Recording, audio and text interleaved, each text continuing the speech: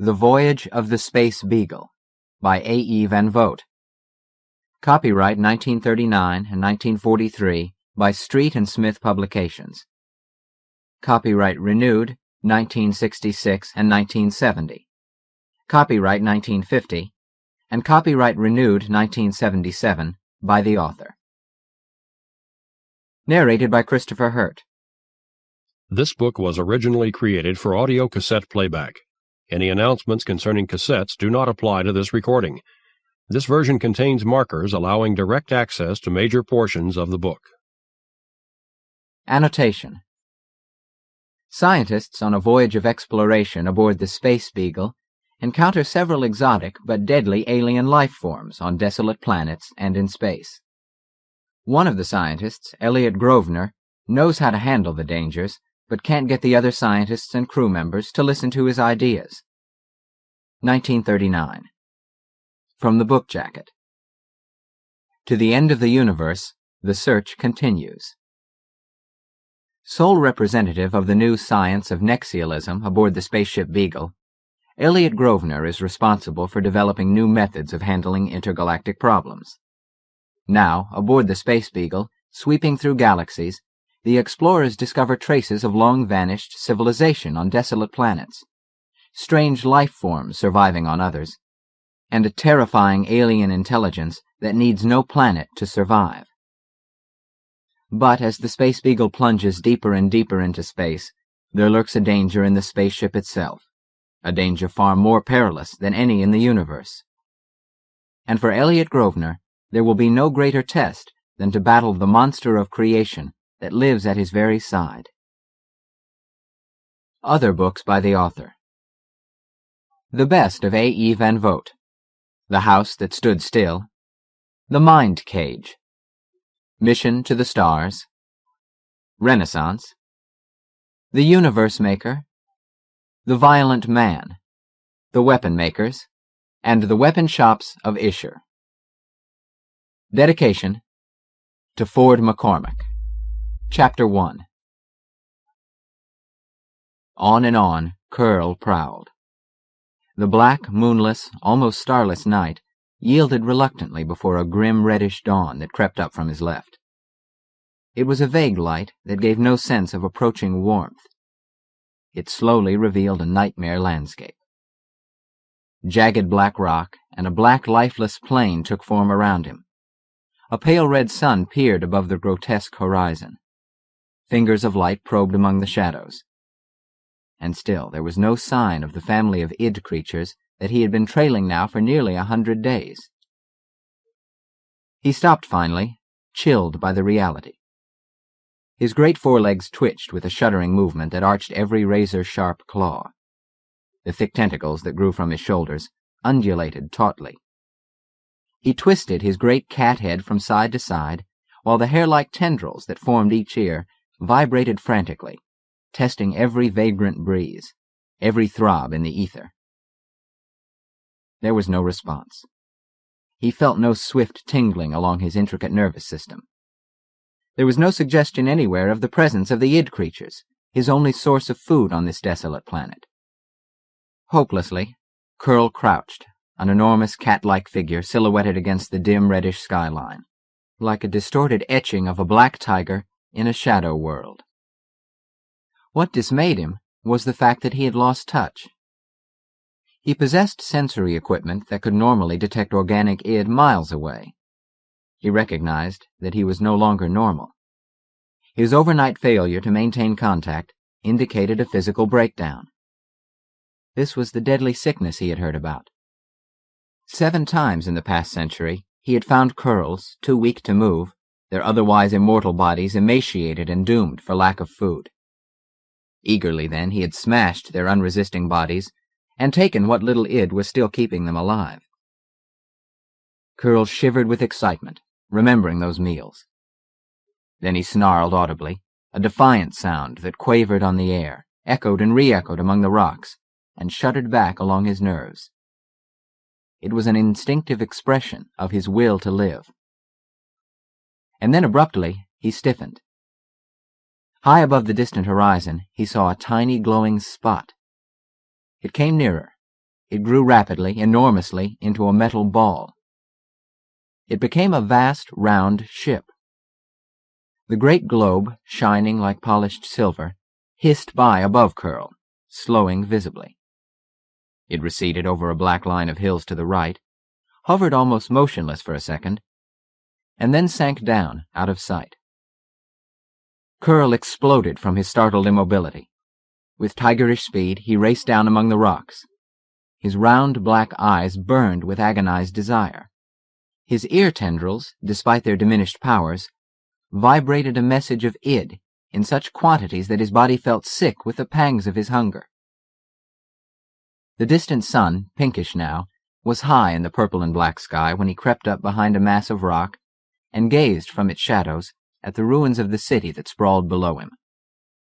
The silvery ship, in spite of its size, looked small against the great spread of the deserted, crumbling city. Yet about the ship was leashed aliveness, a dynamic quiescence that after a moment made it stand out, dominating the foreground. It rested in a cradle made by its own weight, in the rocky, resisting plain which began abruptly at the outskirts of the dead metropolis. Curl gazed at the two-legged beings who had come from inside the ship. They stood in little groups near the bottom of an escalator that had been lowered from a brilliantly lighted opening 100 feet above the ground. His throat thickened with the immediacy of his need. His brain grew dark with the impulse to charge out and smash these flimsy-looking creatures whose bodies emitted the id vibrations. Mists of memory stopped that impulse when it was still only electricity surging through his muscles. It was a memory of the distant past of his own race, of machines that could destroy, of energies potent beyond all the powers of his own body. The remembrance poisoned the reservoirs of his strength. He had time to see that the beings wore something over their real bodies, a shimmering transparent material that glittered and flashed in the rays of the sun. Cunning came. Understanding of the presence of these creatures. This, Curl reasoned for the first time, was a scientific expedition from another star. Scientists would investigate and not destroy. Scientists would refrain from killing him if he did not attack. Scientists, in their way, were fools. Bold with his hunger, he emerged into the open. He saw the creatures become aware of him. They turned and stared. The three nearest him moved slowly back toward larger groups. One individual, the smallest of his group, detached a dull metal rod from a sheath at his side and held it casually in one hand. Curl was alarmed by the action, but he loped on. It was too late to turn back. Elliott Grosvenor remained where he was, well in the rear near the gangplank. He was becoming accustomed to being in the background. As the only Nexialist aboard the Space Beagle, he had been ignored for months by specialists who did not clearly understand what a Nexialist was, and who cared very little anyway. Grosvenor had plans to rectify that. So far, the opportunity to do so had not occurred.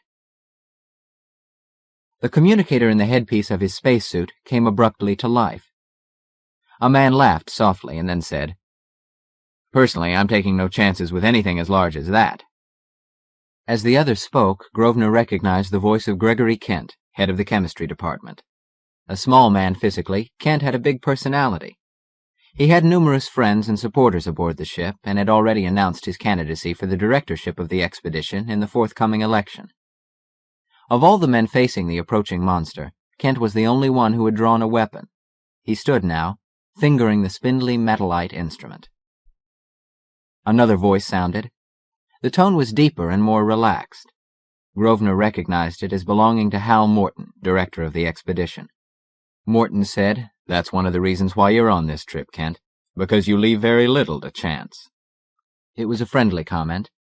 It ignored the fact that Kent had already set himself up as Morton's opponent for the directorship. Of course, it could have been designed as a bit of incidental political virtuosity to put over to the more naive listeners the notion that Morton felt no ill will toward his rival. Grosvenor did not doubt that the director was capable of such subtlety. He had sized up Morton as a shrewd, reasonably honest, and very intelligent man, who handled most situations with automatic skill. Grosvenor saw that Morton was moving forward, placing himself a little in advance of the others. His strong body bulked the transparent metallite suit. From that position, the director watched the cat-like beast approach them across the black rock plain. The comments of other departmental heads pattered through the communicator into Grosvenor's ears. "I'd hate to meet that baby on a dark night in an alley."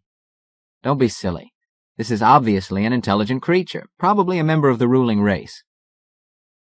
"Its physical developments," said a voice, which Grosvenor recognized as that of Seidel, the psychologist, "suggest an animal-like adaptation to its environment. On the other hand, its coming to us like this is not the act of an animal, but of an intelligent being who is aware of our intelligence. You will notice how stiff its movements are. That denotes caution and consciousness of our weapons. I'd like to get a good look at the end of those shoulder tentacles. If they taper into hand-like appendages or suction cups, we could start assuming that it's a descendant of the inhabitants of this city." He paused, then finished. "It would be a great help if we could establish communication with it. Offhand, though, I'd say that it has degenerated into a primitive state." Curl stopped when he was still 10 feet from the nearest beings. The need for id threatened to overwhelm him. His brain drifted to that ferocious edge of chaos, where it cost him a terrible effort to hold back. He felt as if his body were bathed in molten liquid. His vision kept blurring. Most of the men walked closer to him. Curl saw that they were frankly and curiously examining him. Their lips moved inside the transparent helmets they wore. Their form of intercommunication, he assumed that was what he sensed, came to him on a frequency that was well within his ability to receive. The messages were meaningless. In an effort to appear friendly, he broadcast his name from his ear tendrils, at the same time pointing at himself with one curving tentacle. A voice Grosvenor didn't recognize drawled, "I got a sort of static in my radio when he wiggled those hairs, Morton. Do you think—" Morton's use of the man's name identified the other, Gourlay, Chief of Communications. Grosvenor, who was recording the conversation, was pleased. The coming of the beast might enable him to obtain recordings of the voices of all the rest of the important men aboard the ship. He had tried to do that from the beginning. "Ah," said Seidel, the psychologist. "The tentacles end in suction cups. Provided the nervous system is complex enough, he could, with training, operate any machine." Director Morton said, "I think we'd better go inside and have lunch. Afterward, we'll have to get busy. I'd like a study made of the scientific development of this race, and particularly, I want to know what wrecked it. On Earth, in the early days before there was a galactic civilization, one culture after another reached its peak and then crumbled. A new one always sprang up in its dust. Why didn't that happen here? Each department will be assigned its special field of investigation." "What about Pussy?" somebody said. "I think he wants to come in with us." Morton chuckled, then said seriously, "I wish there were some way we could take it in with us, without forcibly capturing it. Kent, what do you think?" The little chemist shook his head decisively. "This atmosphere has a higher chlorine than oxygen content, though actually not much of either. Our oxygen would be dynamite to his lungs." It was clear to Grosvenor that the cat-like being had not considered that danger. He watched the monster follow the first men up the escalator and through the great door. The men glanced back toward Morton, who waved a hand at them and said, "Open the second lock and let him get a whiff of the oxygen. That'll cure him." A moment later, the director's amazed voice was loud on the communicator. "Well, I'll be damned. He doesn't notice the difference. That means he hasn't any lungs, or else the chlorine is not what his lungs use. You bet he can go in. Smith, here's a treasure house for a biologist. Harmless enough if we're careful. What a metabolism." Smith was a tall, thin, bony man with a long, mournful face. His voice, unusually forceful for his appearance, sounded in Grosvenor's communicator. "In the various exploring trips I've been on, I've seen only two higher forms of life, those dependent on chlorine and those who need oxygen, the two elements that support combustion. I've heard vague reports of a fluorine-breathing life form, but I've yet to see an example. I'd almost stake my reputation that no complicated organism could ever adapt itself to the actual utilization of both gases. Morton, we mustn't let this creature get away if we can help it." Director Morton laughed, then said soberly, "He seems anxious enough to stay." He had been riding up the escalator on one side of the gangplank. Now he moved into the airlock with Curl and the two men. Grosvenor hurried forward, but he was only one of a dozen men who also entered the large space. The great door swung shut, and air began to hiss in. Everybody stood well clear of the cat-like monster. Grosvenor watched the beast with a growing sense of uneasiness. Several thoughts occurred to him. He wished he could communicate them to Morton. He should have been able to. The rule aboard these expeditionary ships was that all heads of departments should have easy access to the director. As head of the Nexial department, though he was the only one in it, that should have applied to him also. The communicator of his spacesuit should have been fitted so that he could talk to Morton, as did the heads of the other departments. But all he had was a general receiver. That gave him the privilege of listening in to the great men when they were doing field work. If he wanted to talk to anyone, or if he were in danger, he could throw a switch that would open a channel to a central operator. Grosvenor did not question the general value of the system. There were just under 1,000 men aboard, and it was obvious that all of them could not talk to Morton whenever they pleased. The inner door of the lock was opening. Grosvenor pushed his way out with the others. In a few minutes they were all standing at the bottom of a series of elevators that led up to the living quarters. There was a brief discussion between Morton and Smith. Finally Morton said, "We'll send him up alone, if he'll go." Curl offered no objection until he heard the door of the elevator clang shut behind him and the closed cage shot upwards. He whirled with a snarl. Instantly his reason twisted into chaos. He pounced at the door. The metal bent under his plunge, and the desperate pain maddened him. Now he was all trapped animal.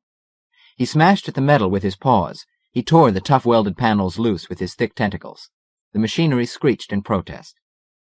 There were jerks as the magnetic power pulled the cage along in spite of projecting pieces of metal scraping against the outside walls. Finally, the elevator reached its destination and stopped. Curl snatched off the rest of the door and hurtled into the corridor. He waited there until the men came up with drawn weapons. Morton said, "We're fools. We should have shown him how it works. He thought we double-crossed him or something." He motioned to the monster. Grosvenor saw the savage glow fade from the beast's coal-black eyes as Morton opened and closed the door of a nearby elevator several times. It was Curl who ended the lesson. He trotted into a large room that led off from the corridor. He lay down on the carpeted floor and fought down the electric tautness of his nerves and muscles. He was furious at the fright he had shown. It seemed to him that he had lost the advantage of appearing a mild and placid individual. His strength must have startled and dismayed them. It meant greater danger in the task he must accomplish, to seize this ship. On the planet from which these beings had come, there would be unlimited id. Chapter 2. With unwinking eyes, Curl watched two men clear away loose rubble from the metal doorway of a huge old building. The human beings had eaten lunch, had again donned their spacesuits, and now he could see them, singly and in groups, wherever he looked. Curl assumed that they were still investigating the dead city. His own interest was entirely in food. His body ached with the hunger of his cells for id. The craving put a quiver in his muscles, and his mind burned with the desire to be off after the men who had gone deeper into the city. One of them had gone alone. During the lunch period, the human beings offered him a variety of their own food, all valueless to him. They apparently did not realize that he must eat living creatures. Id was not merely a substance, but a configuration of a substance, and it could be obtained only from tissues that still palpitated with the flow of life. The minutes went by, and still Curl restrained himself. Still he lay there watching, aware that the men knew he watched. They floated a metal machine from the ship to the rock mass that blocked the great door of the building. His fierce state noted all their movements. Even as he shivered with the intensity of his hunger, he saw how they operated the machinery and how simple it was. He knew what to expect finally when the flame ate incandescently at the hard rock. In spite of his pre-knowledge, he deliberately jumped and snarled as if in fear. From a small patrol ship, Grosvenor observed the action. It was a role he had assigned himself, watching Curl. He had nothing else to do. No one seemed to feel the need of assistance from the one Nexialist aboard the Space Beagle. As he watched, the door below Curl was cleared. Director Morton and another man came over together. They went inside and disappeared from view. Presently their voices came through Grosvenor's communicator. The man with Morton spoke first. "It's a shambles. There must have been a war. You can catch the drift of this machinery. It's secondary stuff. What I'd like to know is, How was it controlled and applied? Morton said, "I don't quite understand what you mean." "Simple," said the other. "So far I've seen nothing but tools. Almost every machine, whether it's a tool or a weapon, is equipped with a transformer for receiving energy, altering its form and applying it. Where are the power plants? I hope their libraries will give us a clue. What could have happened to make civilization crash like this?" Another voice broke through the communicators. "This is Seidel. I heard your question, Mr. Pennons. There are at least two reasons why a territory becomes uninhabited. One is lack of food. The other is war." Grosvenor was glad that Seidel had used the other's name. It was another voice identified for his collection. Pennons was the chief ship's engineer. Pennons said, "Look, my psychological friend, their science should have enabled them to solve their food problems, for a small population at least. And failing that, why didn't they develop space travel and go elsewhere for their food?" "Ask Gunley Lester." It was Director Morton. "I heard him expounding a theory before we landed." The astronomer answered the first call. "I've still got to verify all the facts, but one of them, you'll agree, is significant by itself. This desolate world is the only planet revolving around that miserable sun. There's nothing else. No moon, not even a planetoid. And the nearest star system is 900 light-years away. So tremendous would have been the problem of the ruling race of this world that in one jump they would have had to solve not only interplanetary, but interstellar spaceflight. Consider for comparison how slow our own development was. First we reached the moon, the planets followed. Each success led to the next, and after many years the first long journey was made to a nearby star. Last of all, man invented the anti-accelerator drive, which permitted galactic travel. With all this in mind, I maintain it would be impossible for any race to create an interstellar drive without previous experience." Other comments were made, but Grosvenor did not listen. He had glanced toward where he had last seen the big cat. It was not in sight. He cursed under his breath for having let himself be distracted. Grosvenor swung his small craft over the whole area in a hasty search. But there was too much confusion, too much rubble, too many buildings. Everywhere he looked there were obstacles to his vision. He landed and questioned several hard-working technicians. Most recalled having seen the cat about 20 minutes ago. Dissatisfied, Grosvenor climbed back into his lifeboat and flew out over the city. A short while before, Curl had moved swiftly, seeking concealment wherever he found it. From group to group he sped, a nervous dynamo of energy, jumpy and sick from his hunger. A little car rolled up, stopped in front of him, and a formidable camera whirred as it took a picture of him. Over on a mound of rock, a gigantic drilling machine was just going into operation. Curl's mind became a blur of images of things he watched with half attention. His body ached to be off after the man who had gone alone into the city. Suddenly he could stand it no longer. A green foam misted his mouth. For a moment, it seemed, no one was looking at him. He darted behind a rocky embankment and began to run in earnest. He floated along with great gliding leaps. Everything but his purpose was forgotten, as if his brain had been wiped clean by some magic memory-erasing brush. He followed deserted streets, taking shortcuts through gaping holes in time-weakened walls and through long corridors of moldering buildings. Then he slowed to a crouching lope as his ear tendrils caught the id vibrations. Finally he stopped and peered from a scatter of fallen rock. A two-legged being was standing at what must once have been a window, directing the beams of his flashlight into the gloomy interior. The flashlight clicked off. The man, a heavy-set, powerful individual, walked off swiftly, turning his head alertly this way and that. Curl didn't like that alertness. It meant lightning reaction to danger. It presaged trouble. Curl waited until the human being had disappeared around a corner. Then he padded into the open, faster than a man could walk. His plan was clearly made. Like a wraith, he slipped down a side street and passed a long block of buildings. He turned the first corner at great speed, leaped across an open space, and then, with dragging belly, crept into the half-darkness between the building and a huge chunk of debris. The street ahead was a channel between two unbroken hills of loose rubble. It ended in a narrow bottleneck, which had its outlet just below Curl. In the final moment he must have been too eager. As the human being started to pass by below, Curl was startled by a tiny shower of rocks that streamed down from where he crouched. The man looked up with a jerk of his head. His face changed, twisted, distorted. He snatched at his weapon.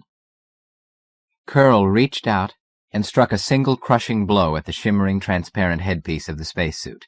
There was a sound of tearing metal and a gushing of blood. The man doubled up as if part of him had been telescoped.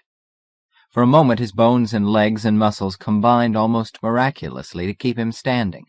Then he crumpled, with the metallic jangling of his space armor. In a convulsive movement, Curl leaped down upon his victim. He was already generating a field that prevented the id from being released into the blood. Swiftly he smashed the metal and the body within it. Bones cracked, flesh spattered. He plunged his mouth into the warm body and let the lacework of tiny suction cups strain the id out of the cells. He had been at this ecstatic task about 3 minutes when a shadow flicked across his eye. He looked up with a start and saw that a small ship was approaching from the direction of the lowering sun.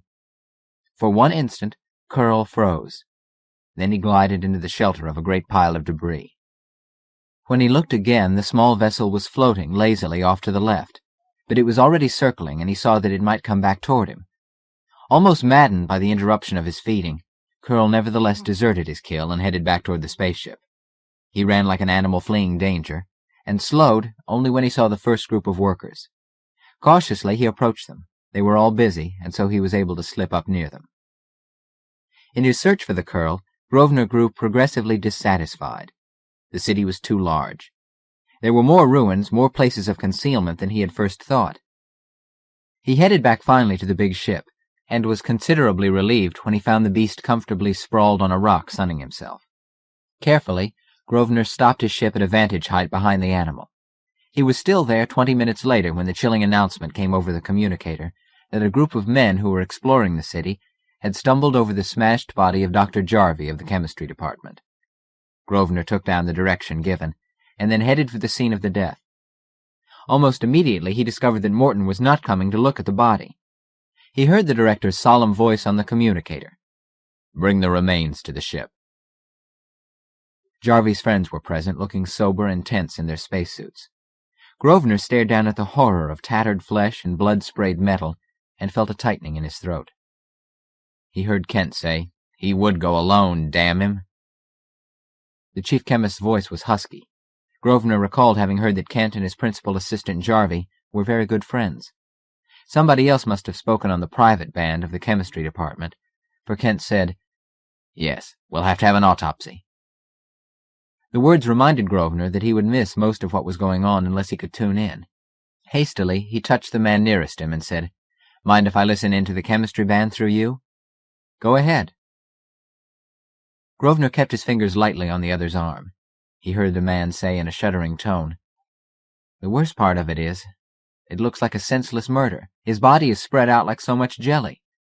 But it seems to be all there."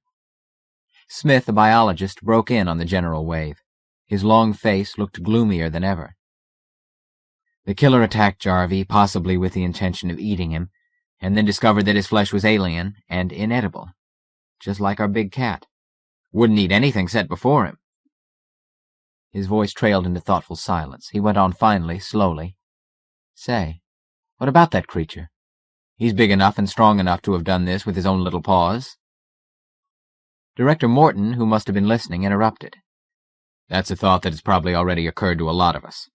After all, he's the only living thing we've seen. But naturally, we can't execute him just on suspicion." "Besides," said one of the men, "he was never out of my sight." Before Grosvenor could speak, the voice of Seidel, the psychologist, came over the general wave. "Morton, I've been talking by touch to a number of the men, and I get the following reaction. Their first feeling is that the beast was never out of their sight, and yet when pinned down they admit that maybe he was for a few minutes. I also had the impression that he was always around, but thinking back over it I find gaps. There were moments, probably long minutes, when he was completely out of sight." Grosvenor sighed and deliberately remained silent now. His point had been made by somebody else. It was Kent who broke the silence. He said in a fierce voice, "I say take no chances. Kill the brute on suspicion before he does any more damage." Morton said, "Corita, are you around?" "Right here at the body, Director." "Corita, you've been wandering around with Cranacey and Van Horn. Do you think Pussy is a descendant of the dominant race of this planet? Grosvenor located the archaeologist standing slightly behind Smith and partly surrounded by colleagues from his department. The tall Japanese said slowly, almost respectfully, "Director Morton, there is a mystery here. Take a look, all of you, at that majestic skyline. Note the architectural outline. In spite of the megalopolis which they created, these people were close to the soil. The buildings are not merely ornamented, they are ornamental in themselves. Here is the equivalent of the Doric column, the Egyptian pyramid, and the big Gothic cathedral growing out of the ground, earnest, big with destiny. If this lonely, desolate world can be regarded as a Mother Earth, then the land had a warm, a spiritual place in the hearts of the inhabitants. The effect is emphasized by the winding streets. Their machines prove they were mathematicians, but they were artists first, and so they did not create the geometrically designed cities of the ultra-sophisticated world metropolis. There is a genuine artistic abandon, a deep, joyous emotion written in the curving and unmathematical arrangements of houses, buildings, and avenues.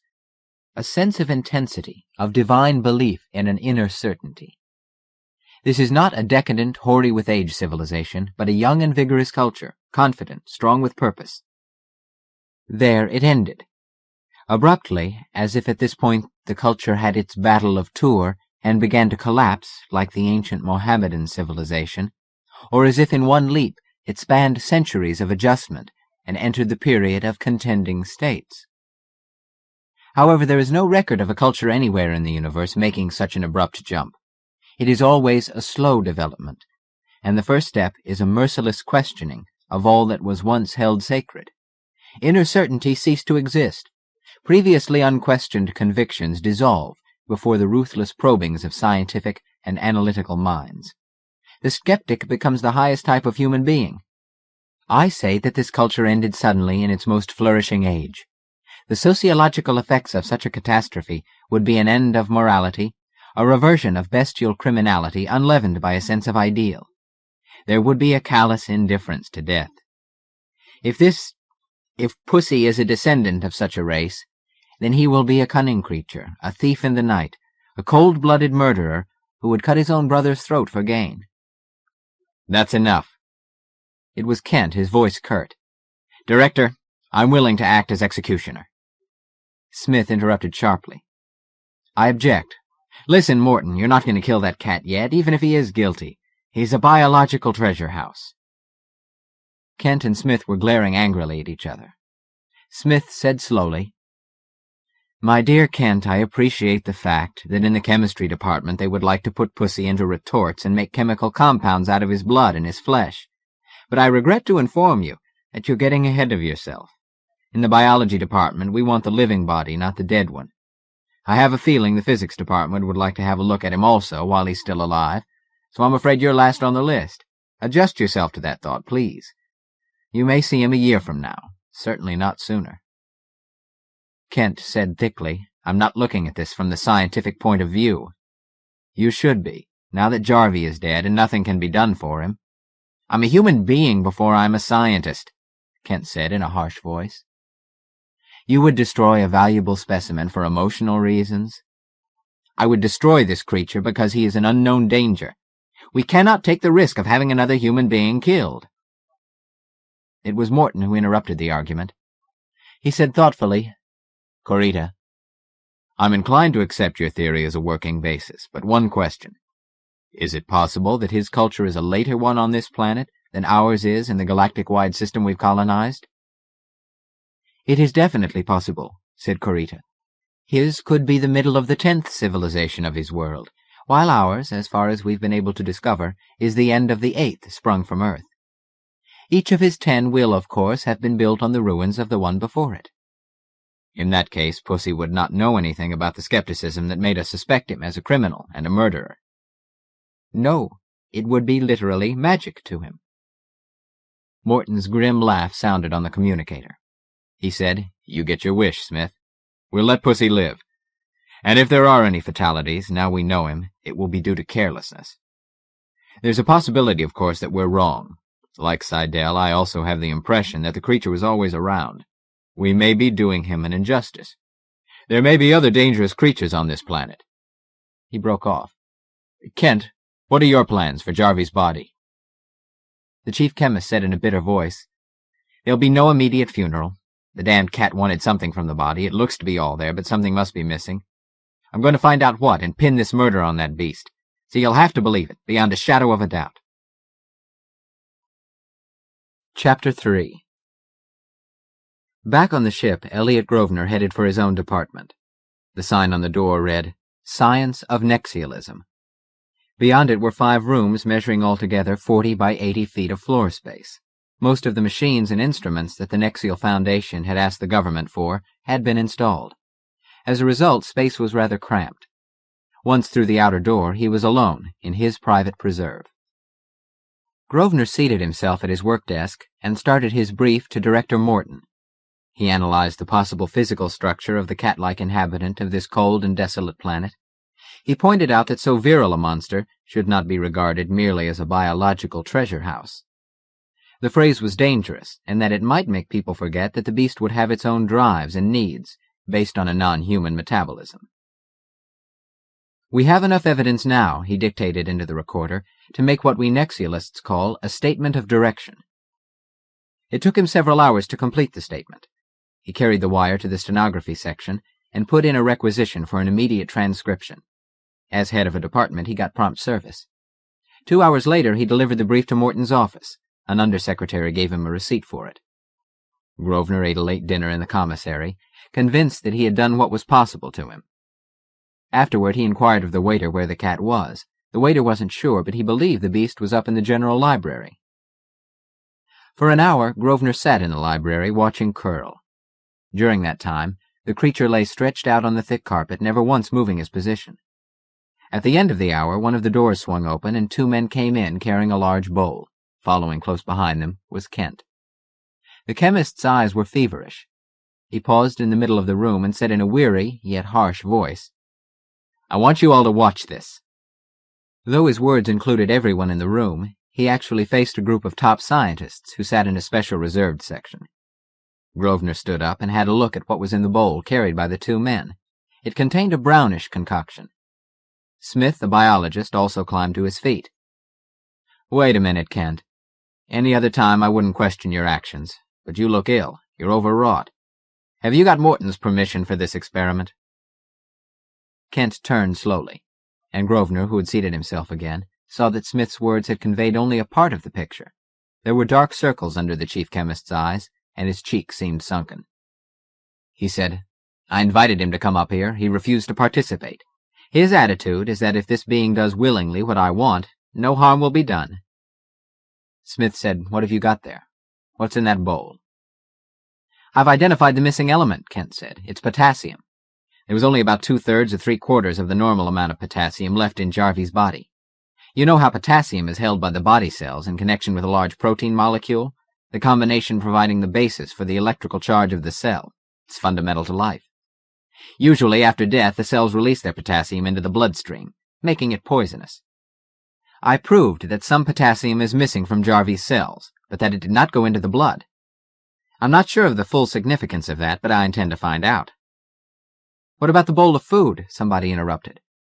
Men were putting away magazines and books, looking up with interest. "It's got living cells with potassium in suspension. We can do that artificially, you know. Maybe that's why he rejected our food at lunchtime.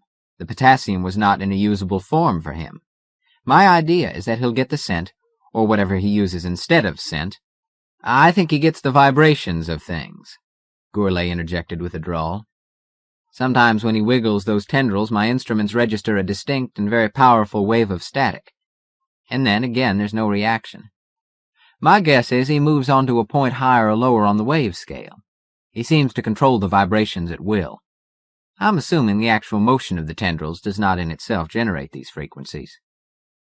Kent waited with obvious impatience for Gourlay to finish, then he went on.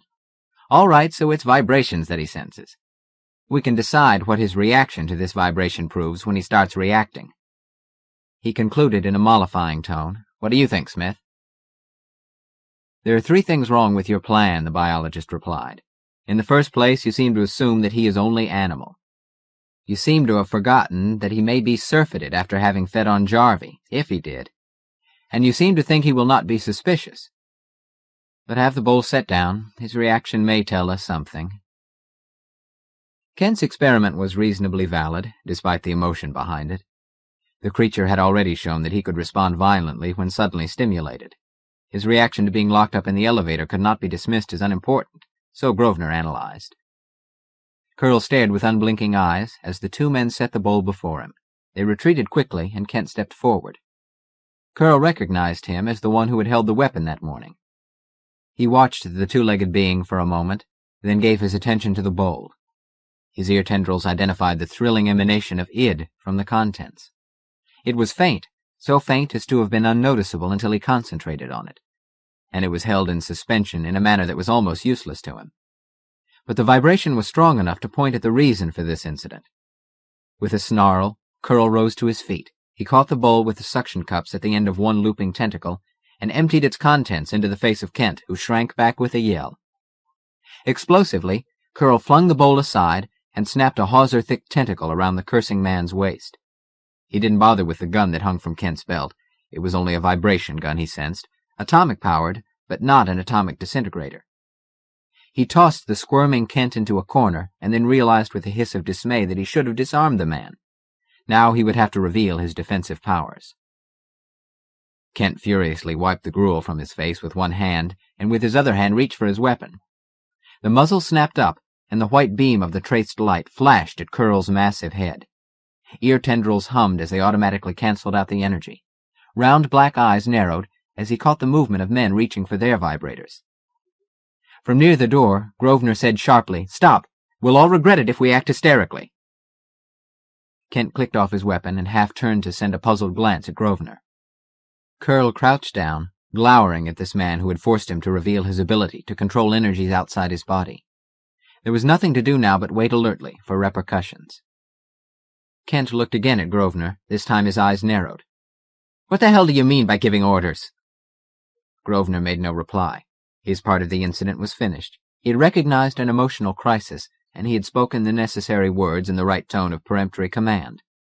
The fact that those who had obeyed him now questioned his authority to give the command was unimportant. The crisis was over. What he had done had no relation to the guilt or innocence of Curl.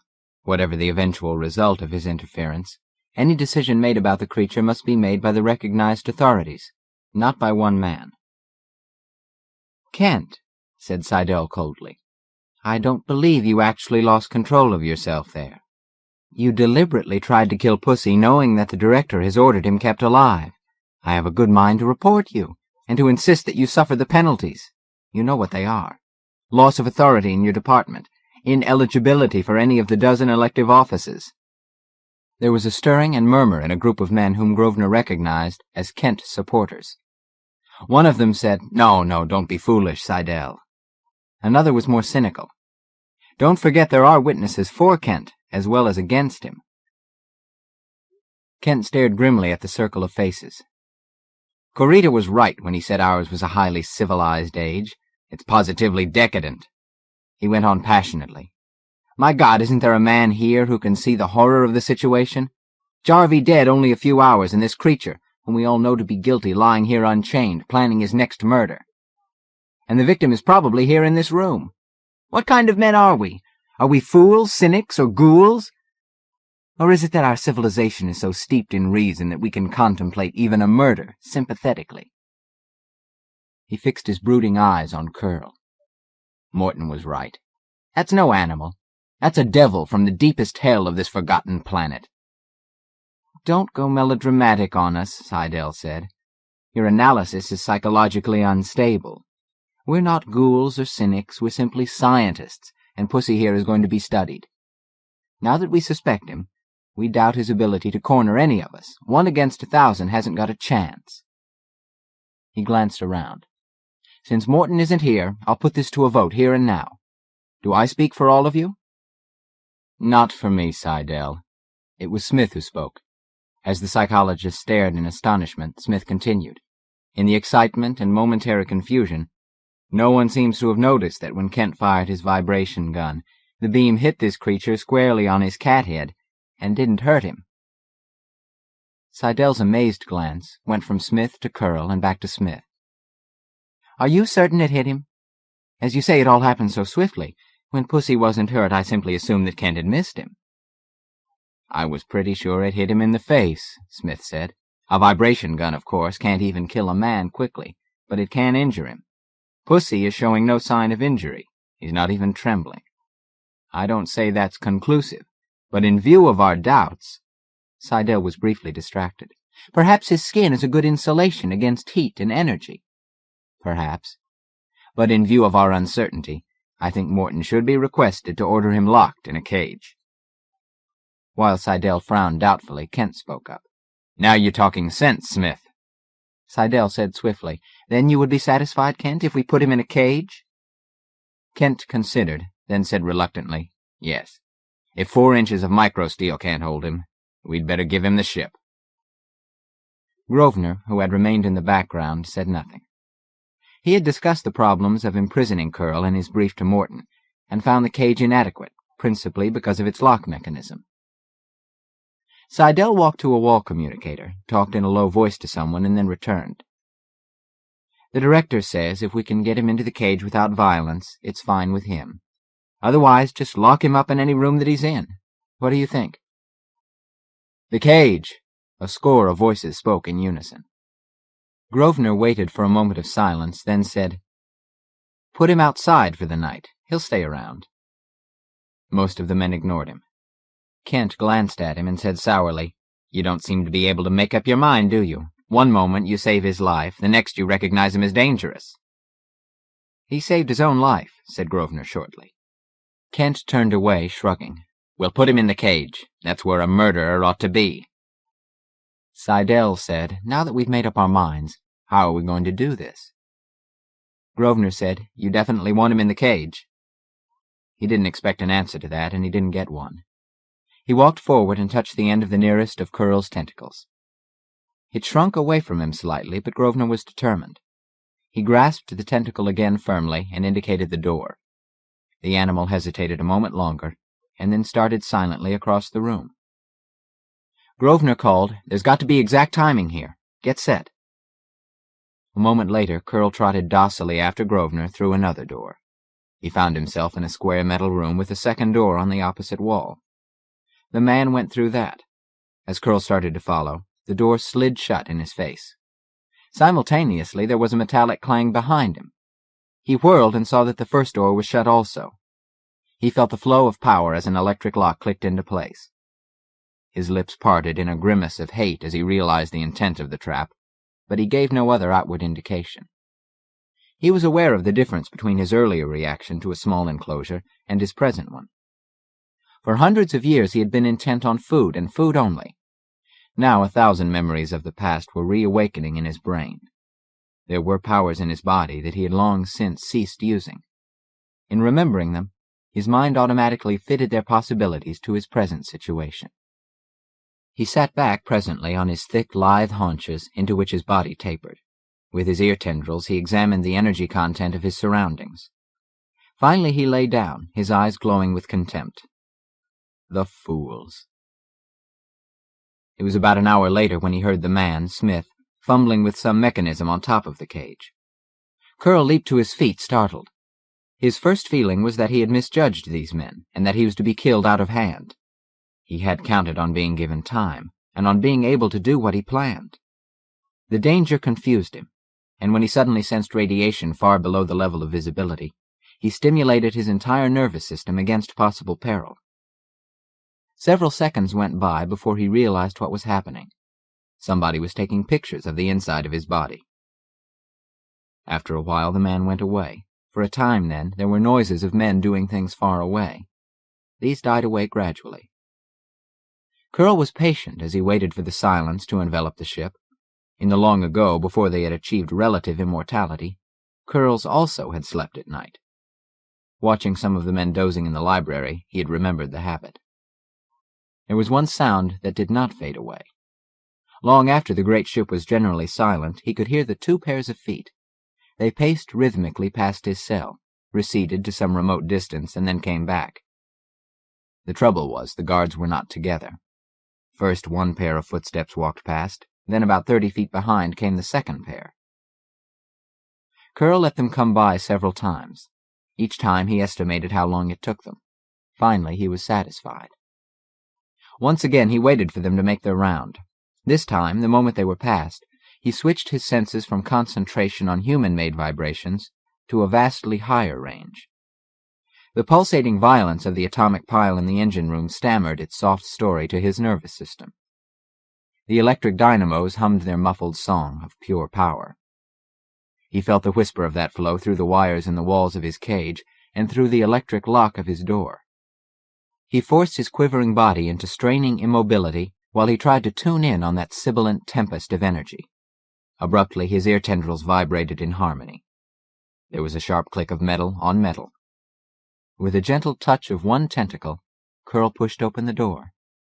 Then he was out in the corridor.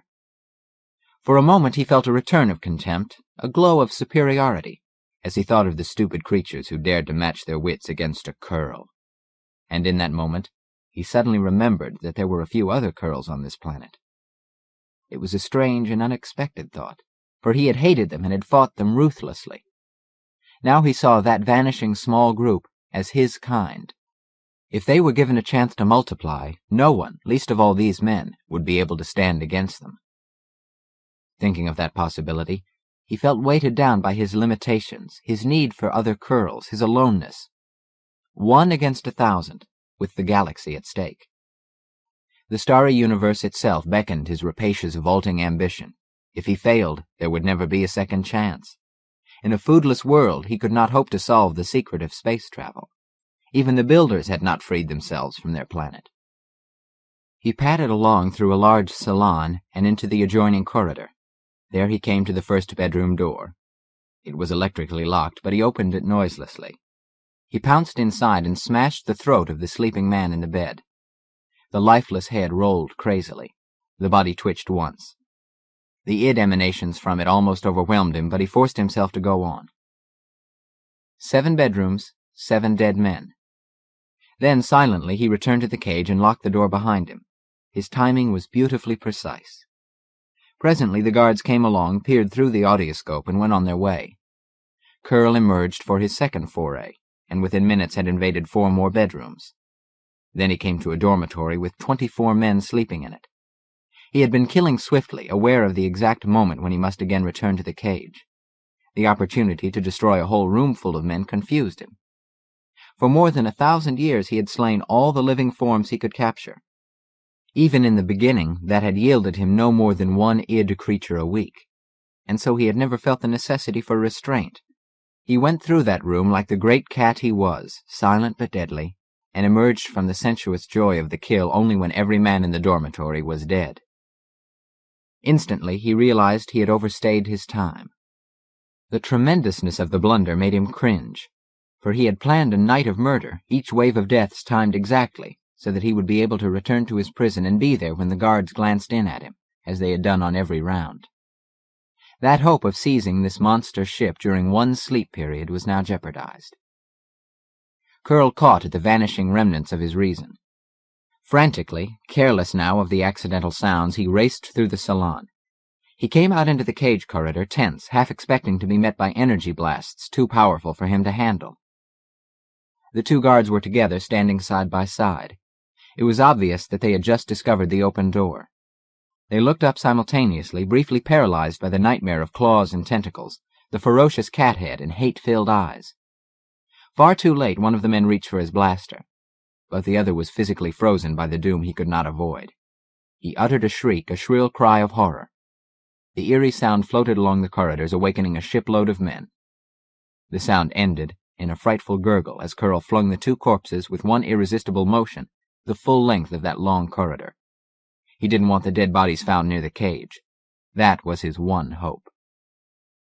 Shaken to the depths, conscious of his terrible mistake, unable to think coherently, he plunged into the prison. The door clicked softly shut behind him. Power flowed once more through the electric lock. He crouched down on the floor, simulating sleep, as he heard the rush of many feet and caught the sound of excited voices. He knew when someone actuated the cage audioscope and looked in at him. The crisis would come when the other bodies were discovered. Slowly, he stiffened himself for the greatest struggle of his life.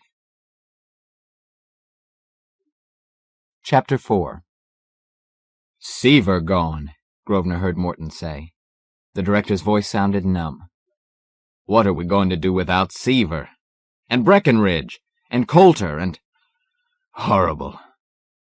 The corridor was packed with men. Grosvenor, who had come some distance, stood at the tail end of one overflow.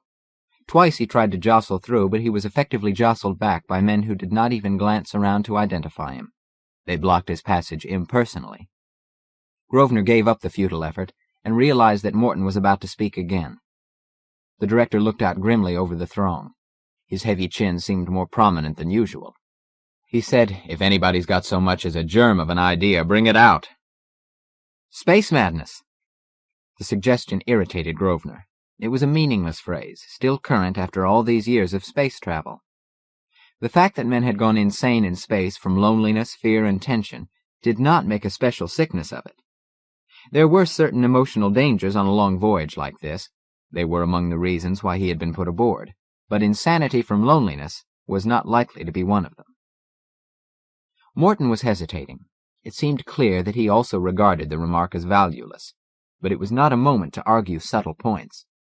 These men were tense and afraid. They wanted action and reassurance and the feeling that adequate countermeasures were being taken. At such moments, directors of expeditions, commanders-in-chief, and others in authority had been known to lose permanently the confidence of their followers. It seemed to Grosvenor that those possibilities were in Morton's mind when he spoke again, so careful were his words. The director said, "We've thought of that. Dr. Eggert and his assistants will examine everybody, of course. Right now he's looking at the bodies." A thunderous baritone bellowed almost in Grosvenor's ear. "Here I am, Morton. Tell these people to make way for me." Grosvenor turned and recognized Dr. Eggert. Men were already crowding aside for him. Eggert plunged forward. Without hesitation, Grosvenor pushed after him. As he had expected, each individual took it for granted that he was with the doctor. As they came up near Morton, Dr. Eggert said, "I heard you, Director, and I can tell you right now the space madness theory won't fit. The throats of these men were smashed by something with the strength of 10 human beings. The victims never had a chance to cry out." Eggert paused, then asked slowly, "What about our big cat, Morton?" The director shook his head. "Pussy is in his cage, Doctor, pacing back and forth. I'd like to ask the opinion of the experts on him. Can we suspect him? That cage was built to hold 4 beasts, 4 or 5 times as large as he is. It seems hard to believe that he can be guilty, unless there's a new science here beyond anything we can imagine." Smith said grimly, "Morton, we have all the evidence we need.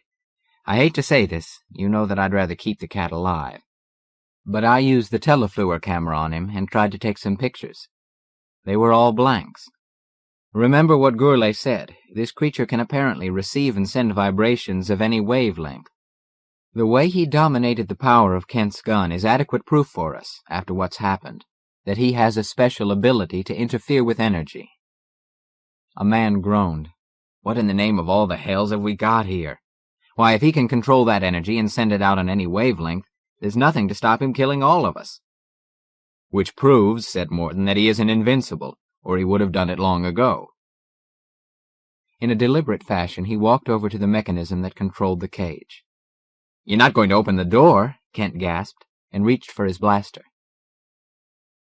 "No, but if I pull this switch, electricity will flow through the floor and electrocute whatever is inside. We had that built into all our specimen cages as a precaution." He unlocked the special electrocution switch and jerked the switch itself hard over. For a moment the power was full on. Then blue fire flashed from the metal, and a bank of fuses above Morton's head went black. Morton reached up, took one of them out of its socket, and frowned down at it. "That's funny," he said. "Those fuses shouldn't have blown." He shook his head. "Well, we can't even look inside the cage now. That wrecked the audio also." Smith said, "If he could interfere with the electric lock enough to open the door, then he very likely probed every possible danger and was ready to interfere when you threw the switch." "At least it proves he's vulnerable to our energies," Morton said grimly, "because he had to render them harmless. The important thing is, we've got him behind 4 inches of the toughest of metals. At worst, we can open the door and turn a semi-portable blaster on him. But first, I think, We'll try to feed electricity in there through the telefluor power cable." A sound from inside the cage interrupted his words. A heavy body crashed against a wall. That was followed by a sustained thudding, as if many objects were collapsing to the floor. Grosvenor mentally compared it to a small landslide. "He knows what we're trying to do," Smith said to Morton, "and I'll bet it's a very sick pussy in there. What a fool he was to go back in the cage, and does he realize it?" The tension was relaxing. Men were smiling nervously. There was even a ripple of humorless laughter at the picture Smith had drawn of the monster's discomfiture. Grosvenor was puzzled. He didn't like the sounds he had heard. Hearing was the most deceptive of senses. It was impossible to identify what had happened, or was happening in the cage. "What I'd like to know," said Pennins, the chief engineer, "is why did the telefluor meter dial jump and waver at full power when Pussy made that noise? It's right there under my nose, and I've been trying to guess what happened." There was silence, both within and without the cage. Abruptly, there was a stir in the doorway behind Smith. Captain Leith and 2 officers in their military uniforms stepped into the corridor. The commander, a wiry man of 50, said, "I think I'd better take charge here. There seems to be some conflict between the scientists as to whether or not this monster should be killed, is that right?" Morton shook his head. "The conflict is over. We all feel now he should be executed." Captain Leith nodded. "That was the order I was about to give. I believe the security of the ship is threatened, and that's my province."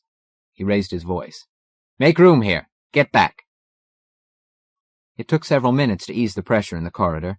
Grosvenor was glad when it was done. If the creature had come out while those in the foreground were unable to move back quickly, he'd have been able to destroy or injure many men. That danger wasn't completely over, but it was alleviated. Somebody said, "That's funny, the ship seemed to move just then." Grosvenor had felt it also, as if for an instant the drive had been tested. The big ship trembled as it settled back from that moment of straining. Captain Leith said sharply, "Pennins, who's down in the engine room?" The chief engineer was pale. "My assistant and his helpers. I don't see how they—" There was a jerk. The big ship careened and threatened to fall on its side. Grosvenor was flung with cruel violence to the floor. He lay stunned and then in alarm fought back to consciousness. Other men were sprawled all around him. Some of them were groaning in pain. Director Morton yelled something, an order Grosvenor didn't hear. Then Captain Leith was struggling to his feet. He was cursing. Grosvenor heard him say savagely, "Who the devil started those engines?" The frightful acceleration continued. It was at least 5, possibly 6 gravities. Having assessed its tremendous force as being within his capabilities, Grosvenor climbed agonizingly to his feet. He fumbled with the nearest wall communicator and punched the engine room number, not really expecting that it would work. Behind him, a man let out a bass bellow. Grosvenor turned in surprise. Director Morton was peering over his shoulder. The big man called out, "It's Pussy. He's in the engine room, and we're heading out into space." Even as Morton spoke, the screen went black. And still the pressure of acceleration continued. Grosvenor staggered through the door into the salon and across the great room into a second corridor. There was, he remembered, a spacesuit storeroom there. As he approached it, he saw that Captain Leith was ahead of him and was in the act of fumbling his body into a suit. As Grosvenor came up, the commander closed up the suit and manipulated its anti-acceleration unit. Quickly, he turned to help Grosvenor. A minute later, Grosvenor sighed with relief as he reduced the gravity of his suit to 1G. There were 2 of them now, and other men were stumbling up. It took only a few minutes to exhaust the supply of spacesuits in that storeroom. They went down to the next floor and brought up suits from there. But now dozens of the crew members were available for the job. Captain Leith had already disappeared, and Grosvenor, guessing the next step to be taken, hurried back to the cage where the big cat had been imprisoned. He found a score of scientists assembled at the door, which had apparently just been opened.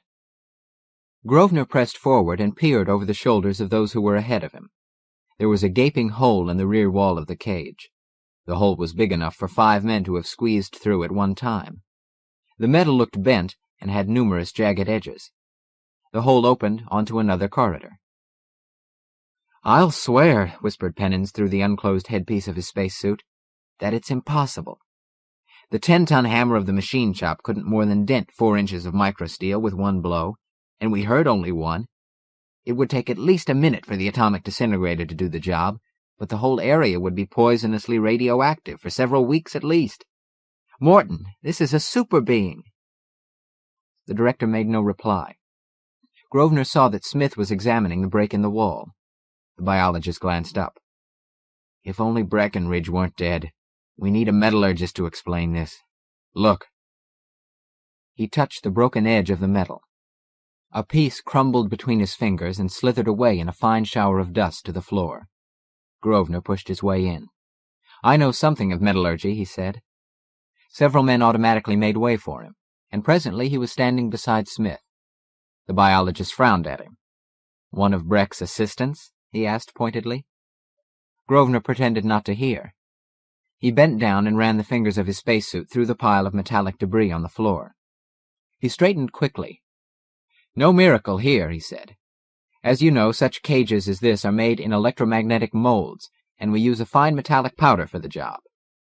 The creature used his special powers to interfere with the forces holding the metal together. That would account for the drain of the telefluor power cable that Mr. Pennons noticed.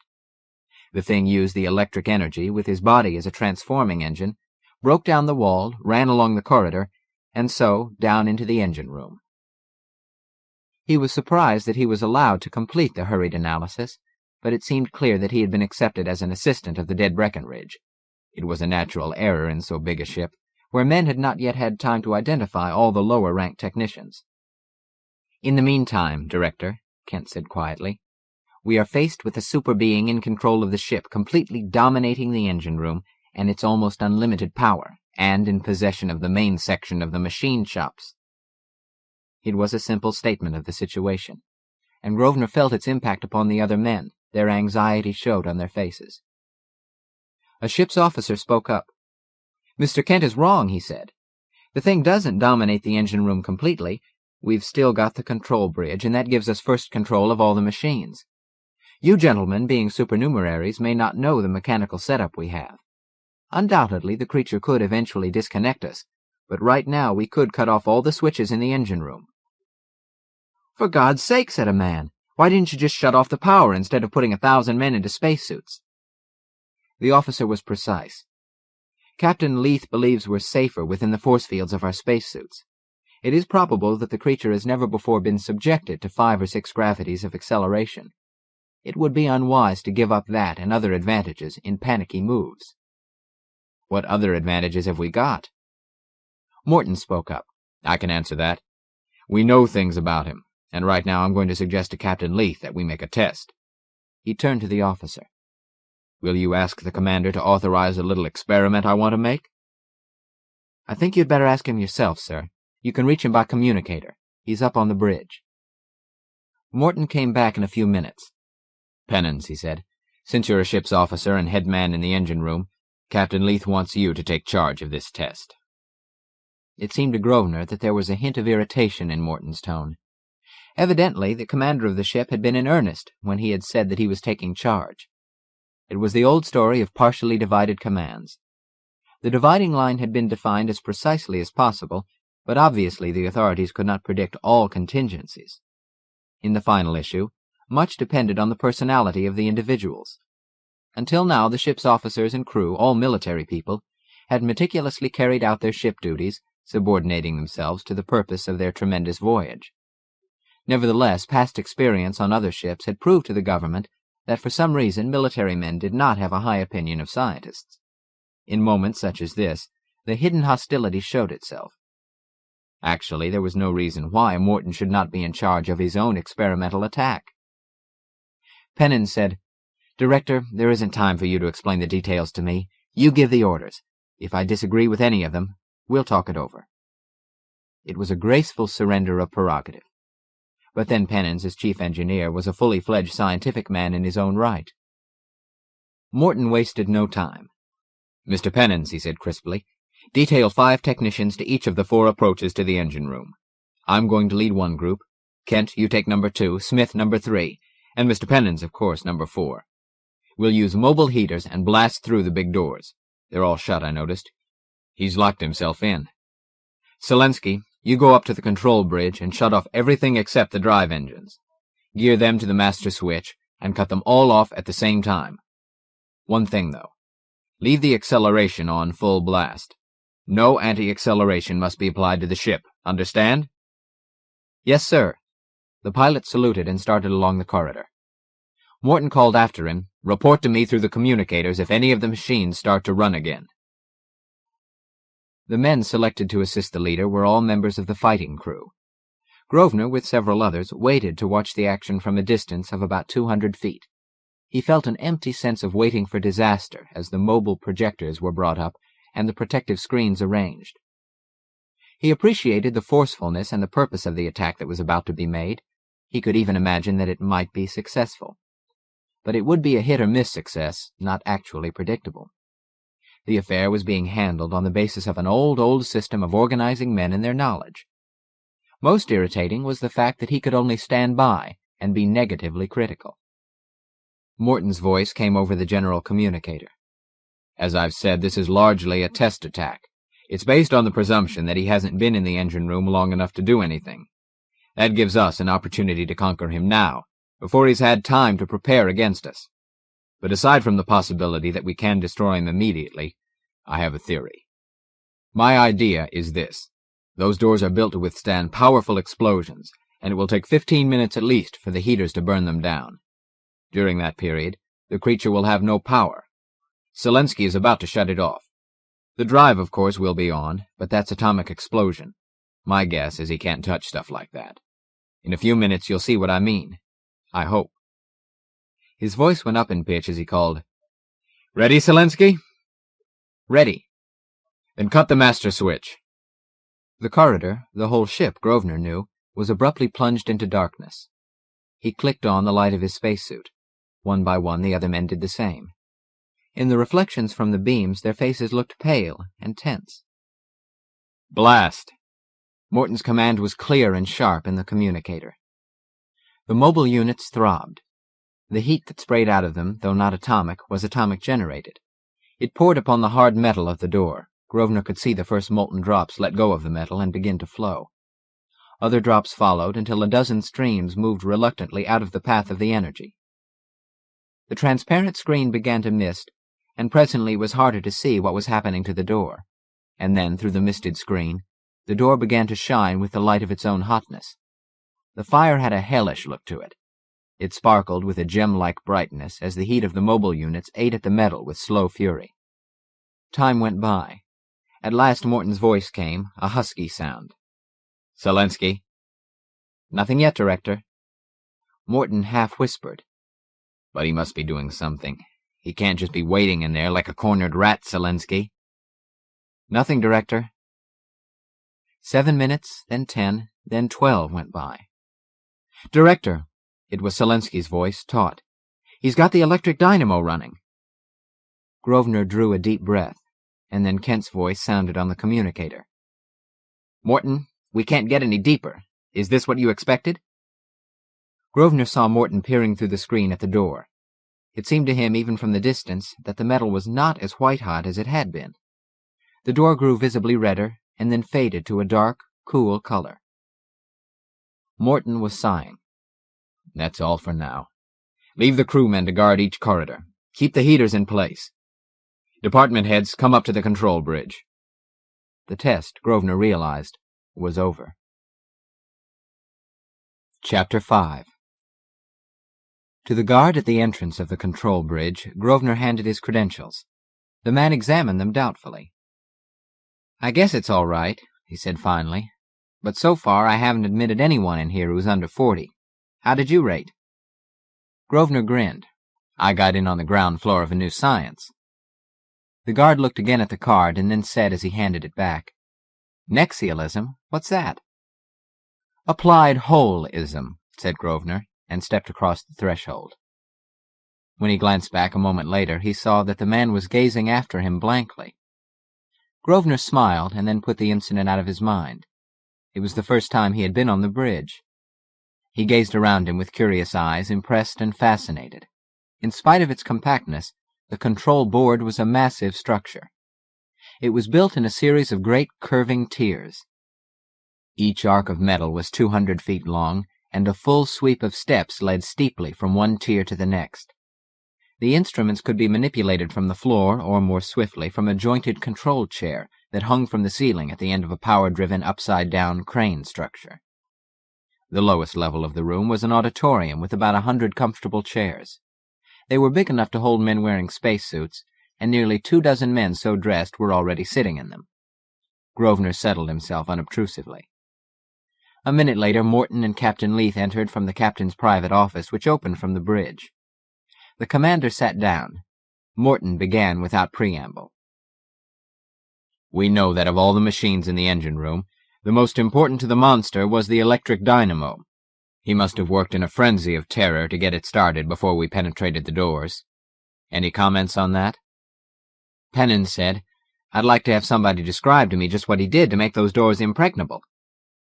Grosvenor said, "There is a known electronic process by which metals can be temporarily hardened to an enormous degree, but I've never heard of it being done without several tons of special equipment, which doesn't exist on this ship." Kent turned to look at him. He said impatiently, "What's the good of knowing how he did it? If we can't break through those doors with our atomic disintegrators, that's the end. He can do as he pleases with this ship." Morton was shaking his head. "We'll have to do some planning, and that's what we're here for." He raised his voice. "Selensky?" The pilot leaned down from the control chair.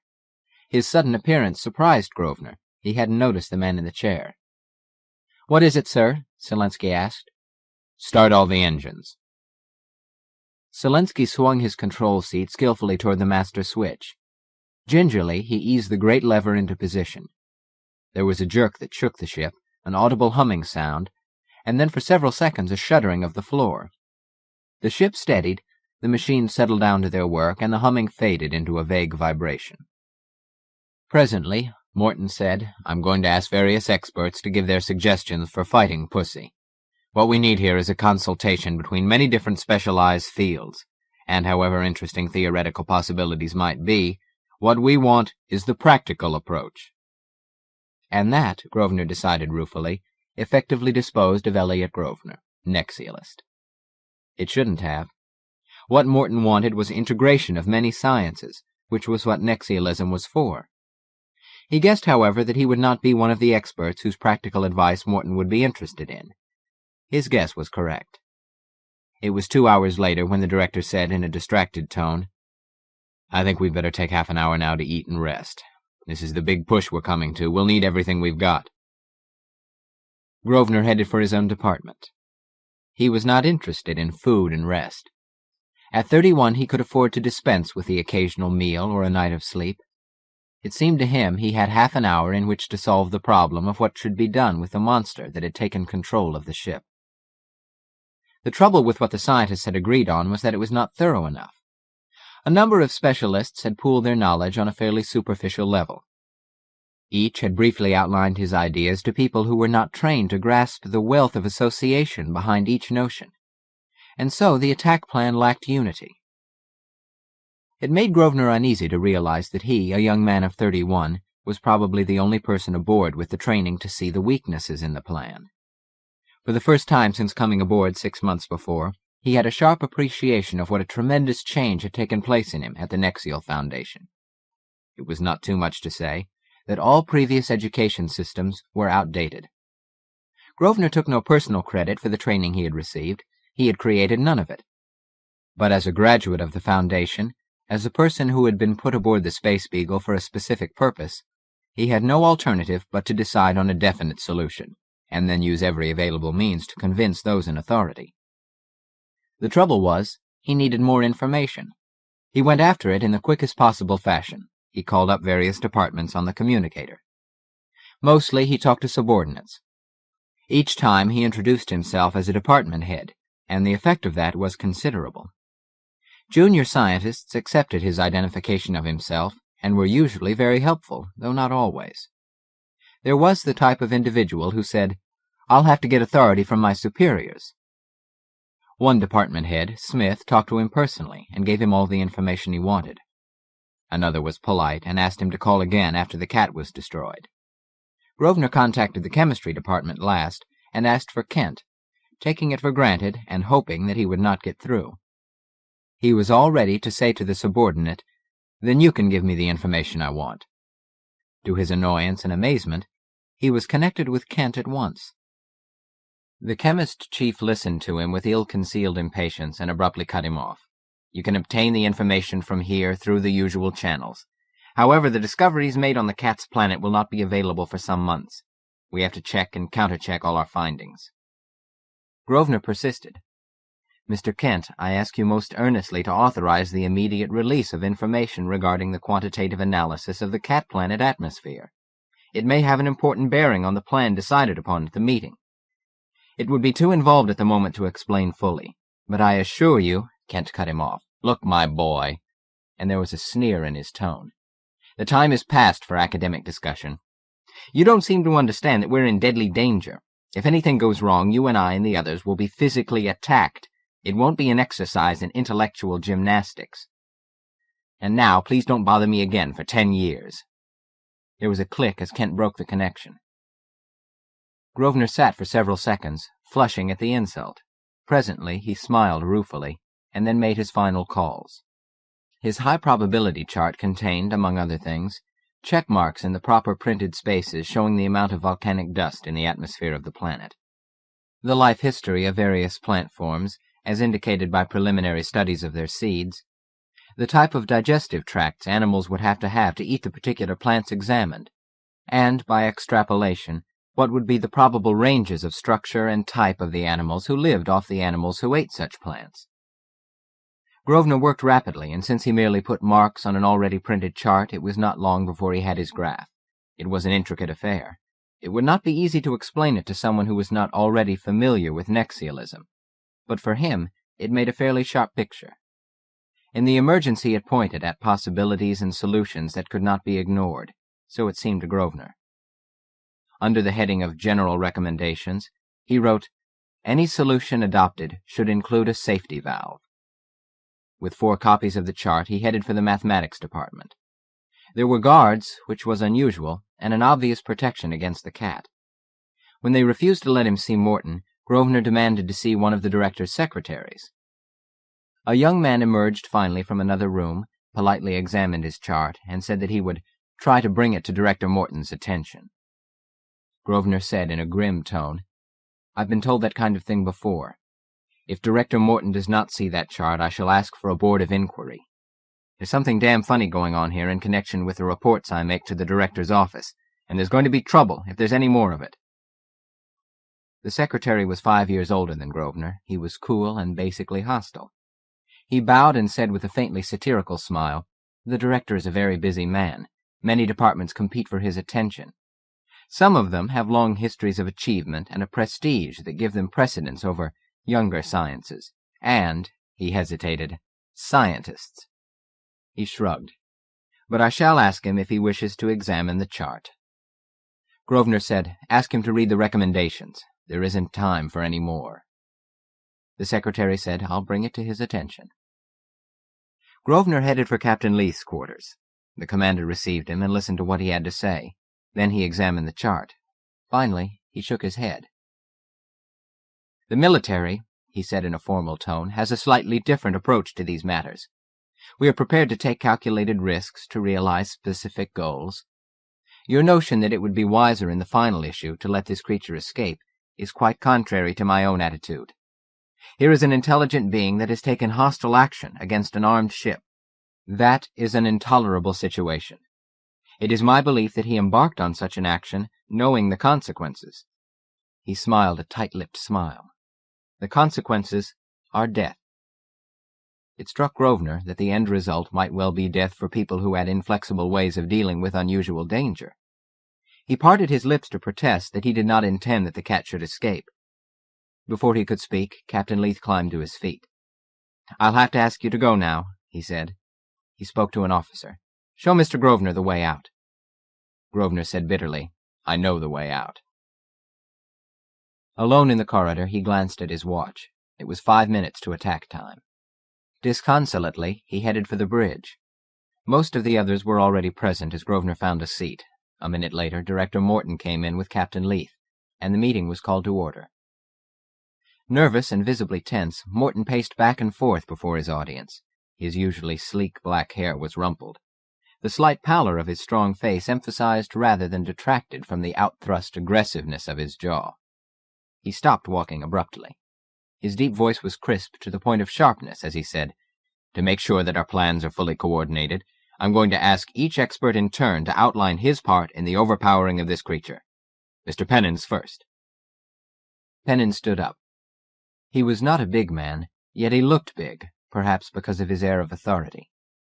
Like the others, his training was specialized, but because of the nature of his field, he needed nexialism far less than anyone else in the room. This man knew engines, and the history of engines. According to his file record, which Grosvenor had examined, he had studied machine development on 100 planets. There was probably nothing fundamental that he didn't know about practical engineering. He could have spoken 1,000 hours and still only have touched upon his subject. He said, "We've set up a relay in the control room here which will start and stop every engine rhythmically. The trip lever will work 100 times a second, and the effect will be to create vibrations of many kinds. There's just a possibility that one or more of the machines will shatter, on the same principle as soldiers crossing a bridge in step. You've heard that old story, no doubt. But in my opinion, there is no real danger of a break from that cause. Our main purpose is simply to interfere with the interference of the creature and smash through the doors." "Gourlay next," said Morton. Gourlay climbed lazily to his feet. He looked sleepy, as if he were somewhat bored by the proceedings. Grosvenor suspected that he liked people to think him lackadaisical. His title was Chief Communications Engineer, and his file record chronicled a sustained attempt to acquire knowledge in his chosen field. If his degrees were any evidence, then he had an orthodox educational background second to none. When he finally spoke, he drawled in his unhurried fashion. Grosvenor noticed that his very deliberateness had a soothing effect on the men. Anxious faces relaxed. Bodies leaned back more restfully. Gourlay said, "We've rigged up vibration screens that work on the principle of reflection. Once inside, we'll use them so that most of the stuff he can send will be reflected right back at him. In addition, we've got plenty of spare electric energy that we'll just feed him from mobile copper cups. There must be a limit to his capacity for handling power with those insulated nerves of his." "Selensky," called Morton. The chief pilot was standing by the time Grosvenor's gaze flicked over to him. It was so swiftly done that he seemed to have anticipated Morton's call. Grosvenor studied him, fascinated. Selensky was a lean-bodied, lean-faced man with startlingly vivid blue eyes. He looked physically strong and capable. According to his file record, he was not a man of great learning. He made up for it in steadiness of nerve, in lightning response to stimuli, and in a capacity for sustained clock-like performance. He said, "The impression I've received of the plan is that it must be cumulative. Just when the creature thinks that he can't stand any more, another thing happens to add to his trouble and confusion. When the uproar's at its height, I cut in the anti-acceleration. The director thinks with Gunley Lester that this creature will know nothing about anti-acceleration. It's a development of the science of interstellar flight, and wouldn't have been likely to come about in any other way. We think when the creature feels the first effects of the anti-acceleration, you all remember the caved-in sensation you had the first time it happened to you, it won't know what to think or do." He sat down. Morton said, "Corita, next." "I can only offer you encouragement," said the archaeologist, "on the basis of my theory that the monster has all the characteristics of the criminal of the early ages of any civilization. Smith has suggested that his knowledge of science is puzzling. In his opinion, this could mean that we are dealing with an actual inhabitant and not the descendant of the inhabitants of the dead city we visited. This would ascribe a virtual immortality to our enemy, a possibility which is partly borne out by his ability to breathe both oxygen and chlorine, or neither. But his immortality in itself would not matter. He comes from a certain age in his civilization, and he is sunk so low that his ideas are mostly memories of that age.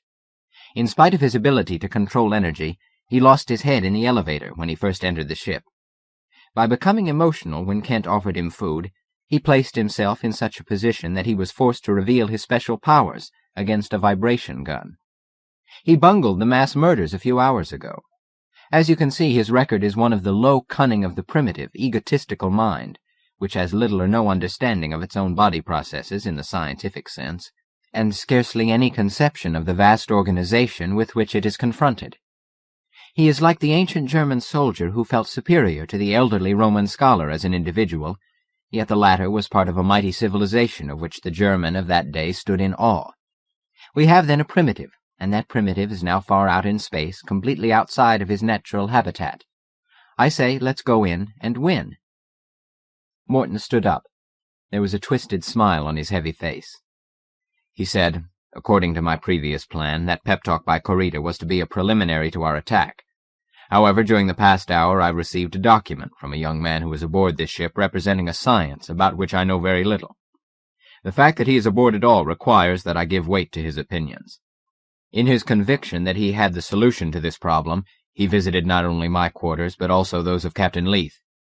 The commander and I have accordingly agreed that Mr. Grosvenor will be allowed a few minutes to describe his solution, and to convince us that he knows what he's talking about. Grosvenor stood up shakily. He began, "At the Nexial Foundation, we teach that behind all the grosser aspects of any science, there is an intricate tie-up with other sciences. That's an old notion, of course, but there is a difference between giving lip service to an idea and applying it in practice. At the Foundation, we've developed techniques for applying it. In my department, I have some of the most remarkable educational machines you have ever seen. I can't describe them now, but I can tell you how a person trained by those machines and techniques would solve the problem of the cat. First, the suggestions made so far have been on a superficial level. They're satisfactory so far as they go. They do not go far enough. Right now we have enough facts to make a fairly clear-cut picture of Pussy's background. I will enumerate them.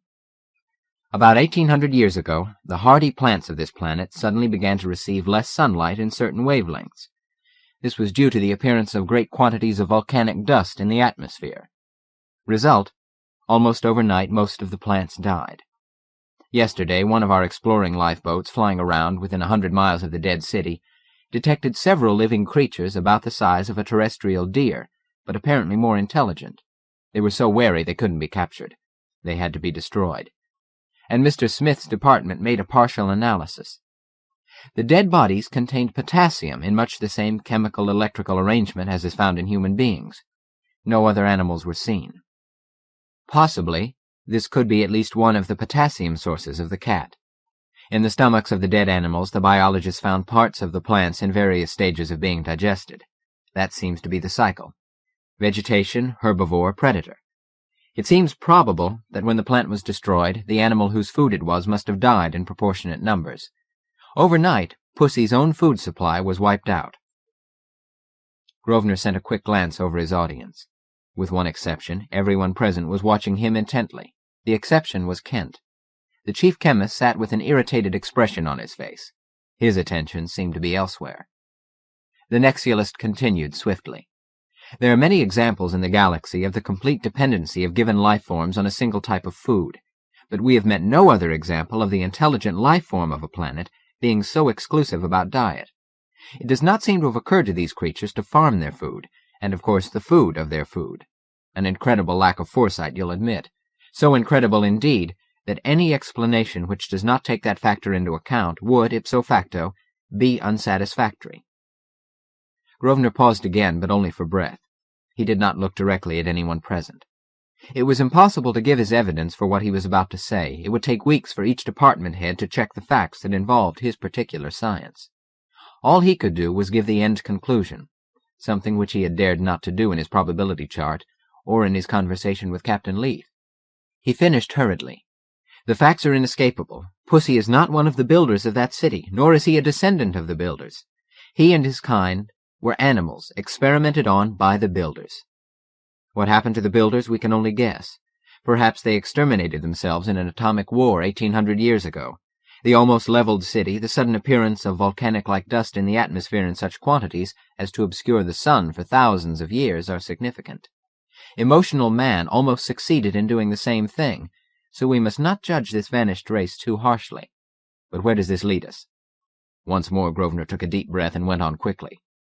If he had been a builder, we would by now have had evidence of his full powers, and would know precisely what we're up against. Since he's not, we are at the moment dealing with a beast who can have no clear understanding of his powers. Cornered, or even if pressed too hard, he may discover within himself a capacity not yet apparent to him for destroying human beings and controlling machines. We must give him an opportunity to escape. Once outside this ship, he will be at our mercy. That's all, and thank you for listening to me." Morton glanced around the room. "Well, gentlemen, what do you think?" Kent said sourly, "I never heard such a story in my life. Possibilities, probabilities, fantasies. If this is Nexialism, it will have to be presented much better than that before I'll be interested." Smith said gloomily, "I don't see how we could accept such an explanation without having Pussy's body for examination." Chief Physicist von Grossen said, "I doubt if even an examination would definitely prove him a beast who has been experimented upon. Mr. Grosvenor's analysis is distinctly controversial, and will remain so." Kurita said, "Further exploration of the city might uncover evidence of Mr. Grosvenor's theory." He spoke cautiously. "It would not completely disprove the cyclic theory, since such an experimental intelligence would tend to reflect the attitudes and beliefs of those who taught him." Chief Engineer Pennins said, "One of our lifeboats is in the machine shop right now. It's partly dismantled and occupies the only permanent repair cradle available below. To get a usable lifeboat into him would require as much effort as the all-out attack we're planning. Of course, if the attack should fail, we might consider sacrificing a lifeboat, though I still don't know how he could get it out of the ship. We have no airlocks down there." Morton turned to Grosvenor. "What is your answer to that?" Grosvenor said, "There's an airlock at the end of the corridor adjoining the engine room. We must give him access to it." Captain Leith stood up. "As I told Mr. Grosvenor when he came to see me, the military mind has a bolder attitude in these matters. We expect casualties. Mr. Pennins expressed my opinion. If our attack fails, we will consider other measures. Thank you, Mr. Grosvenor, for your analysis. But now, let's get to work." It was a command. The exodus began immediately. Chapter 6. In the blazing brilliance of the gigantic machine shop, Curl labored. Most of his memories were back, the skills he had been taught by the builders, his ability to adjust to new machines and new situations. He had found the lifeboat resting in a cradle. It had been partly dismantled. Curl slaved to repair it. The importance of escaping grew on him. Here was access to his own planet and to other Curls. With the skills he could teach them, they would be irresistible. This way victory would be certain. In a sense, then, he felt as if he had made up his mind. Yet he was reluctant to leave the ship. He was not convinced that he was in danger. After examining the power sources of the machine shop and thinking back over what had occurred, it seemed to him that these two-legged beings didn't have the equipment to overcome him. The conflict raged on inside him even as he worked. It was not until he paused to survey the craft that he realized how tremendous a repair job he had done. All that remained was to load up the tools and instruments he wanted to take along. And then, would he leave or fight? He grew anxious as he heard the approach of the men. He felt the sudden change in the tempest-like thunder of the engines, a rhythmical off-and-on hum, shriller in tone, sharper, more nerve-wracking than the deep-throated, steady throb that had preceded it. The pattern had an unnerving quality. Curl fought to adjust to it, and by dint of concentrating, his body was on the point of succeeding when a new factor interfered. The flame of powerful mobile projectors started its hideous roaring against the massive engine room doors. Instantly, his problem was whether to fight the projectors or counter the rhythm. He couldn't, he quickly discovered, do both. He began to concentrate on escape. Every muscle of his powerful body was strained as he carried great loads of tools, machines, and instruments, and dumped them into any available space inside the lifeboat. He paused in the doorway at last for the penultimate act of his departure. He knew the doors were going down. Half a dozen projectors concentrating on one point of each door were irresistibly, though slowly, eating away the remaining inches. Curl hesitated, then withdrew all energy resistance from them. Intently he concentrated on the outer wall of the big ship, toward which the blunt nose of the 40-foot lifeboat was pointing. His body cringed from the surge of electricity that flowed from the dynamos. His ear tendrils vibrated that terrific power straight at the wall. He felt on fire. His whole body ached. He guessed that he was dangerously close to the limit of his capacity for handling energy. In spite of his effort, nothing happened. The wall did not yield. It was hard, that metal, and strong beyond anything he had ever known. It held its shape. Its molecules were monatomic, but their arrangement was unusual. The effect of close packing was achieved without the usual concomitant of great density. He heard one of the engine room doors crash inward. Men shouted, projectors rolled forward, their power unchecked now. Curl heard the floor of the engine room hiss in protest as those blasts of heat burned the metal. Closer came that tremendous threatening sound. In a minute the men would be burning through the flimsy doors that separated the engine room from the machine shop. During that minute, Curl won his victory. He felt the change in the resisting alloy. The entire wall lost its bitterly held cohesion. It looked the same, but there was no doubt. The flow of energy through his body came easy. He continued to concentrate it for several seconds longer, then he was satisfied. With a snarl of triumph, he leaped into his small craft and manipulated the lever that closed the door behind him. One of his tentacles embraced the power drive with almost sensuous tenderness. There was a forward surge of his machine as he launched it straight at the thick outer wall. The nose of the craft touched, and the wall dissolved in a glittering shower of dust. He felt tiny jerks of retardation as the weight of the metallic powder that had to be pushed out of the way momentarily slowed the small ship, but it broke through and shot irresistibly off into space. Seconds went by. Then Curl noticed that he had departed from the big vessel at right angles to its course. He was still so close that he could see the jagged hole through which he had escaped. Men in armor stood silhouetted against the brightness behind them. Both they and the ship grew noticeably smaller. Then the men were gone, and there was only the ship with its blaze of 1,000 blurring portholes. Curl was turning away from it now rapidly. He curved a full 90 degrees by his instrument board, and then set the controls for top acceleration. Thus, within little more than a minute after his escape, he was heading back in the direction from which the big vessel had been coming all these hours. Behind him, the gigantic globe shrank rapidly, became too small for individual portholes to be visible. Almost straight ahead, Curl saw a tiny, dim ball of light. His own sun, he realized. There, with other Curls, he could build an interstellar spaceship and travel to stars with inhabited planets. Because it was so important, he felt suddenly frightened. He had turned away from the rear viewing plates. Now he glanced into them again. The globe was still there, a tiny dot of light in the immense blackness of space. Suddenly it twinkled and was gone. For a moment he had the startled impression that just before it disappeared it moved, but he could see nothing. He wondered uneasily if they had shut off all their lights and were following him in the darkness. It seemed clear that he would not be safe until he actually landed. Worried and uncertain, he gave his attention again to the forward viewing plates. Almost immediately, he had a sharp sense of dismay. The dim sun toward which he was heading was not growing larger. It was visibly smaller. It became a pinpoint in the dark distance. It vanished. Fear swept through Curl like a cold wind. For minutes he peered tensely into the space ahead, hoping frantically that his one landmark would become visible again. But only the remote stars glimmered there, unwinking points against a velvet background of unfathomable distance. But wait. One of the points was growing larger. With every muscle taut, Curl watched the point become a dot. It grew into a round ball of light and kept on expanding. Bigger it became. Suddenly it shimmered, and there before him, lights glaring from every porthole, was the great globe of a spaceship, the very ship which a few minutes before he had watched vanish behind him. Something happened to Curl in that moment.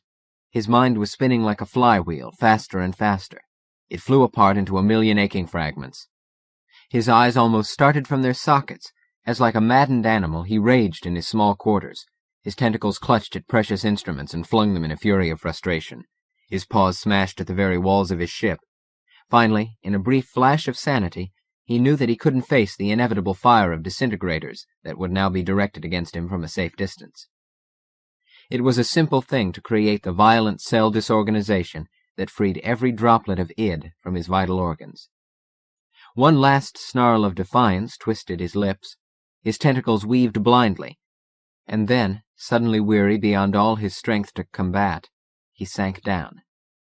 Death came quietly after so many hours of violence. Captain Leith took no chances. When the firing ceased and it was possible to approach what was left of the lifeboat, the searchers found small masses of fused metal, and only here and there remains of what had been Curl's body. "Poor pussy," said Morton. "I wonder what he thought when he saw us appear ahead of him, after his own son disappeared. Understanding nothing of anti-accelerators, he didn't know that we could stop short in space, whereas it would take him more than 3 hours.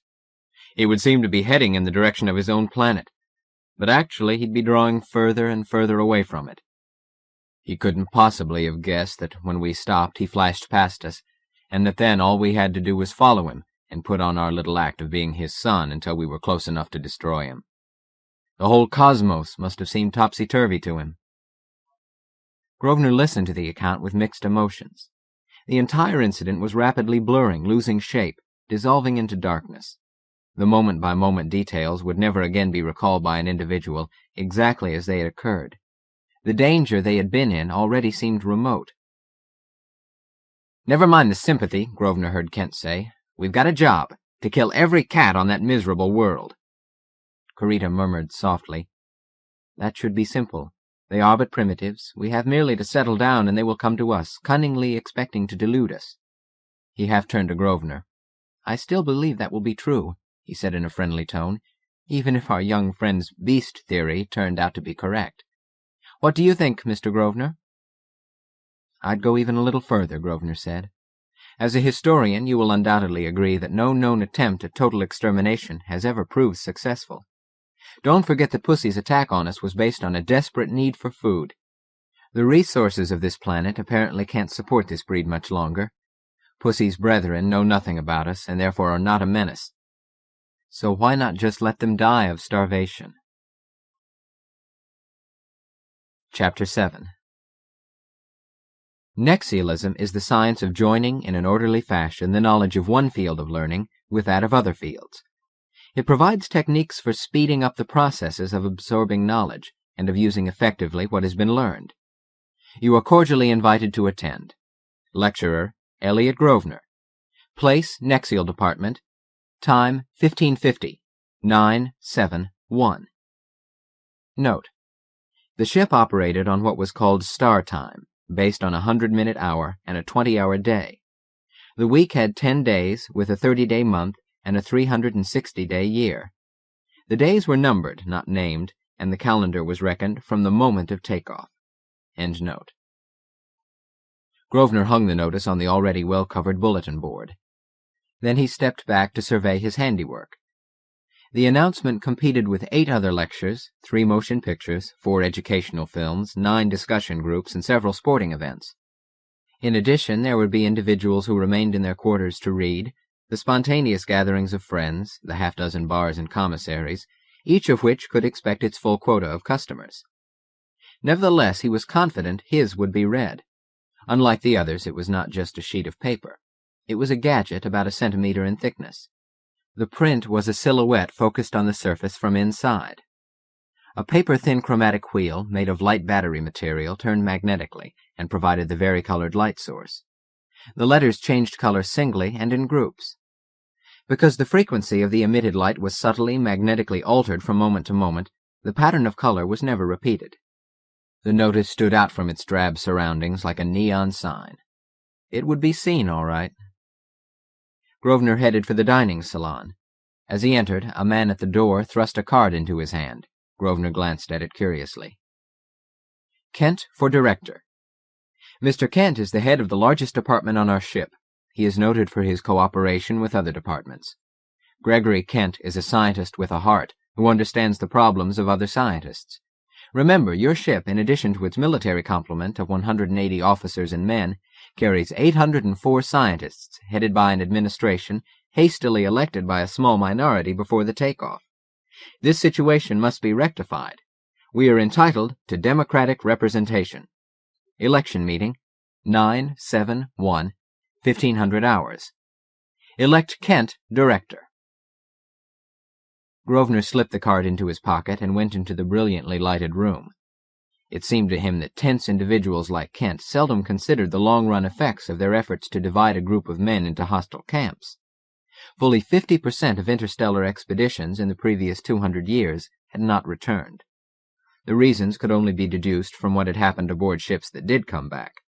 The record was of dissension among the members of the expedition, bitter disputes, disagreements as to objectives, and the formation of splinter groups.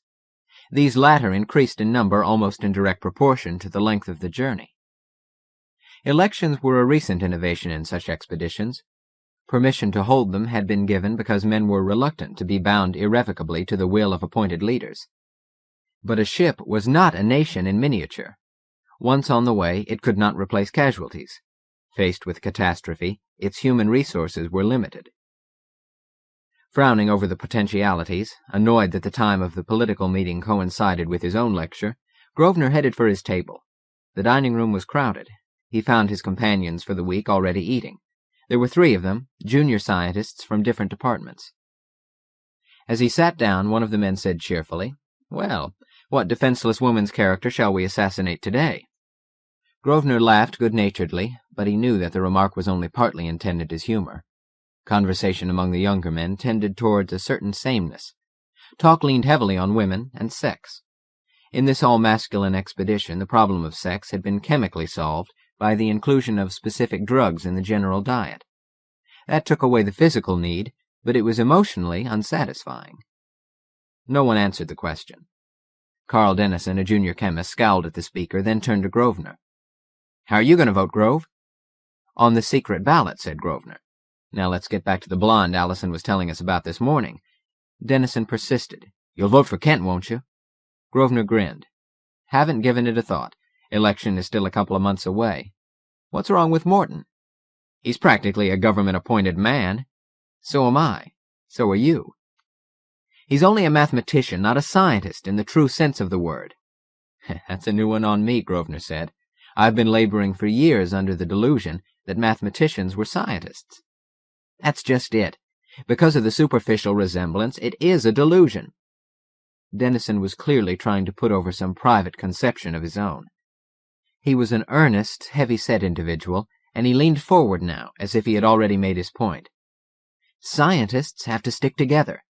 Just imagine here's an entire shipload of us, and what do they put over us? A man who deals in abstractions. That's no training for handling practical problems." "Funny. I thought he was doing rather well in smoothing out the problems of us working men." "We can smooth out our own problems." Dennison sounded irritated. Grosvenor had been punching buttons. Now his food began to slide up from the vertical conveyor at the center of the table. He sniffed. "Ah, roast sawdust straight from the chemistry department. It smells delicious. The question is, has the same amount of effort been lavished to make the sawdust from the brushwood of the cat planet as nourishing as the sawdust we brought?" He held up his hand. "Don't answer. I don't wish to be disillusioned about the integrity of Mr. Kent's department, even though I don't like his behavior. You see, I asked him for some of the cooperation they mention on the card, and he told me to call back in 10 years. I guess he forgot about the election. Besides, he's got a nerve scheduling a political meeting on the same night that I'm giving a lecture." He began to eat. "No lecture is as important as this rally. We're going to discuss matters of policy that will affect everybody on the ship, including you." Dennison's face was flushed, his voice harsh. "Look, Grove, you can't possibly have anything against a man you don't even know very well. Kent is the kind of person who won't forget his friends." "I'll wager he also has special treatment for those he dislikes," said Grosvenor. He shrugged impatiently. "Carl, to me Kent represents all that is destructive in our present civilization. According to Corita's theory of psychohistory, we're in the winter stage of our culture. I'm going to ask him to explain that more fully one of these days, but I'll wager Kent's caricature of a democratic campaign is an example of the worst aspects of such a period." He would have liked to add that this was exactly what he was aboard to prevent, but that, of course, was out of the question. It was just such discord as this that had brought disaster to so many previous expeditions. As a result, unknown to the men, all vessels had become proving grounds for sociological experiments. Nexialists, elections, split command, these and innumerable small changes were being tried out in the hope that man's expansion into space could somehow be made less costly. There was a sneer on Dennison's face. He said, "Listen to the young philosopher."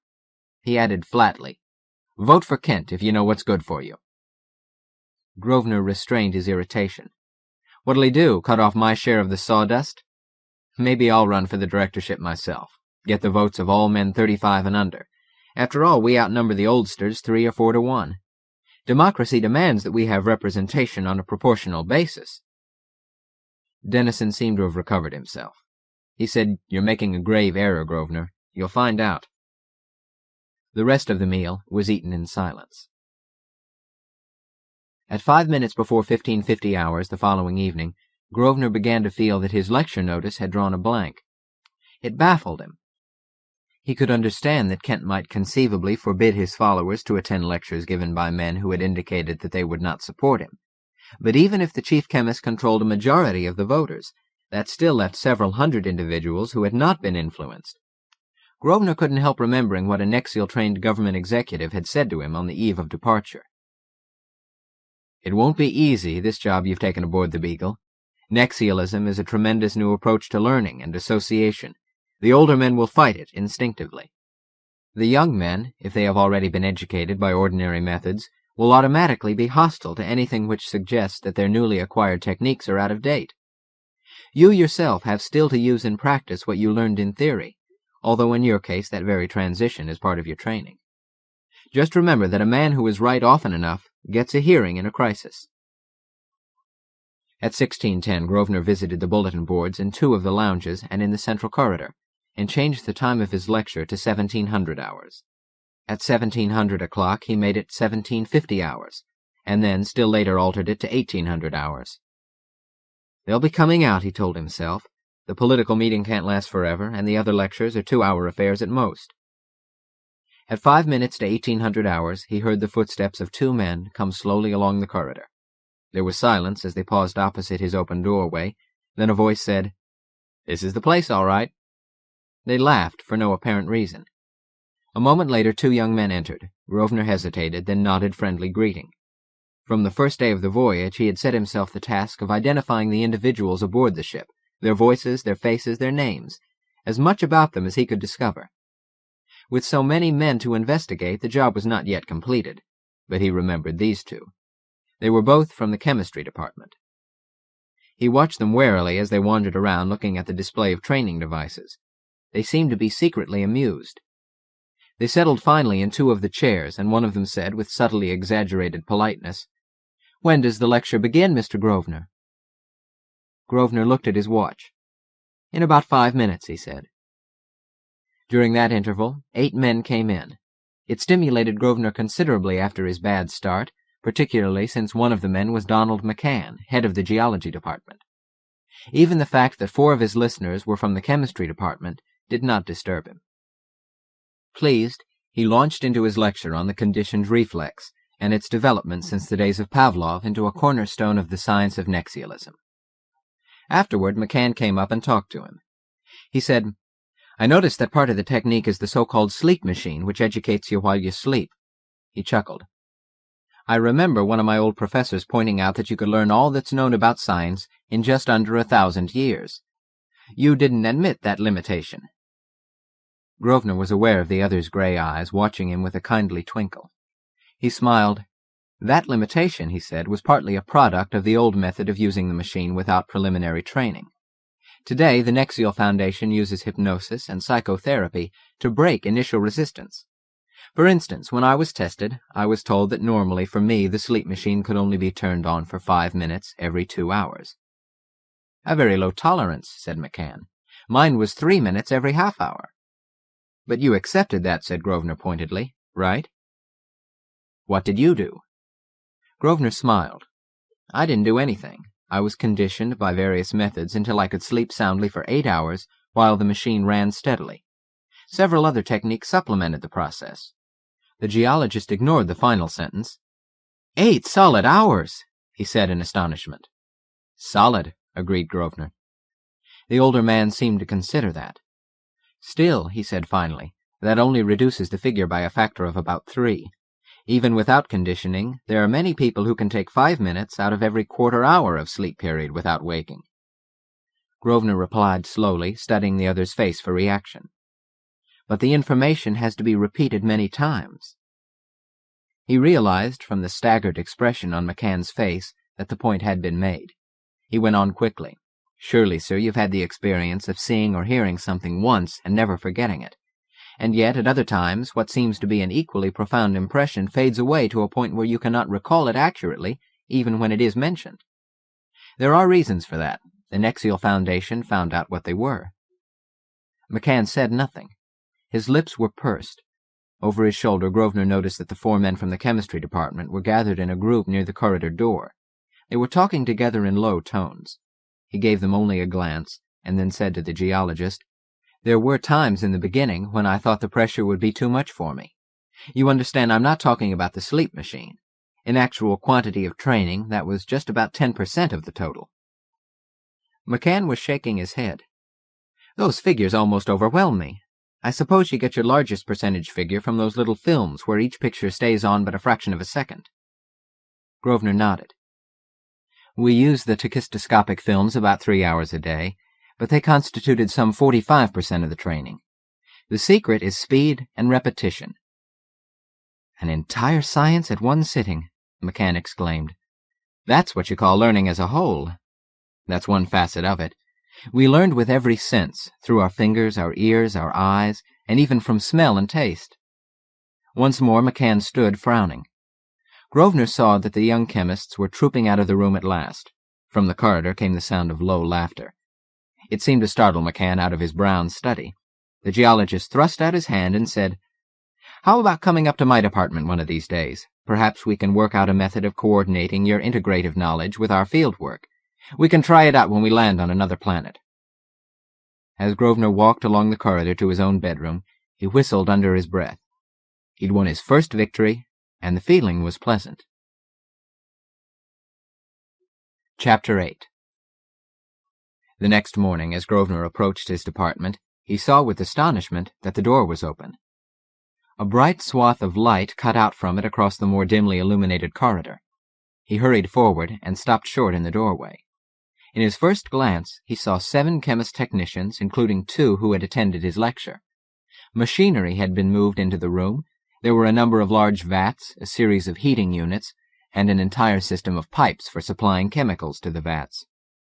Grosvenor's mind leaped back to the way the chemist technicians had acted at his lecture. He moved through the doorway, tense with the possibilities, and sick with the thought of what might have been done to his own equipment. He used this outer room for general purposes. It normally contained some machinery, but it was primarily designed to channel the output from the other rooms for purposes of group instruction. The remaining 4 rooms contained his special equipment. Through the open door that led into his film and sound recording studio, Grosvenor saw that it also had been taken over. The shock of that held him silent. Ignoring the men, he went through the outer room and into each of the 4 special sections in turn. 3 had been occupied by the invading chemists. That included, in addition to the film studio, the laboratory and the tool room. The 4th section, with its technique devices and an adjoining storeroom, were completely unscathed. Into them had been shoved and piled the movable machinery and furniture from the other rooms. A door led from the 4th section to a smaller corridor. Grosvenor presumed grimly that it was henceforth to be his entrance to the department. And still he held his anger, weighing the potentialities of the situation. He would be expected to protest to Morton. Somehow, Kent would try to turn that to his own advantage in the election. Grosvenor couldn't see just how it would benefit the chemist in his campaign, but Kent evidently thought it would. Slowly, Grosvenor returned to the outer room, his auditorium. He noticed for the first time that the vats were food-making machines. Clever. It would look as if the space were being put to good use, something which, it could be argued, had not been true before. The shrewdness of it challenged his own integrity. There seemed little doubt as to why it had happened. Kent disliked him. In setting himself verbally against Kent's election, a fact which must have been reported, he had intensified that dislike. But the chief chemist's vindictive reaction, if handled in the proper manner, might be used against him. It seemed to Grosvenor that he must see to it that Kent definitely did not benefit from his invasion. He walked over to one of the men and said, "Will you pass the word along that I welcome the opportunity to further the education of the staff of the chemistry department, and that I hope no one will object to learning while he works?" He moved off without waiting for a reply. When he glanced back, the man was staring after him. Grosvenor suppressed a smile. He felt quite cheerful as he entered the technique room.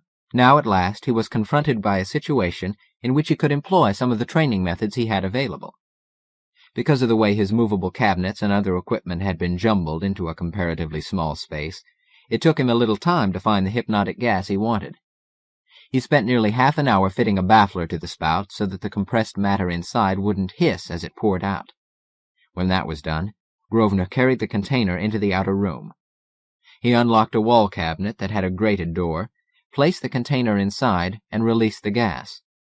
Quickly he locked the door again. A faint odor of perfume mingled with the chemical smell from the vat. Whistling softly, Grosvenor started across the room. He was stopped by the straw boss, one of the men who had attended his lecture the previous night. "What the hell do you think you're doing?" Grosvenor said mildly, "You'll hardly notice it in a minute. It's part of my educational program for your staff." "Who asked you for an educational program?" "Why, Mr. Malden," said Grosvenor in simulated astonishment. "What else would you be doing in my department?" He broke off with a laugh. "I'm just kidding you. It's a deodorant. I don't want this place smelled up." He moved off without waiting for a reply, and then stood to one side, watching the men for reactions to the gas. There were 15 individuals altogether. He could expect 5 favorable reactions and 5 partially favorable. There were ways of telling how a person had been affected. After several minutes of careful observation, Grosvenor walked forward, paused beside one of the men, and said in a low but firm voice, "Come to the washroom in 5 minutes, and I'll give you something. Now, forget about it." He retreated to the doorway that connected the outer room with the film studio. As he turned, he saw Malden go over and speak to the man. The technician shook his head in evident surprise. The straw boss's voice held a note of astounded anger. "What do you mean he didn't speak to you? I saw him." The technician got angry. "I didn't hear a thing. I ought to know." If the argument continued, Grosvenor neither heard it nor saw it. From the corner of his eye he noticed that one of the younger men in the next room was showing signs of sufficient response. He walked over to the man in the same casual way and spoke the same words that he had to the first subject, with one difference. He made the time 15 minutes instead of 5. In all, 6 men responded to the degree Grosvenor considered essential to his plan. Of the remaining 9 individuals, 3, including Malden, showed a milder reaction. Grosvenor left the latter group alone. At this stage, he needed virtual certainties. Later, he could try a different pattern for the others. Grosvenor was waiting when the first subject of his experiment entered the washroom. He smiled at the man and said, "Ever seen one of these?" He held out the tiny ear crystal with its flanges for fastening it inside the ear. The man accepted the little instrument, looked at it, then shook his head in puzzlement. "What is it?" he asked. Grosvenor commanded, "Turn this way and I'll fit it into your ear." As the other obeyed without question, Grosvenor went on firmly, "You'll notice, I'm sure, that the part facing outside is flesh-colored. In other words, it can be seen only on close examination. If anyone does notice it, you can say it's a hearing aid." He completed the fitting and stepped back. "After a minute or so, you won't even know that it's there. You won't feel it." The technician seemed interested. "I can hardly feel it now. What does it do?" "It's a radio," Grosvenor explained. He went on slowly, emphasizing each word. "But you will never consciously hear what it says. The words come through and go directly into your unconscious. You can hear what other people say to you. You can carry on conversations. In fact, you'll just go about your normal business, unaware that anything unusual is going on. You'll forget all about it." "Well, imagine that," said the technician. He went out, shaking his head. A few minutes later, the second man came in, and then, each in turn, the remaining 4 who had shown a deep trance response. Grosvenor fitted them all with duplicates of the nearly invisible ear radio. Humming tunelessly, he brought out another hypnotic gas, put it into a suitable container, and substituted it for the one in the cabinet. This time the straw boss and 4 other men responded profoundly. Of the rest, 2 showed a slight reaction. One, who had previously been slightly affected, seemed to come out of his state completely, and one man gave no sign at all. Grosvenor decided to be satisfied with 11 out of 15 deep trance subjects. Kent was going to be unpleasantly surprised at the number of chemical geniuses that turned up in his department. Nevertheless, this was far from final victory. That was probably not obtainable except by a somewhat more direct attack on Kent himself. Swiftly, Grosvenor made a tape recording for an experimental broadcast to the ear radios. He left it running steadily while he wandered among the men and observed how they were reacting. 4 individuals seemed to be worried about something. Grosvenor went up to one who was shaking his head frequently. "What's the matter?" he asked. The man laughed unhappily. "I keep hearing a voice. Silly." Loud? It was not exactly the question a solicitous inquirer might normally be expected to ask, but Grosvenor was intent. "No, it's far away. It keeps going away, and then—" "It'll fade," said Grosvenor soothingly. "You know how the mind can be overstimulated. I'll wager it's going away right now, just from having someone talk to you and distract your attention." The man cocked his head to one side as if he were listening. He shook his head wonderingly. "It is gone." He straightened and sighed with relief. "Had me worried for a while there." Of the other 3 men, 2 were reassured with comparative ease, but the remaining individual, even with additional suggestion, continued to hear the voice. Grosvenor finally took him aside and, under the pretense of examining his ear, removed the tiny radio. The man probably needed more training. Grosvenor talked briefly with the other subjects. Then, satisfied, he returned to the technique room and set up a series of records to play 3 minutes out of every 15. In the outer room again, he glanced around and saw that all was well. He decided that he could safely leave the men to their work. He went out into the corridor and headed for the elevators. A few minutes later, he entered the mathematics department and asked to see Morton. To his surprise, he was admitted at once. He found Morton sitting comfortably behind a big desk. The mathematician indicated a chair, and Grosvenor sat down. It was the first time he had been in Morton's office, and he gazed around curiously. The room was large and had a viewplate occupying one whole wall. At the moment, the plate was focused on space at such an angle that the great wheeled galaxy, of which Sol was but one tiny dust mote, was visible from rim to rim. It was still near enough for innumerable individual stars to be seen, and far enough away from the misty grandeur of it to be at the peak of brilliance. Also in the field of vision were several of the star clusters which, though outside the galaxy proper, spun with it through space. The sight of them reminded Grosvenor that the space Beagle was at the moment passing through one of the smaller clusters. The initial greeting being over, he asked, "Any decision yet as to whether we're going to stop at one of the suns of this cluster?" Morton nodded. "The decision seems to be against. I agree with that. We're heading for another galaxy, and we'll be away from Earth long enough as it is." The director leaned forward to pick up a paper from his desk, then sank back in his chair. He said abruptly, "I hear you've been invaded." Grosvenor smiled wryly. He could imagine the satisfaction some of the members of the expedition would gain from the incident. He had made the ship's company just aware enough of his presence to cause them to feel uneasy about what Nexialism might be able to do.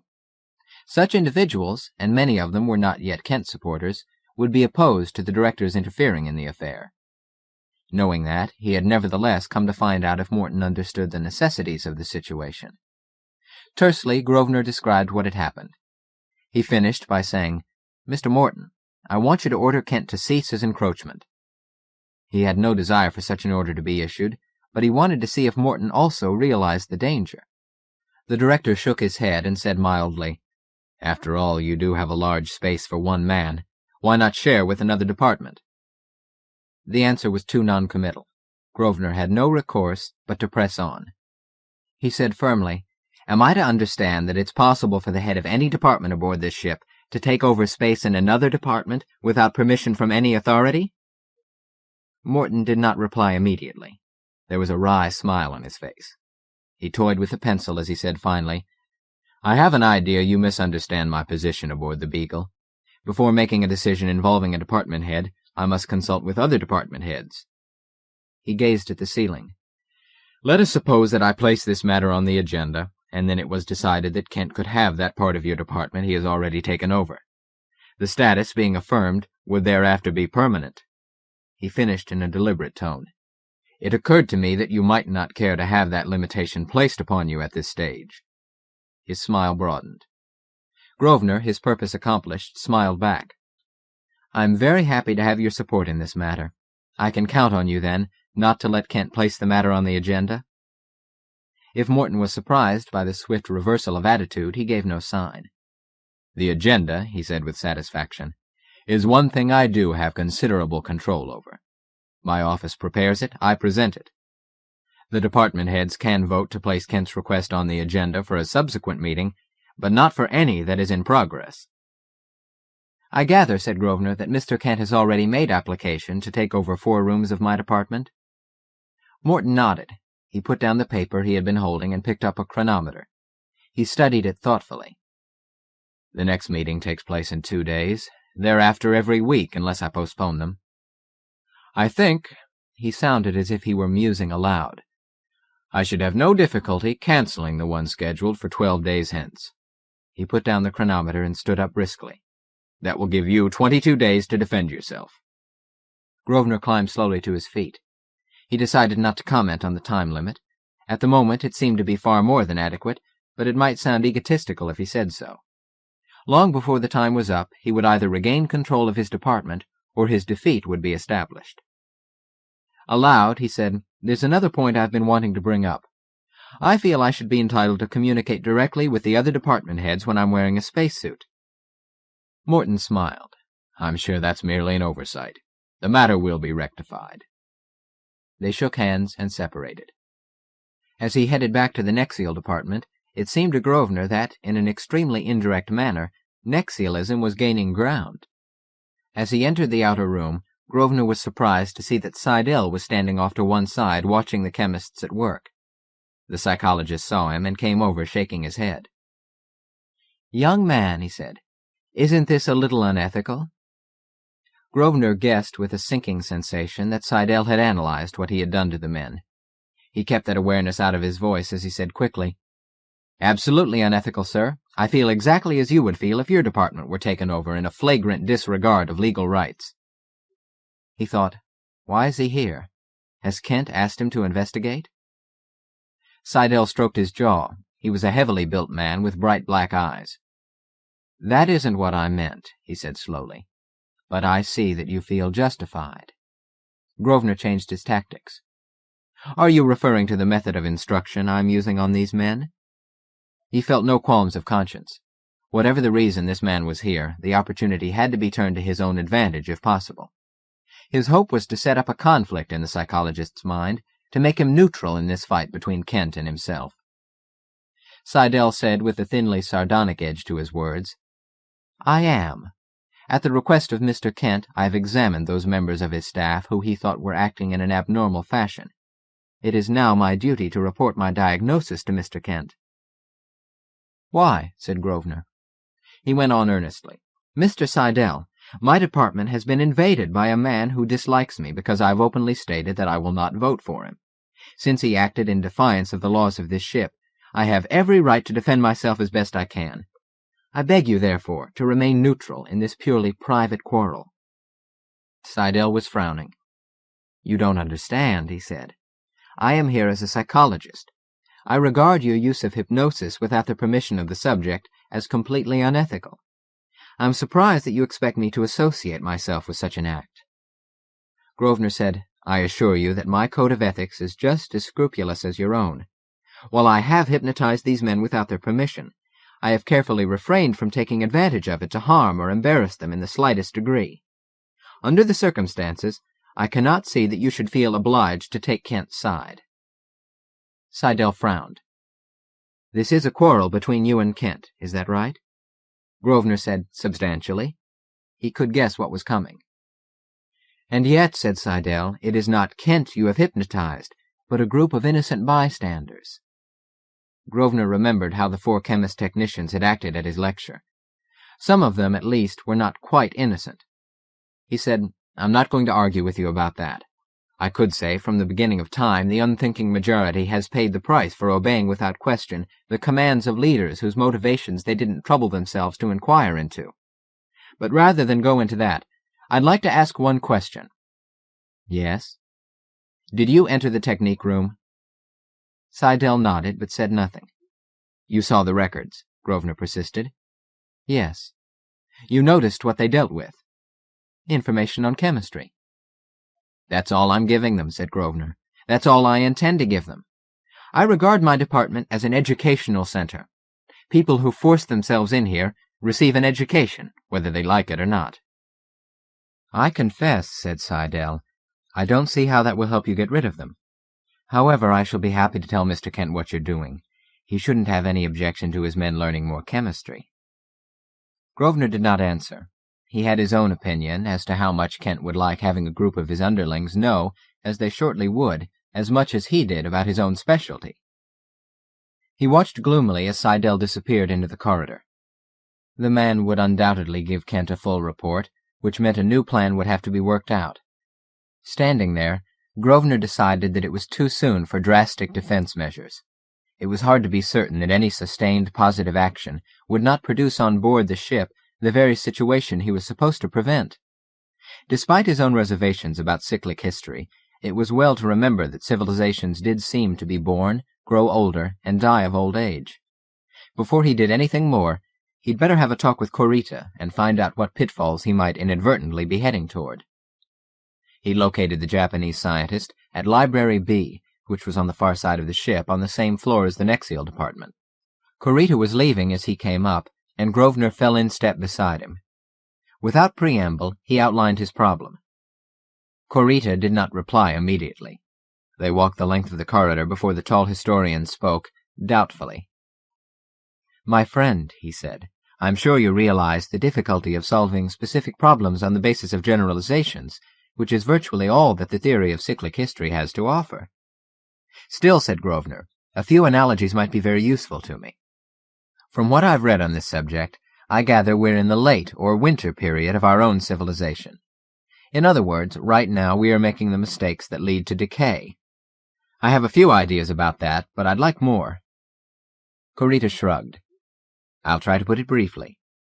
He was silent for a while, and then he said, "The outstanding common denominator of the winter periods of civilization is the growing comprehension on the part of millions of individuals of how things work. People become impatient with superstitious or supernatural explanations of what goes on in their minds and bodies, and in the world around them. With the gradual accumulation of knowledge, even the simplest minds for the first time see through, and consciously reject the claims of a minority to hereditary superiority, and the grim battle for equality is on." Kurita paused for a moment, then continued. "It is this widespread struggle for personal aggrandizement that constitutes the most significant parallel between all the winter periods in the civilizations of recorded history. For better or worse, the fight usually takes place within the framework of a legal system that tends to protect the entrenched minority. The latecomer to the field, not understanding his motivations, plunges blindly into the battle for power. The result is a veritable melee of undisciplined intelligence. In their resentment and lust, men follow leaders as confused as themselves. Repeatedly, the resulting disorder has led by well-defined steps to the final static fellahin state. Sooner or later, one group gains the ascendancy. Once in office, the leaders restore order in so savage a bloodletting that the millions are cowed. Swiftly, the power group begins to restrict activities. The licensing systems and other regulative measures necessary to any organized society become tools of suppression and monopoly. It becomes difficult, then impossible, for the individual to engage in new enterprise. And so we progress by swift stages to the familiar caste system of ancient India, and to other less well-known but equally inflexible societies, such as that of Rome after about AD 300. The individual is born into his station of life and cannot rise above it. There, does that brief summary help you? Grosvenor said slowly, "As I've already said, I'm trying to solve the problem Mr. Kent has presented me, without falling into the egotistical errors of the late civilization man you've described. I want to know if I can reasonably hope to defend myself against him without aggravating the hostilities that already exist aboard the Beagle." Kurita smiled wryly. "It will be a unique victory if you succeed. Historically, on a mass basis, the problem has never been solved. Well, good luck, young man." At that moment, it happened. Chapter 9. They had paused at the glass room on Grosvenor's floor. It wasn't glass, and it wasn't by strict definition a room. It was an alcove of an outer wall corridor, and the glass was an enormous curving plate made from a crystallized form of one of the resistance metals. It was so limpidly transparent as to give the illusion that nothing at all was there. Beyond was the vacuum and darkness of space. Grosvenor had just noticed absently that the ship was almost through the small star cluster it had been traversing. Only a few of the 5,000-odd suns of the system were still visible. He parted his lips to say, "I'd like to talk with you again, Mr. Kurita, when you have time." He didn't say it.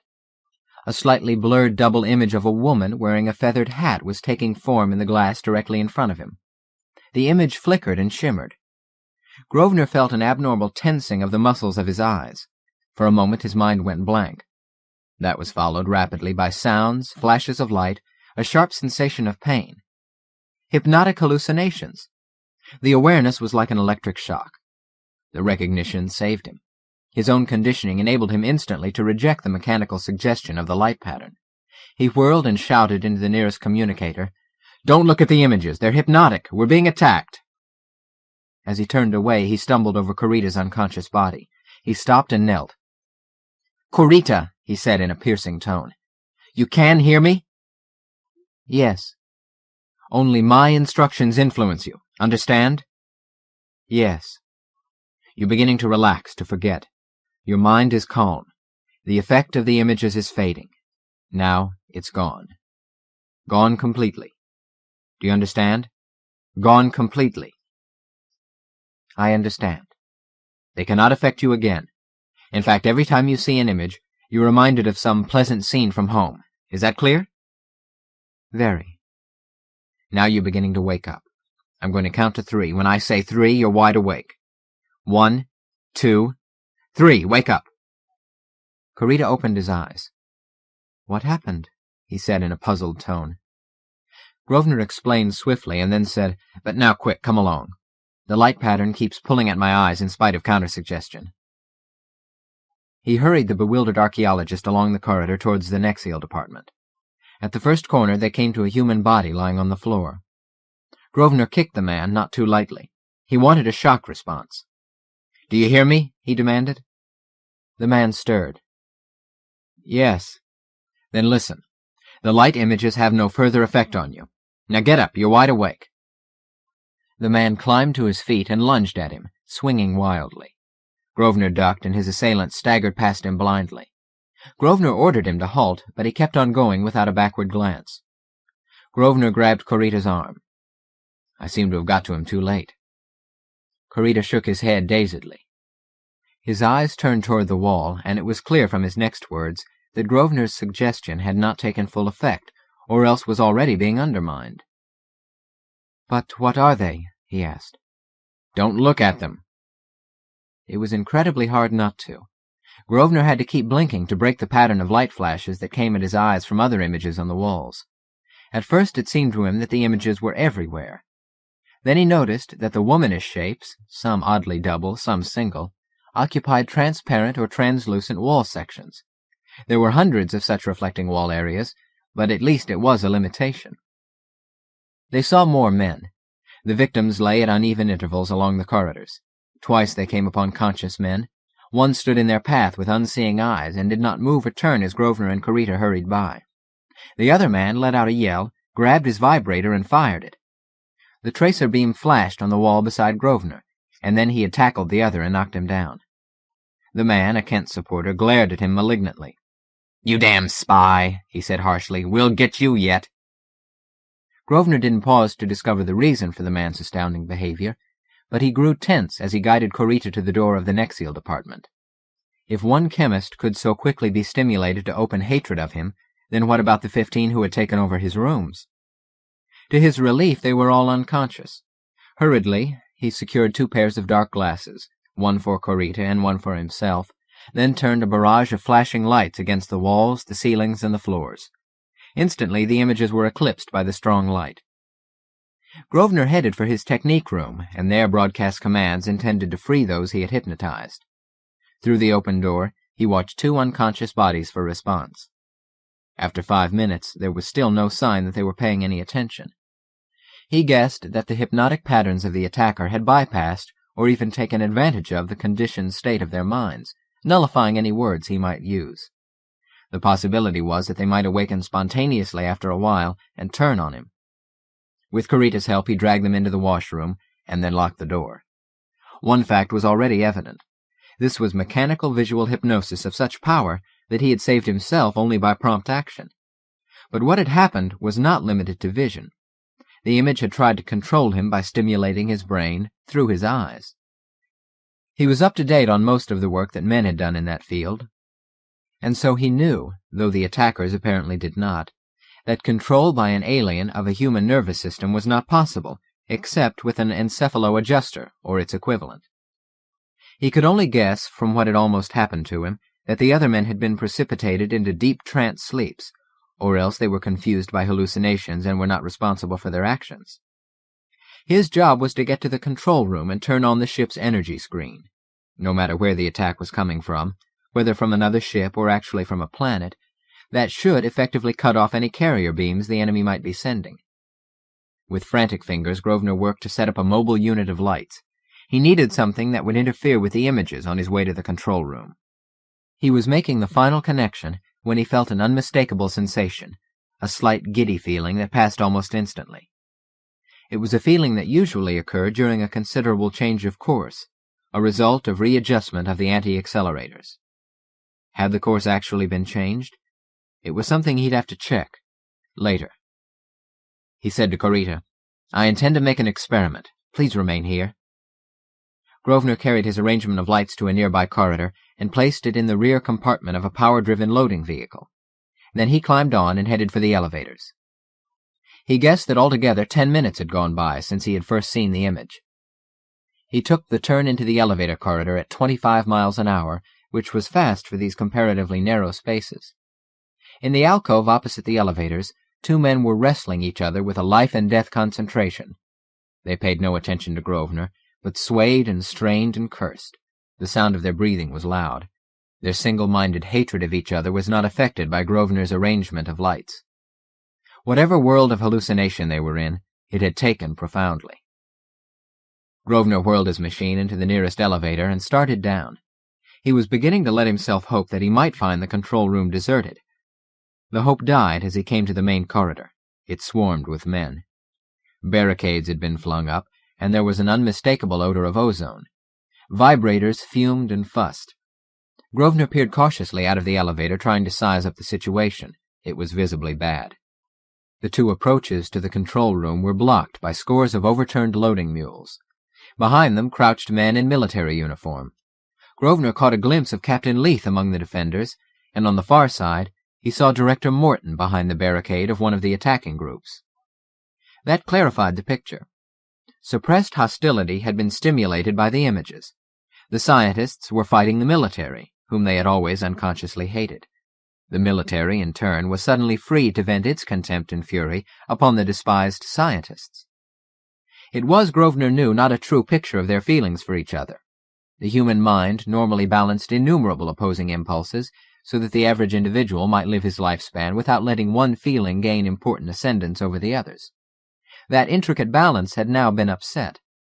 The result threatened disaster to an entire expedition of human beings, and promised victory to an enemy whose purpose could only be conjectured. Whatever the reason, the way to the control room was blocked. Reluctantly, Grosvenor retreated again to his own department. Corita met him at the door. "Look," he said. He motioned to a wall communicator plate which was tuned to the finely balanced steering devices in the forepart of the Space Beagle. The sending plate there was focused directly along a series of hairline sights. The arrangement looked more intricate than it was. Grosvenor brought his eyes to the sights and saw that the ship was describing a slow curve, which at its climax would bring it to bear directly on a bright white star. A servo mechanism had been set up to make periodic adjustments that would hold it on its course. "Could the enemy do that?" Corita asked. Grosvenor shook his head, more puzzled than alarmed. He shifted the viewer over to the bank of supplementary instruments. According to the star's spectral type, magnitude, and luminosity, it was just over 4 light-years distant. The ship's speed was up to a light-year every 5 hours. Since it was still accelerating, that would increase on a calculable curve. He estimated roughly that the vessel would reach the vicinity of the sun in approximately 11 hours. With a jerky movement, Grosvenor shut off the communicator. He stood there, shocked but not incredulous. Destruction could be the purpose of the deluded person who had altered the ship's course. If so, there were just 10 hours in which to prevent catastrophe. Even at that moment, when he had no clear plan, It seemed to Grosvenor that only an attack on the enemy using hypnotic techniques would effectively do the job. Meanwhile, he stood up decisively. It was time for a second attempt to get into the control room. He needed something that would directly stimulate brain cells. There were several devices that could do that. Most of them were usable for medical purposes only. The exception was the encephalo-adjuster, an instrument that could be used to transmit impulses from one mind to another. Even with Corita's help, it took Grosvenor several minutes to set up one of his adjusters. Testing it consumed still more time, and because it was such a delicate machine, he had to fasten it to his loading vehicle with a cushion of springs around it. Altogether, the preparation required 37 minutes. He had a brief, though rather sharp, argument then with the archaeologist who wanted to accompany him. In the end, however, Corita agreed to remain behind and guard their base of operations. Carrying the encephalo-adjuster made it necessary for him to keep down the speed of his vehicle as he headed for the control room. The enforced slowdown irked him, but it also gave him an opportunity to observe the changes that had taken place since the first moment of attack. He saw only an occasional unconscious body. Grosvenor guessed that most of the men who had fallen into deep trance sleeps had awakened spontaneously. Such awakenings were common hypnotic phenomena. Now they were responding to other stimuli on the same basis. Unfortunately, although it also was to be expected, that seemed to mean that long-suppressed impulses controlled their actions. And so men who under normal circumstances merely disliked each other mildly had, in an instant, had their dislike changed to murderous hatred. The deadly factor was that they would be unaware of the change, for the mind could be taught without the individuals knowing it. It could be tangled by bad environmental association or by the attack that was now being made against a shipload of men. In either case, each person carried on as if his new beliefs were as soundly based as his old ones. Grosvenor opened the elevator door on the control room level and then drew back hastily. A heat projector was pouring flame along the corridor. The metal walls burned with a harsh sizzling sound. Within his narrow field of vision, 3 men lay dead. As he waited, there was a thunderous explosion. Instantly, the flames stopped. A blue smoke hazed the air, and there was a sense of suffocating heat. Within seconds, both the haze and the heat were gone. It was obvious that at least the ventilating system was still working. He peered out cautiously. At first sight, the corridor seemed deserted. Then he saw Morton, half hidden in a protective alcove less than a score of feet away. At almost the same moment, the director saw him and beckoned him over. Grosvenor hesitated, then realized he had to take the risk. He pushed his vehicle through the elevator doorway and darted across the intervening space. The director greeted him eagerly as he came up. "You're just the man I wanted to see," he said. "We've got to get control of the ship away from Captain Leith before Kent and his group organize their attack." Morton's gaze was calm and intelligent. He had the look of a man fighting for the right. Nor did it seem to occur to him that an explanation for his statement was required. The director went on, "We'll need your help, particularly against Kent. They're bringing up some chemical stuff I've never seen before. So far, our fans have blown it right back at them, but they're setting up fans of their own. Our big problem is, will we have time to defeat Leith before Kent can bring his forces to bear?" Time was also Grosvenor's problem. Unobtrusively, he brought his right hand up to his left wrist and touched the activating relay that controlled the directional sending plates of the adjuster. He pointed the plates at Morton as he said, "I've got a plan, sir. I think it might be effective against the enemy." He stopped. Morton was looking down. The director said, "You've brought along an adjuster and it's on. What do you expect from that?" Grosvenor's first tense reaction yielded to a need for a suitable answer. He had hoped that Morton would not be too familiar with adjusters. With that hope blasted, he could still try to use the instrument, though without the initial advantage of surprise. He said in a voice that was taut in spite of himself, "That's it. It's this machine I want to use." Morton hesitated, then said, "I gather from the thoughts coming into my mind that you're broadcasting." He stopped. Interest quickened his face. "Say," he said presently, "that's good. If you can put over the notion that we're being attacked by aliens—" He broke off, his lips pursed, his eyes narrowed with calculation. He said, "Captain Leith has twice tried to make a deal with me. Now we'll pretend to agree, and you go over with your machine. We'll attack the moment you signal us." He explained with dignity, "You understand I would not consider dealing with either Kent or Captain Leith except as a means to victory. You appreciate that, I hope." Grosvenor found Captain Leith in the control room. The commander greeted him with stiff-backed friendliness. "This fight among the scientists," he said earnestly, "has placed the military in an awkward position. We've got to defend the control room and the engine room, and so perform our minimum duty to the expedition as a whole." He shook his head gravely. "It's out of the question, of course, that either of them be allowed to win. In the final issue, we of the military are prepared to sacrifice ourselves to prevent the victory of either group." The explanation startled Grosvenor out of his own purpose. He had been wondering if Captain Leith was responsible for aiming the ship directly at his son. Here was at least partial confirmation. The commander's motivation seemed to be that victory for any group but the military was unthinkable. With that beginning, it was probably only a tiny step to the concept that the whole expedition must be sacrificed. Casually, Grosvenor pointed the directional sender of the adjuster at Captain Leith. Brain waves, minute pulsations transmitted from axon to dendrite, from dendrite to axon, always following a previously established path, depending on past associations. It was a process that operated endlessly among the 90 million neuron cells of a human brain. Each cell was in its own state of electrocolloidal balance, an intricate interplay of tension and impulse. Only gradually over the years had machines been developed that could detect with some degree of accuracy the meaning of the energy flow inside the brain. The earliest encephalo-adjuster was an indirect descendant of the famous electroencephalograph. But its function was the reverse of that first device. It manufactured artificial brain waves of any desired pattern. Using it, a skillful operator could stimulate any part of the brain, and so cause thoughts, emotions, and dreams, and bring up memories from the individual's past. It was not in itself a controlling instrument. The subject maintained his own ego.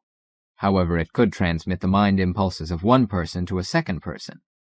Since the impulses varied according to the sender's thoughts, the recipient was stimulated in a highly flexible fashion. Unaware of the presence of the adjuster, Captain Leith did not realize that his thoughts were no longer quite his own. He said, "The attack being made on the ship by the images makes the quarrel of the scientists traitorous and unforgivable." He paused, then said thoughtfully, "Here's my plan." The plan involved heat projectors, muscle-straining acceleration, and partial extermination of both groups of scientists. Captain Leith failed even to mention the aliens, nor did it seem to occur to him that he was describing his intentions to an emissary of what he regarded as the enemy. He finished by saying, "Where your services will be important, Mr. Grosvenor, is in the science department. As a nexialist with a coordinative knowledge of many sciences, you can play a decisive role against the other scientists." Weary and disheartened, Grosvenor gave up. The chaos was too great for one man to overcome. Everywhere he looked were armed men.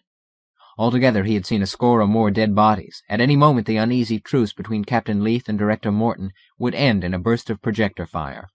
Even now he could hear the roaring of the fans where Morton was holding off Kent's attack. He sighed as he turned back to the captain.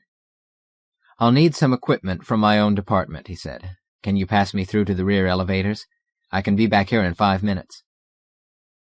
As he guided his machine into the back door of his department a few minutes later, it seemed to Grosvenor that there was no longer any doubt about what he must do. What had seemed a far-fetched idea when he first thought of it was now the only plan he had left. He must attack the aliens through their myriad images, and with their own hypnotic weapons. Chapter 10. Grosvenor was aware of Corita watching him as he made his preparations.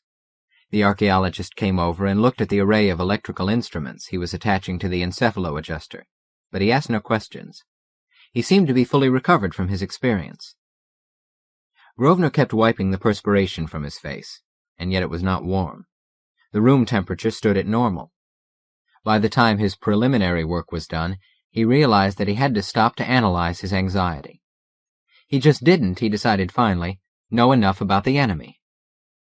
It was not sufficient that he had a theory about how they were operating. The great mystery was an enemy who had curiously woman-like bodies and faces, some partly doubled, some single. He needed a reasonable philosophic basis for action. He needed that balance for his plan which only knowledge could give him. He turned to Corita and asked, "In terms of cyclic history, what stage of culture could these beings be in?"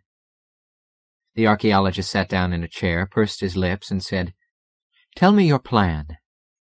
The Japanese grew pale as Grosvenor described it. He said finally, almost irrelevantly, "How is it you were able to save me and not the others?" "I got to you right away. The human nervous system learns by repetition. For you, their light pattern hadn't repeated as often as for the others." "Is there any way we could have avoided this disaster?" he asked grimly. Grosvenor smiled a wan smile. Nexial training could have done it, since that includes hypnotic conditioning. There's only one sure protection against hypnosis, and that is to be trained in it in exactly the right way. He broke off. "Mr. Corita, please answer my question. Cyclic history?" A thin, wet line of moisture formed on the archaeologist's brow.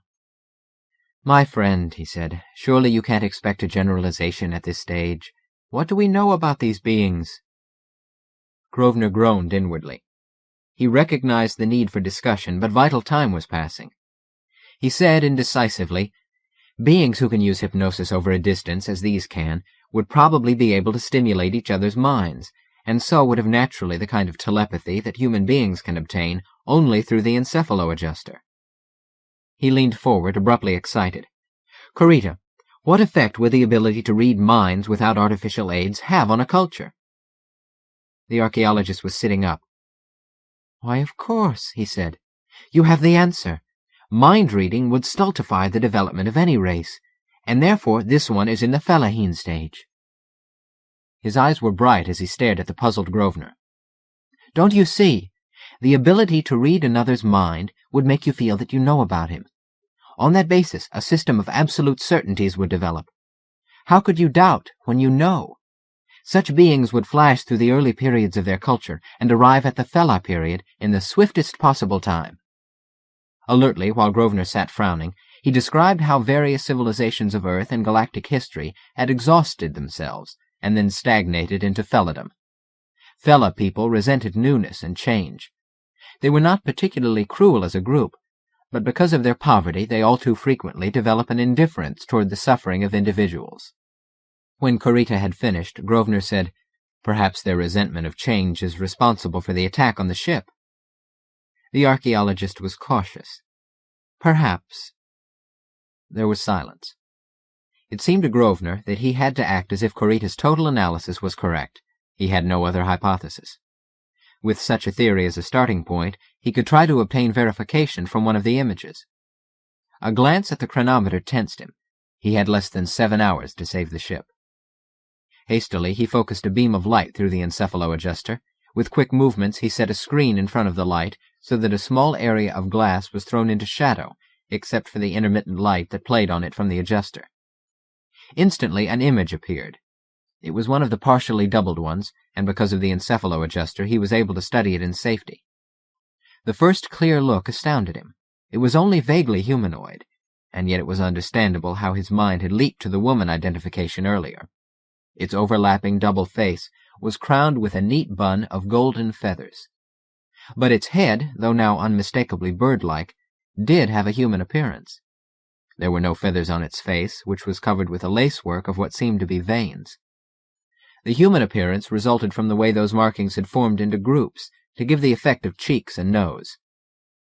The second pair of eyes and the second mouth were in each case nearly 2 inches above the first. They almost made a second head, which was literally growing out of the first.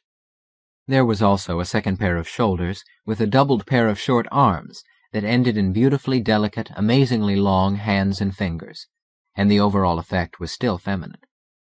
Grosvenor found himself thinking that the arms and fingers of the two bodies would be likely to separate first. The second body would then be able to help support its weight. Parthenogenesis, Grosvenor thought. Reproduction without sex. The growth of a bud from a parent body, and the final separation from the parent into a new individual.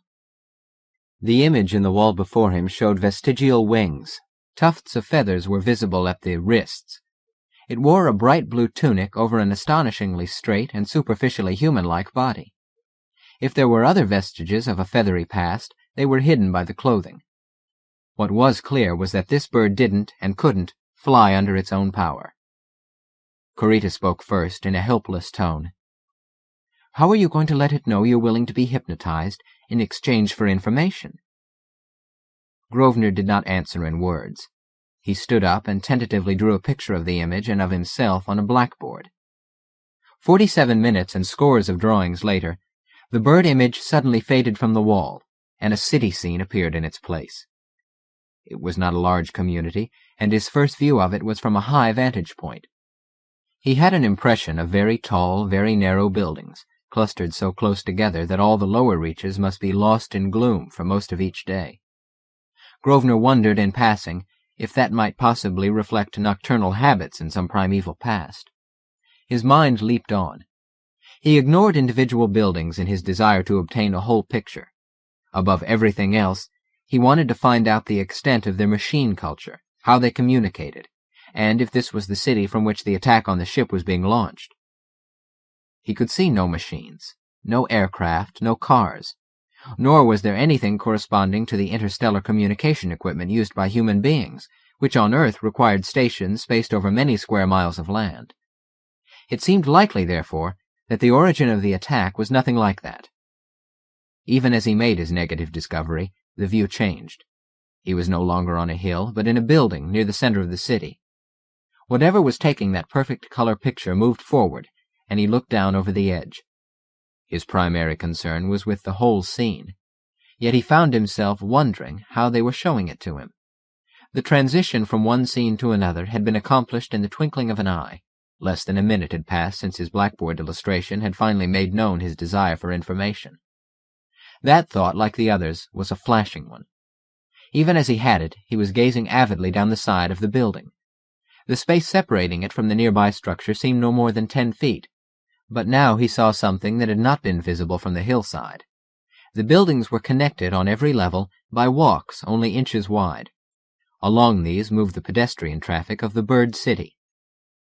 Directly below Grosvenor, 2 individuals strode towards each other along the same narrow walk. They seemed unconcerned by the fact that it was 100 feet or more to the ground. They passed casually, easily. Each swung his outside leg wide around the other, caught the walk, bent his inside leg wide out, and then they were by without having broken pace. There were other people on other levels going through the same intricate maneuvers in the same nonchalant manner. Watching them, Grosvenor guessed that their bones were thin and hollow, and that they were lightly built. The scene changed again and then again.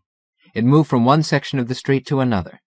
He saw, it seemed to him, every possible variation of the reproductive condition. Some were so far advanced that the legs and arms and most of the body was free. Others were as he had already seen them. In every instance, the parent seemed unaffected by the weight of the new body. Grosvenor was trying to get a glimpse inside one of the dim interiors of a building when the picture began to fade from the wall. In a moment, the city had disappeared completely. In its place grew the double image. The image fingers pointed at the encephalo-adjuster. Its motion was unmistakable. It had fulfilled its part of the bargain. It was time for him to fulfill his. It was naive of it to expect that he would do so. The trouble was he had to. He had no alternative but to carry out his obligation. Chapter 11. "I am calm and relaxed," said Grosvenor's recorded voice. "My thoughts are clear. What I see is not necessarily related to what I'm looking at. What I hear may be meaningless to the interpretive centers of my brain. But I have seen their city as they think it. Whether what I actually see and hear makes sense or nonsense, I remain calm, relaxed, and at ease." Grosvenor listened carefully to the words and then turned to Corita.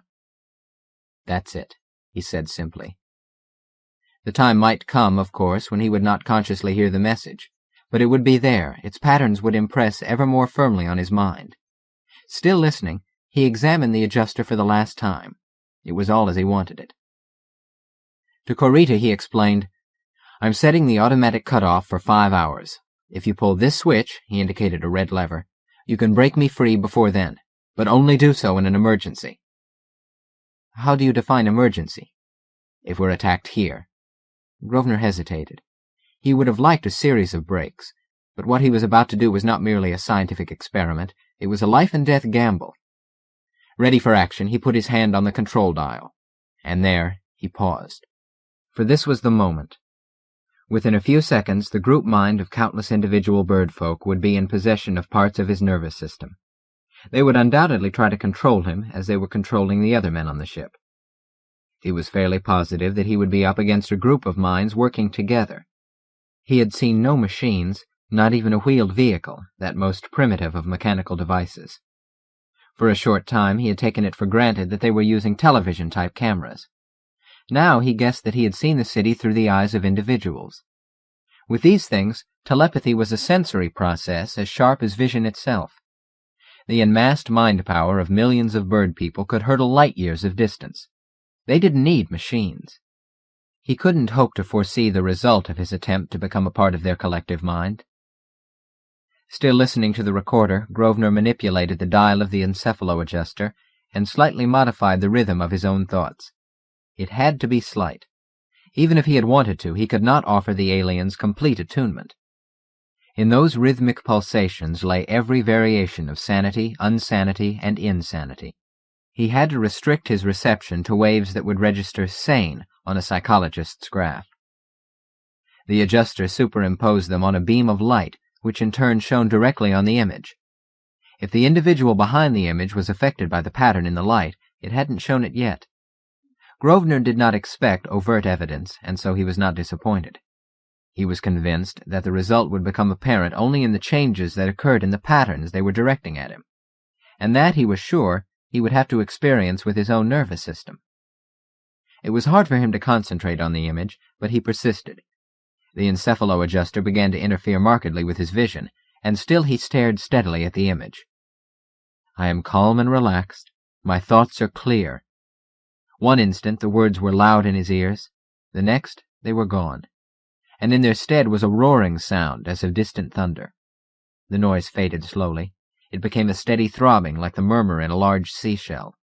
Grosvenor was aware of a faint light. It was far away and had the hazy dimness of a lamp seen through thick fog. "I'm still in control," he assured himself. "I'm getting sense impressions through its nervous system. It's getting impressions through mine." He could wait. He could sit here and wait until the darkness cleared, until his brain started to make some kind of interpretation of the sense phenomena that were being telegraphed from that other nervous system. He could sit here and... He stopped. Sit, he thought. Was that what it was doing? He poised, intent and alert. He heard a distant voice say, "Whether what I actually see and hear makes sense or nonsense, I remain calm." His nose began to itch. He thought, they don't have noses. At least I didn't see any. Therefore it's either my own nose or a random speculation. He started to reach up to scratch it and felt a sharp pain in his stomach. He would have doubled up with the hurt of it if he'd been able. He couldn't. He couldn't scratch his nose. He couldn't put his hands on his abdomen. He realized then that the itch and the pain stimuli did not derive from his own body, nor did they necessarily have any corresponding meaning in the other's nervous system. Two highly developed life forms were sending signals to each other. He hoped that he was sending signals to it also, which neither could interpret. His advantage was that he had expected it. The alien, if it was Fela, and if Kurita's theory was valid, hadn't and couldn't. Understanding that, he could hope for adjustment. It could only become more confused. The itch went away. The pain in his stomach became a feeling of satiation, as if he had eaten too much. A hot needle stabbed at his spine, digging at each vertebra. Halfway down, the needle turned to ice, and the ice melted and ran in a freezing stream down his back. Something, a hand, a piece of metal, a pair of tongs, snatched at a bundle of muscles in his arm and almost tore them out by the roots. His mind shrieked with pain messages. He almost lost consciousness. Grosvenor was a badly shaken man when that sensation faded into nothingness. These were all illusions. No such things were happening anywhere, not in his body, not in that of the bird being. His brain was receiving a pattern of impulses through his eyes and was misinterpreting them. In such a relationship, pleasure could become a pain. Any stimulus could produce any feeling. He hadn't counted on the misinterpretations being so violent. He forgot that as his lips were caressed by something soft and squishy. A voice said, "I am loved." Grosvenor rejected the meaning. No, not loved. It was, he believed, his own brain, again trying to interpret sense phenomena from a nervous system that was experiencing a reaction different from any comparable human emotion. Consciously, he substituted the words, "I am stimulated by," and then let the feeling run its course. In the end, he still didn't know what it was that he had felt. The stimulation was not unpleasant. His taste buds were titillated by a sense of sweetness. A picture of a flower came into his mind. It was a lovely red earth carnation, and thus could have no connection with the flora of the Riem world. Riem, he thought. His mind poised in tense fascination. Had that come to him across the gulf of space? In some irrational way, the name seemed to fit. Yet no matter what came through, a doubt would remain in his mind. He could not be sure. The final series of sensations had all been pleasant. Nevertheless, he waited anxiously for the next manifestation. The light remained dim and hazy. Then once more his eyes seemed to water. His feet suddenly itched intensely. The sensation passed, leaving him unaccountably hot and weighed by a suffocating lack of air. False, he told himself. Nothing like this is happening. The stimulation ceased. Again there was only the steady throbbing sound and the all-pervasive blur of light. It began to worry him. It was possible that his method was right, and that given time he would eventually be able to exercise some control over a member or a group of members of the enemy. But time was what he could not spare. Every passing second brought him a colossal distance nearer personal destruction. Out there, here, for an instant he was confused, in space, one of the biggest and costliest ships ever built by men was devouring the miles at a velocity that had almost no meaning. He knew which parts of his brain were being stimulated. He could hear a noise only when sensitive areas at the side of the cortex received sensations. The brain surface above the ear, when titillated, produced dreams and old memories. In the same way, every part of the human brain had long ago been mapped. The exact location of stimulation areas differed slightly for each individual, but the general structure among humans was always the same. The normal human eye was a fairly objective mechanism. The lens focused a real image on the retina. To judge by the pictures of their city, as transmitted by the Riem folk, they also possessed objectively accurate eyes. If he could coordinate his visual centers with their eyes, he would receive dependable pictures. More minutes went by. He thought in sudden despair, is it possible that I'm going to sit here the full 5 hours without ever making a useful contact? For the first time he questioned his good sense in committing himself so completely to this situation. When he tried to move his hand over the control lever of the encephalo-adjuster, nothing seemed to happen. A number of vagrant sensations came, among them the unmistakable odor of burning rubber. For the third time his eyes watered, and then, sharp and clear, a picture came. It flashed off as swiftly as it had flashed on, but to Grosvenor, who had been trained by advanced tachistoscopic techniques, the after-image remained as vivid in his mind as if he had had a leisurely look. It seemed as if he were in one of the tall, narrow buildings. The interior was dimly lighted by the reflections from the sunlight that came in through the open doors. There were no windows. Instead of floors, the residence was fitted with catwalks. A few bird people were sitting on these walks. The walls were lined with doors indicating the existence of cabinets and storage areas. The visualization both excited and disturbed him. Suppose he did establish a relationship with this creature whereby he was affected by its nervous system and it by his. Suppose he reached the point where he could hear with its ears, see with its eyes, and feel to some degree what it felt. These were sensory impressions only. Could he hope to bridge the gap and induce motor responses in the creature's muscles? Would he be able to force it to walk, turn its head, move its arms, and generally make it act as his body? The attack on the ship was being made by a group working together, thinking together, feeling together. By gaining control of one member of such a group, could he exercise some control over all? His momentary vision must have come through the eyes of one individual. What he had experienced so far did not suggest any kind of group contact. He was like a man imprisoned in a dark room, with a hole in the wall in front of him covered with layers of translucent material. Through this filtered a vague light.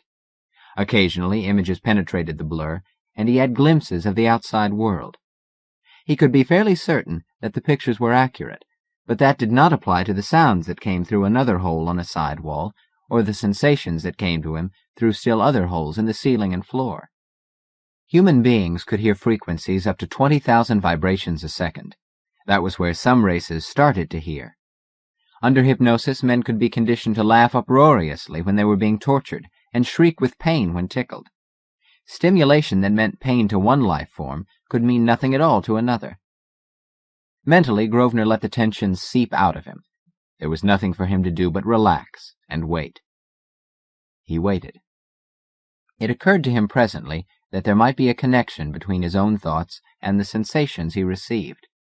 That picture of the inside of the building, what had he thought just before it came? Principally, he recalled, he had visualized the structure of the eye. The connection was so obvious that his mind trembled with excitement. There was another thing also. Until now he had concentrated on the notion of seeing and feeling with the nervous system of the individual. Yet the realization of his hopes depended on his establishing contact with, and control of, the group of minds that had attacked the ship. He saw his problem, suddenly, as one that would require control of his own brain. Certain areas would have to be virtually blacked out, kept at minimum performance levels. Others must be made extremely sensitive, so that all incoming sensations found it easier to seek expression through them. As a highly trained auto-hypnotic subject, he could accomplish both objectives by suggestion. Vision came first, of course. Then muscular control of the individual through whom the group was working against him. Flashes of colored light interrupted his concentration. Grosvenor regarded them as evidence of the effectiveness of his suggestions, and he knew that he was on the right track when his vision cleared suddenly, and stayed clear. The scene was the same. His control still sat on one of the roosts inside one of the tall buildings. Hoping fervently that the vision was not going to fade, Grosvenor began to concentrate on moving the Riem's muscles. The trouble was that the ultimate explanation of why a movement could occur at all was obscure. His visualization could not possibly include in detail the millions of cell responses involved in the raising of one finger. He thought now in terms of a whole limb. Nothing happened. Shocked but determined, Grosvenor tried symbol hypnosis, using a single cue word to cover the entire complex process. Slowly, one of the attenuated arms came up. Another cue and his control stood up cautiously. Then he made it turn its head.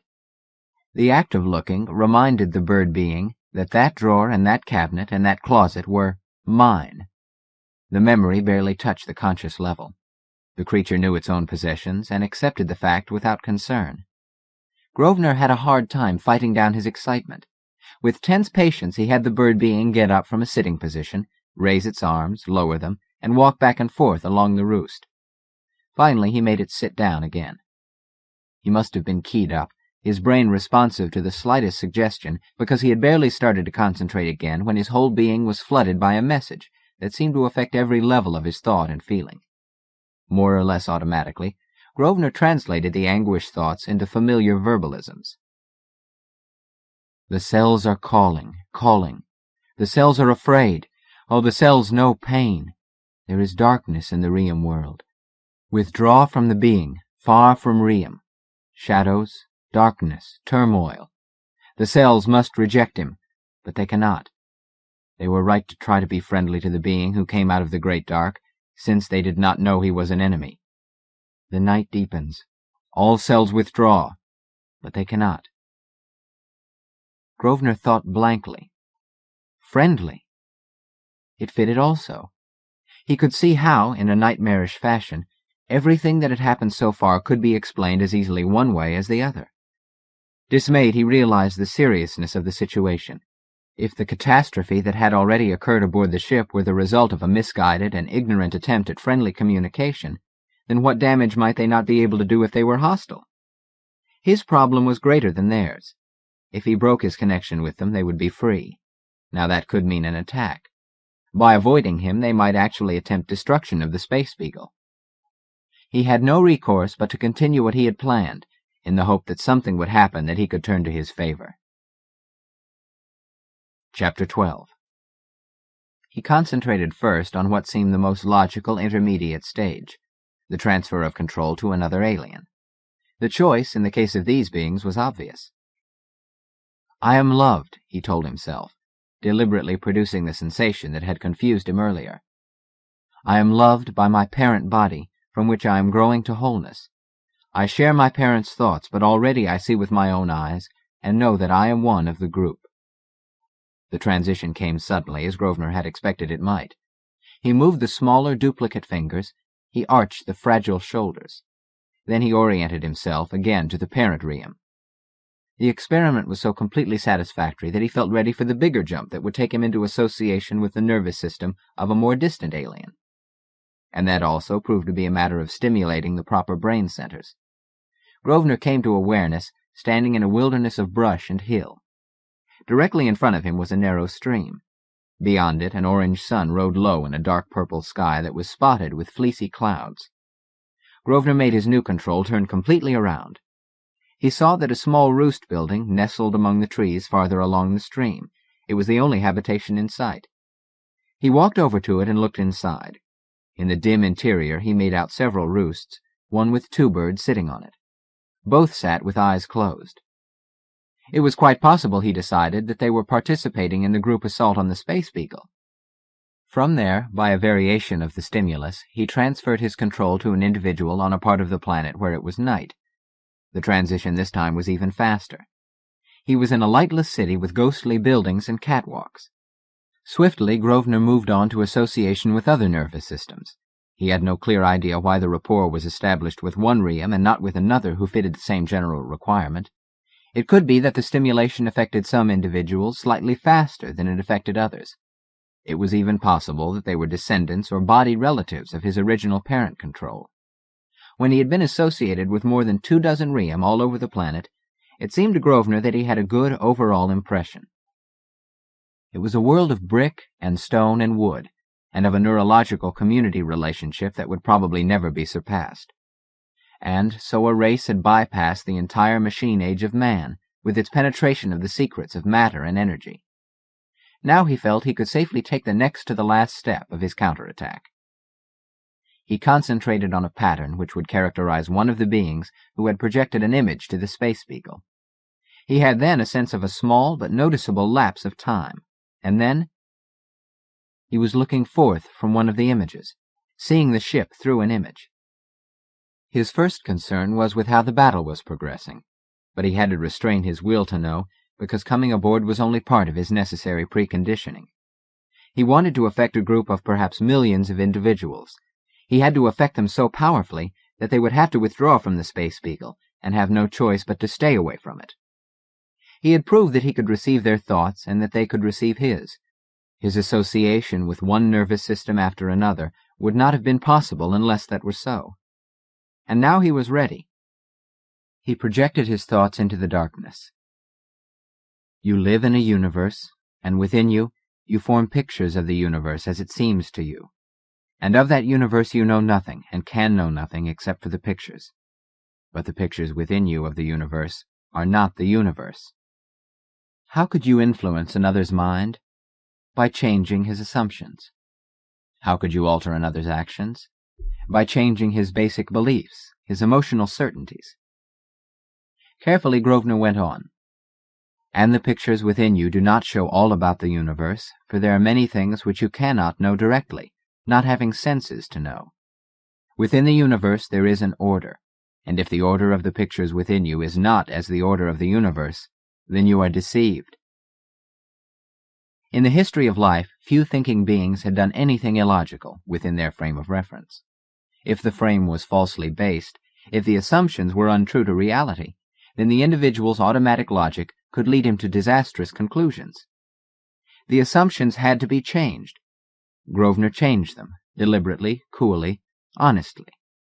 His own basic hypothesis behind what he was doing was that the realm had no defense. These were the first new ideas they had had in countless generations. He did not doubt that the impact would be colossal. This was a Fela civilization, rooted in certainties that had never before been challenged. There was ample historical evidence that a tiny intruder could influence decisively the future of entire fellahin races. Huge old India had crumbled before a few thousand Englishmen. Similarly, all the Fella peoples of ancient Earth were taken over with ease and did not revive until the core of their inflexible attitudes was forever shattered by the dawning realization that there was more to life than they had been taught under their rigid systems. The Rheum were peculiarly vulnerable. Their method of communication, unique and wonderful though it was, made it possible to influence them all in a single intensive operation. Over and over Grosvenor repeated his message, adding each time one instruction that had to do with the ship. The instruction was, "Change the pattern you are using against those on the ship, and then withdraw it. Change the pattern so that they can relax and sleep, then withdraw it. Your friendly action caused the ship great harm. We are friendly to you also, but your method of expressing friendship hurt us." He had only a vague notion as to how long he actually poured his commands into that tremendous neural circuit. He guessed about 2 hours. Whatever the time involved, it ended as the relay switch on the encephalo-adjuster automatically broke the connection between himself and the image in the wall of his department. Abruptly he was aware of the familiar surroundings. He glanced at where the image had been. It was gone. He sent a quick look toward Kurita. The archaeologist was crumpled in his chair, fast asleep. Grosvenor sat up jerkily, remembering the instruction he had given, to relax and sleep. This was the result. All over the ship, men would be sleeping. Pausing only to awaken Kurita, Grosvenor headed out into the corridor. As he raced along, he saw that unconscious men lay everywhere, but that the walls were bright and clear. Not once on his journey to the control room did he see an image. Inside the control room, he stepped gingerly over the sleeping form of Captain Leith, who lay on the floor near the control panel. With a sigh of relief, he threw the switch that energized the outer screen of the ship. Seconds later, Elliott Grosvenor was in the control chair, altering the course of the Space Beagle.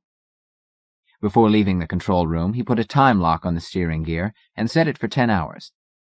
Thus, protected against the possibility that one of the men might wake up in a suicidal mood, he hurried out to the corridor and began to give medical aid to injured men.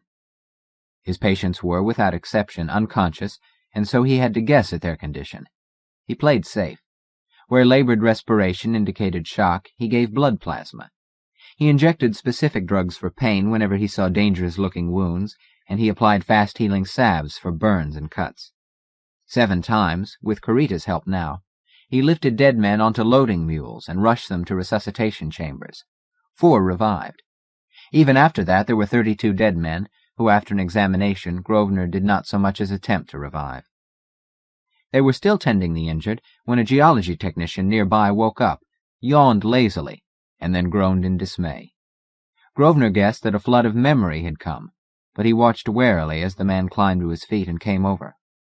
The technician glanced in puzzlement from Kurita to Grosvenor. Finally he said, "May I help?" Soon a dozen men were helping, with a strained concentration and an occasional word that showed awareness of the temporary insanity that had caused such a nightmare of death and destruction. Grosvenor was not aware that Captain Leith and Director Morton had arrived until he saw them talking to Kurita.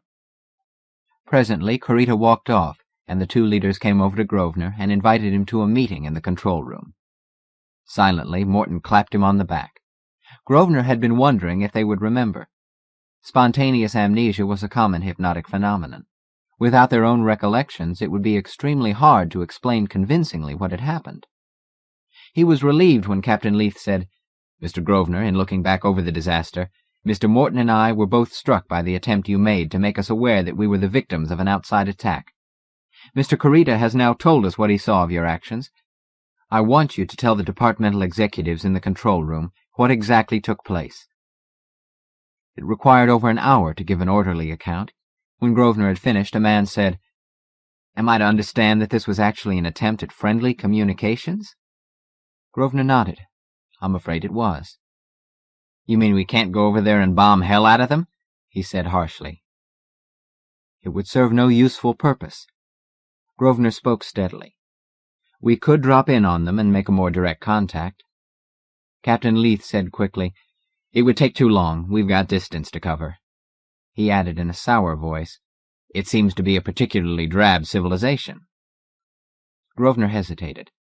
Before he could speak, Director Morton said quickly, "What have you to say to that, Mr. Grosvenor?"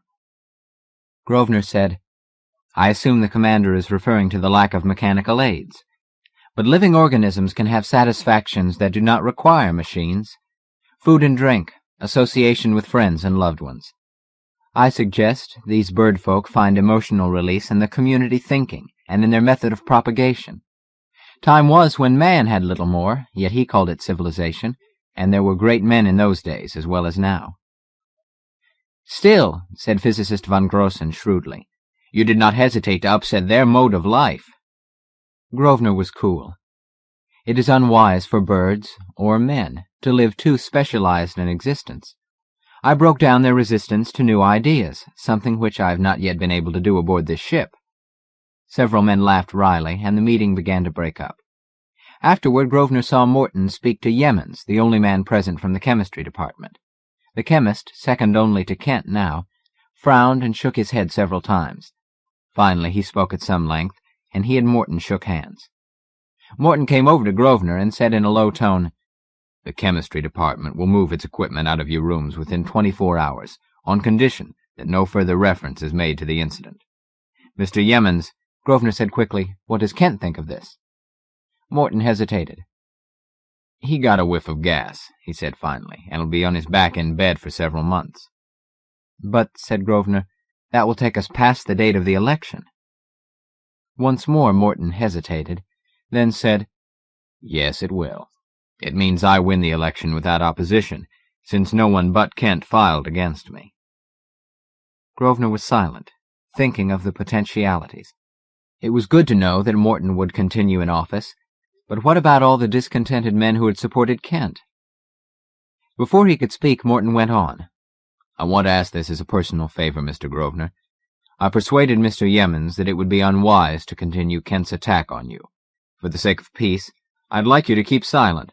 Make no attempt to exploit your victory. Admit freely that it was a result of the accident, if you're asked, but do not bring up the matter yourself. Will you promise me?" Grosvenor promised, then said hesitantly, "I wonder if I could make a suggestion." "By all means." "Why not name Kent your alternative?" Morton studied him with narrowed eyes. He seemed nonplussed. He said finally, "That's a suggestion I wouldn't have expected from you. I'm not, personally, very anxious to boost Kent's morale." "Not Kent's," said Grosvenor. This time Morton was silent. In the end he said slowly, "I suppose it would release tension." But he still seemed reluctant. Grosvenor said, "Your opinion of Kent himself seems to parallel my own." Morton laughed grimly. "There are several dozen men aboard whom I would rather see director, but for the sake of peace, I'll follow your suggestion." They parted, Grosvenor with feelings more mixed than he had indicated. It was an unsatisfactory conclusion to Kent's attack. Grosvenor had the feeling that, in getting the chemistry department out of his rooms, he had won a skirmish and not a battle. Nevertheless, from his own point of view, it was the best solution to what might have been a bitterly fought engagement. Chapter 13. Ishtal sprawled, unmoving in the boundless night. Time paced slowly toward the eternity, and space was fathomlessly black. Across the immensity, vague patches of light gleamed coldly at him. Each, he knew, was a galaxy of blazing stars, shrunk by incredible distance to shining swirls of mist. Life was out there, spawning on the myriad planets that wheeled endlessly around their parent suns. In the same way, life had once crawled out of the primeval mud of ancient Glor, before a cosmic explosion destroyed his own mighty race and flung his body out into the intergalactic deeps. He lived. That was his personal catastrophe. Having survived the cataclysm, his almost unkillable body maintained itself in a gradually weakening state on the light energy that permeated all space and time. His brain pulsed on in the same old cycle of thought. Thinking, one chance in decillions that he would ever find himself again in a galactic system, and then an even more infinitesimal chance that he fall on a planet and find a precious jewel. A billion times that thought had pounded to its unvarying conclusion. It was a part of him now. It was like an endless picture unrolling before his mind's eye. Together with those remote wisps of shiningness out there in that gulf of blackness, it made up the world in which he had his existence. He had almost forgotten the far-flung field of sensitivity his body maintained. In past ages that field had been truly vast, but now that his powers were waning, no signals came to him beyond the range of a few light-years. He expected nothing, and so the first stimulus from the ship scarcely more than touched him. Energy, hardness, matter. The vague sense perception fumbled into his dulled brain. It brought a living pain, like a disused muscle, briefly, agonizingly forced into action. The pain went away. The thought faded. His brain slid back into its sleep of ages. He lived again in the old world of hopelessness and shining light splotches in a black space. The very idea of energy and matter became a dream that receded. A remote corner of his mind, somehow more alert, watched it go, watched the shadows of forgetfulness reach out with their enveloping folds of mist, striving to engulf the dim consciousness that had flashed into such an anguish of ephemeral existence. And then once more, stronger, sharper, the message flashed from a remote frontier of his field. His elongated body convulsed in senseless movement. His forearms lashed out, his forelegs jackknifed with blind, unreasoning strength. That was his muscular reaction. His dazed, staring eyes refocused. His stultified vision was galvanized into life. The part of his nervous system that controlled the field took its first unbalancing action. In a flash of tremendous effort, he withdrew it from the billions of cubic miles from which no signals had come, and concentrated its forces in an attempt to pinpoint the area of greatest stimulation. Even as he fought to locate it, it moved a vast distance. For the first time, then, he thought of it as a ship flying from one galaxy to another. He had a moment of awful fear that it would move beyond where he could sense it, and that he would lose contact forever before he could do anything. He let the field spread out slightly, and felt the shock of impact as once more he received the unmistakable excitation of alien matter and energy. This time he clung to it. What had been his field became a beam of all the energy his weakened body could concentrate.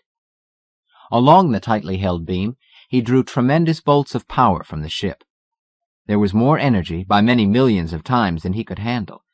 He had to deflect it from himself, had to discharge it into the darkness and the distance. But like some monstrous leech, he reached out 4, 5, 10 light-years and drained the great ship of its drive power. After countless eons of eking out his existence on fragile darts of light energy, he did not even dare to try to handle the colossal power. The vastness of space absorbed the flow as if it had never been. What he did let himself receive shocked the life back into his body.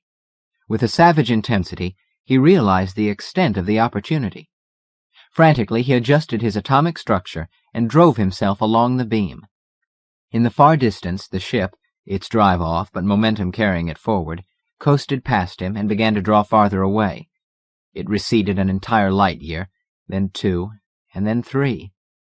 In a black despair, Eastel realized it was going to escape in spite of all his efforts, and then the ship stopped, in mid-flight.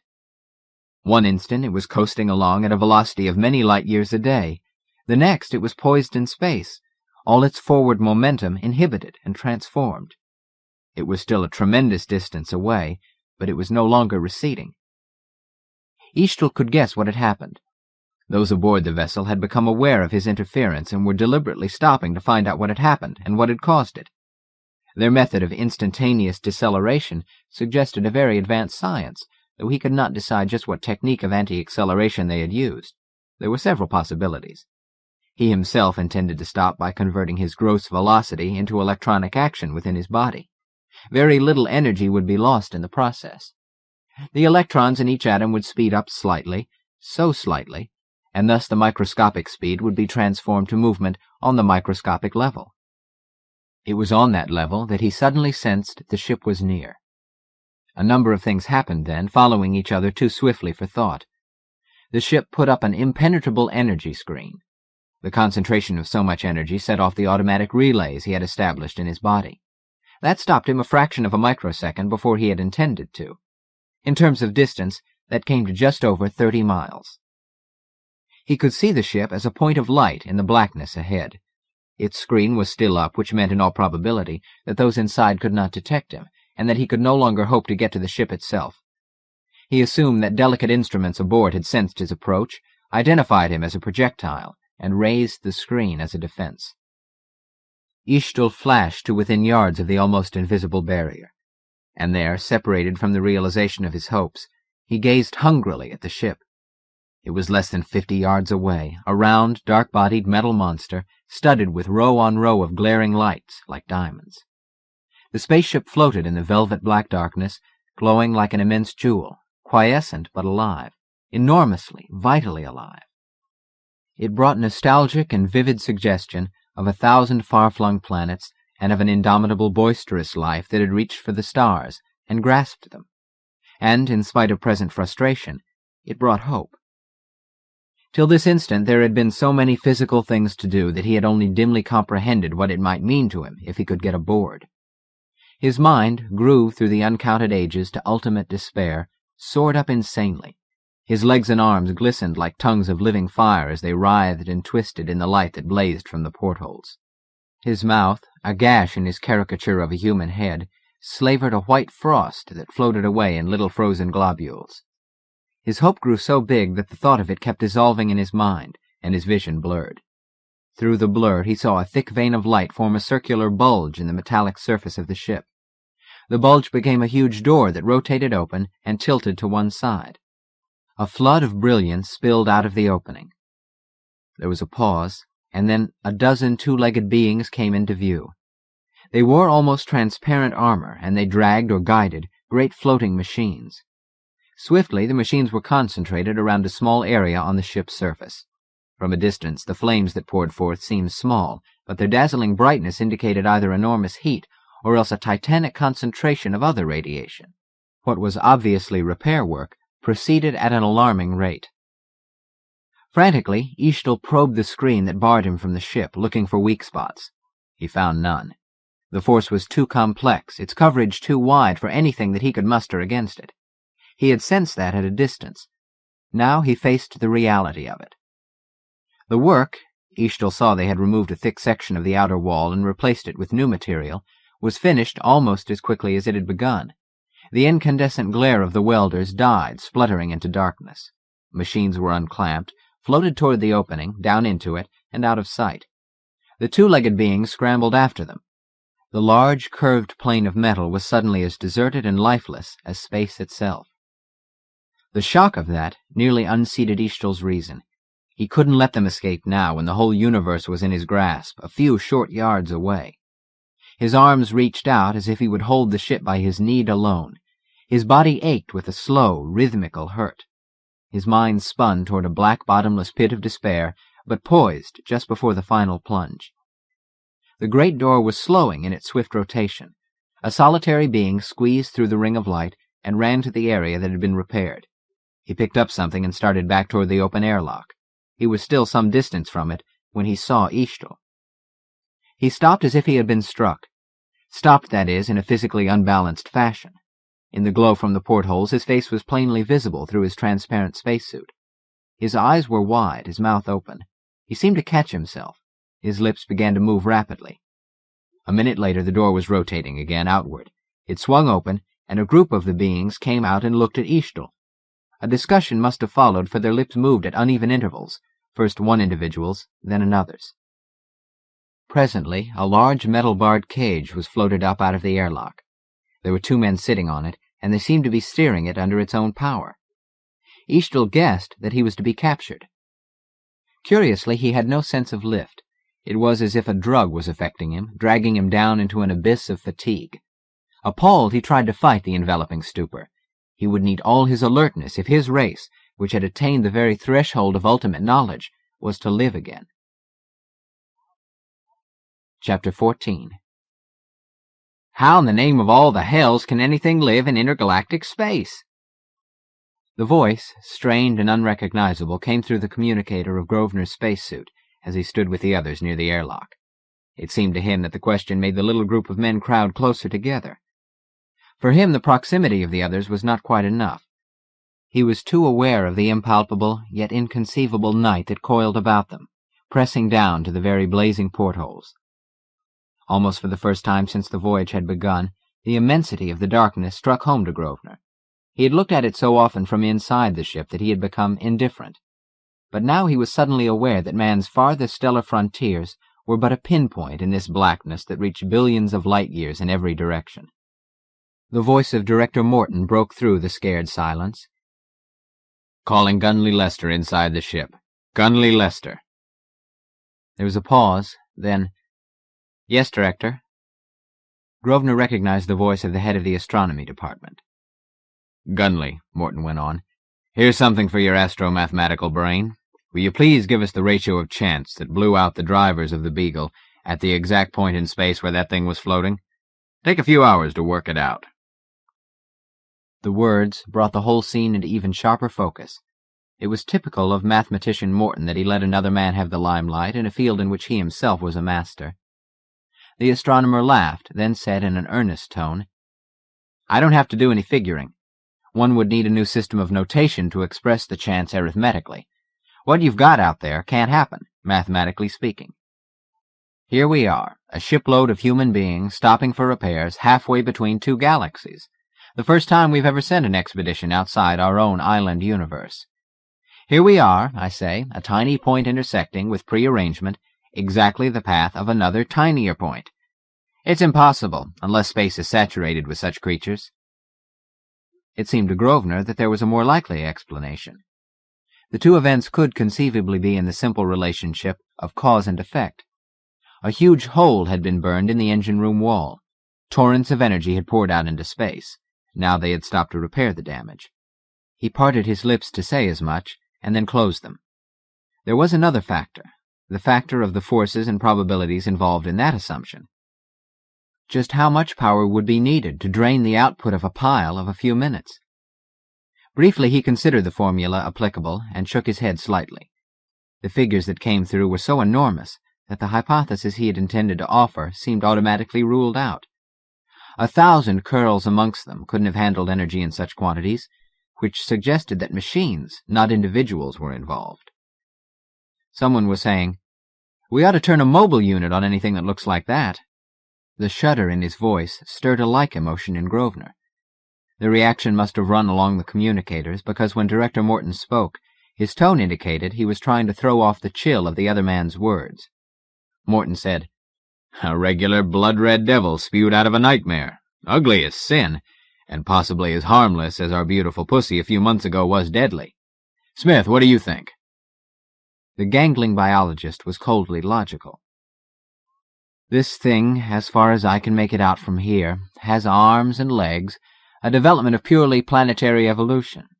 If it is intelligent, it will begin to react to the changing environment the moment it's inside the cage. It may be a venerable old sage, meditating in the silence of space, where there are no distractions. Or it may be a young murderer, condemned to exile, consumed with desire to get back home and resume life in his own civilization." "I wish Corita had come out with us," said Pennons, the chief engineer, in his quiet, practical fashion. "His analysis of Pussy on the cat planet gave us an idea of what we had to face, and—" "Corita speaking, Mr. Pennons." As usual, the Japanese archaeologist's voice came over the communicators with meticulous clarity. "Like many of the others, I have been listening to what is happening, and I must admit I am impressed by the image I can see of this creature on the vision plate before me. But I'm afraid analysis on the basis of cyclic history would be dangerous at this factless stage. In the case of Pussy, we had the barren, almost foodless planet on which he lived, and the architectural realities of the crumbled city. But here we have a being living in space, 250,000 light-years from the nearest planet, existing apparently without food and without means of spatial locomotion. I suggest the following. Keep the screen up, except for an opening for the cage to be taken out.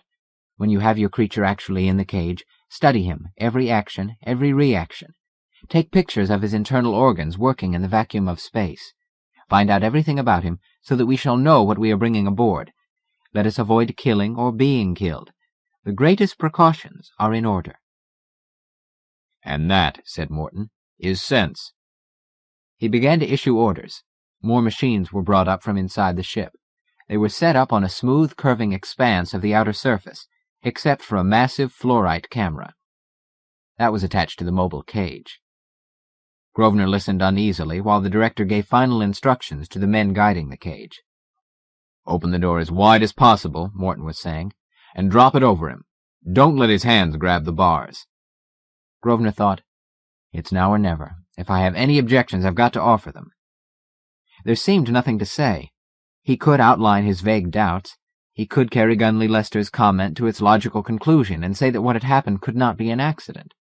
He might even suggest that a shipload of the red devil-like beings was probably waiting in the distance for their fellow to be picked up. But the fact was that all precautions against such eventualities had been taken. If there were a ship, then by opening the protective screen only enough to admit the cage, they were offering a minimum target. The outer skin might be seared, the men on it killed, but the vessel itself would surely be safe. The enemy would find that his action had served no useful purpose. He would find arrayed against him a formidable armed and armored vessel, manned by members of a race that could pursue a battle to a remorseless conclusion. Grosvenor reached that point in his speculation, and decided to make no comment. He would hold his doubts in reserve. Morton was speaking again. "Any final remarks from anyone?" "Yes." The new voice belonged to von Grossen. "I'm in favor of making a thorough examination of this thing. To me, thorough means a week, a month." "You mean," said Morton, "we sit here in space while our technical experts study the monster?" "Of course," said the physicist. Morton was silent for several seconds, then he said slowly, "I'll have to put that up to the others, von Grossen. This is an exploratory expedition. We're equipped to take back specimens by the thousand.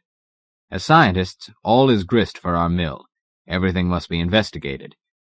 Yet I feel sure that the objection will be made that if we sit out in space an entire month for each specimen we plan to take aboard, this journey will take 500 years instead of 5 or 10.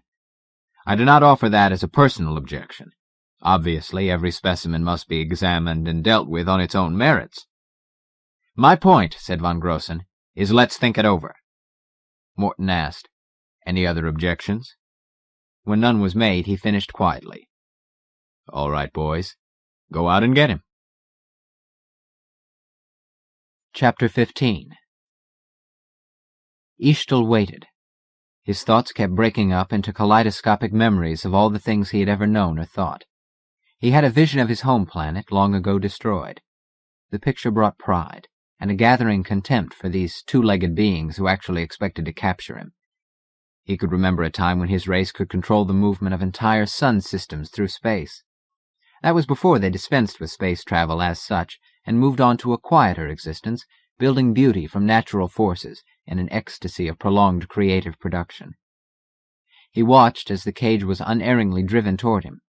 It passed successfully through an opening in the screen, which closed instantly behind it. The transition was smoothly made. Even had he wanted to, he could not have taken advantage of the opening in the screen during the brief moment it existed. He had no desire to do so. He must be careful not to make a single hostile move until he was inside the ship. Slowly, the metal-barred construction floated toward him. Its two operators were wary and alert. One held a weapon of some kind. Eshtel sensed that it discharged an atomic missile. It made him respectful, but he also recognized its limitations. It could be used against him out here, but they would not dare to employ such a violent energy within the confines of the ship. More sharply, more clearly, that focused his purpose. Get aboard the ship. Get inside. Even as the determination struck deeper, the gaping mouth of the cage closed over him. The metal door snapped noiselessly shut behind him. Eshtel reached for the nearest bar, caught it, and held on grimly. He clung there, dizzy from reaction. For he was safe. His mind expanded with the force of that reality. There was a physical as well as a mental effect. Free electrons discharged in swarms from the chaos of spinning atom systems inside his body, and frantically sought union with other systems. He was safe after quadrillions of years of despair. Safe on a material body. No matter what else happened, control of the energy source of this power-driven cage forever freed him from his past inability to direct his movements. He would never again be subject to the pull and equally feeble counterpull of remote galaxies. Henceforth, he could travel in any direction he desired, and that much he had gained from the cage alone. As he clung to the bars, his prison started to move toward the surface of the ship. The protective screen parted as they came to it, and closed behind them. Close up, the men looked puny. Their need of spacesuits proved their inability to adapt themselves to environments radically different from their own, which meant that they were physically on a low plane of evolution. It would be unwise, however, to underestimate their scientific achievements. Here were keen brains, capable of creating and using mighty machines, and they had now brought up a number of these machines, evidently with the purpose of studying him. That would reveal his purpose, identify the precious objects concealed within his breast, and expose at least a few of his life processes. He could not allow such an examination to be made. He saw that several of the beings carried not one but two weapons. The instruments were attached to holsters which were fitted in with the hand-arm mechanisms of each spacesuit. One of the weapons was the atomic missile type with which he had already been threatened. The other had a sparkling, translucent handle. He analyzed it as a vibration gun. The men on the cage were also armed with the latter type of weapon. As the cage settled into the hastily arranged laboratory, a camera was pushed toward the narrow opening between two of the bars.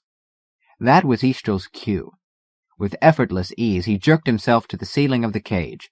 His vision intensified and became sensitive to very short frequencies. Instantly, he could see the power source of the vibrator as a bright spot, well within his reach. One arm, with its 8 wire-like fingers, lashed out with indescribable swiftness at the metal, through it, and then he had the vibrator from the holster of one of the men on the cage. He did not attempt to readjust its atomic structure as he had adjusted his arm. It was important that they should not be able to guess who had fired the weapon. Straining to maintain his awkward position, he aimed the weapon at the camera and at the group of men behind it. He pressed the trigger. In one continuous movement, Eastel released the vibrator, withdrew his hand, and by the act pushed himself to the floor. His immediate fear was gone. The purely molecular energy had resonated through the camera and had affected to some extent most of the equipment in the makeshift laboratory. The sensitive film would be useless.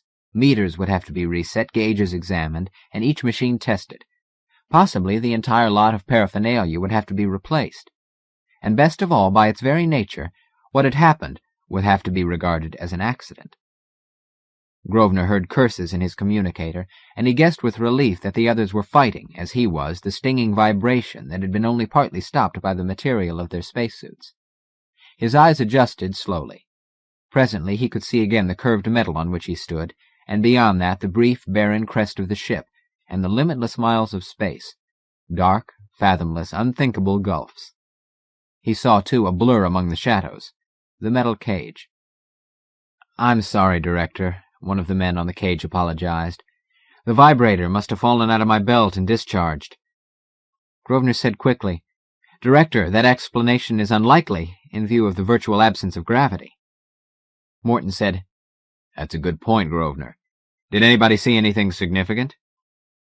"Maybe I knocked against it, sir, without noticing," volunteered the man whose weapon had caused the turmoil. There was a spluttering from Smith. The biologist muttered something that sounded like the erysipelatous strabismic steatopygean.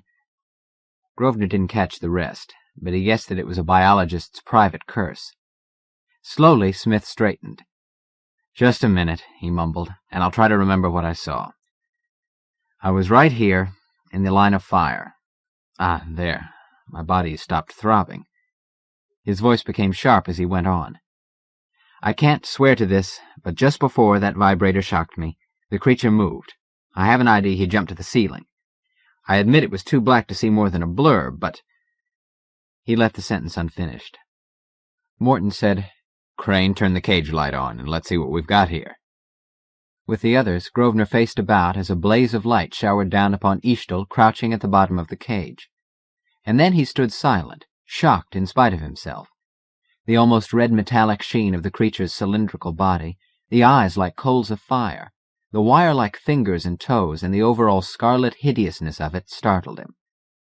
Through the communicator, Seidel said breathlessly, "He's probably very handsome, to himself." The half-hearted attempt at humor broke the spell of horror. A man said stiffly, "If life is evolution, and nothing evolves except for use, how can a creature living in space have highly developed legs and arms? Its inside should be interesting, but now the camera's useless. That vibration would have the effect of distorting the lens, and of course the film's been ruined. Shall I have another sent up?" "No." Morton sounded doubtful, but he continued in a firmer tone. We've been wasting a lot of time, and after all, we can recreate vacuum of space conditions inside the ship's laboratories and be traveling at top acceleration while we're doing it. Am I to understand that you're going to ignore my suggestion?" It was von Grossen, the physicist. He went on. "You will recall that I recommended at least a week's study of this creature before any decision is made about taking him aboard." Morton hesitated, then said, "Any other objections?" He sounded concerned. Grosvenor said, "I don't think we should jump from the extreme of precaution to no precaution at all." Morton said quietly, "Anybody else?" When no one replied, he added, "Smith?" Smith said, "Obviously, we're going to take him aboard sooner or later. We mustn't forget that a creature existing in space is the most extraordinary thing we've run across. Even Pussy, who was equally at home with oxygen and chlorine, needed warmth of a kind, and would have found the cold and lack of pressure in space deadly. If, as we suspect, this creature's natural habitat is not space, then we must find out why and how he came to be where he is." Morton was frowning. "I can see we'll have to vote on this.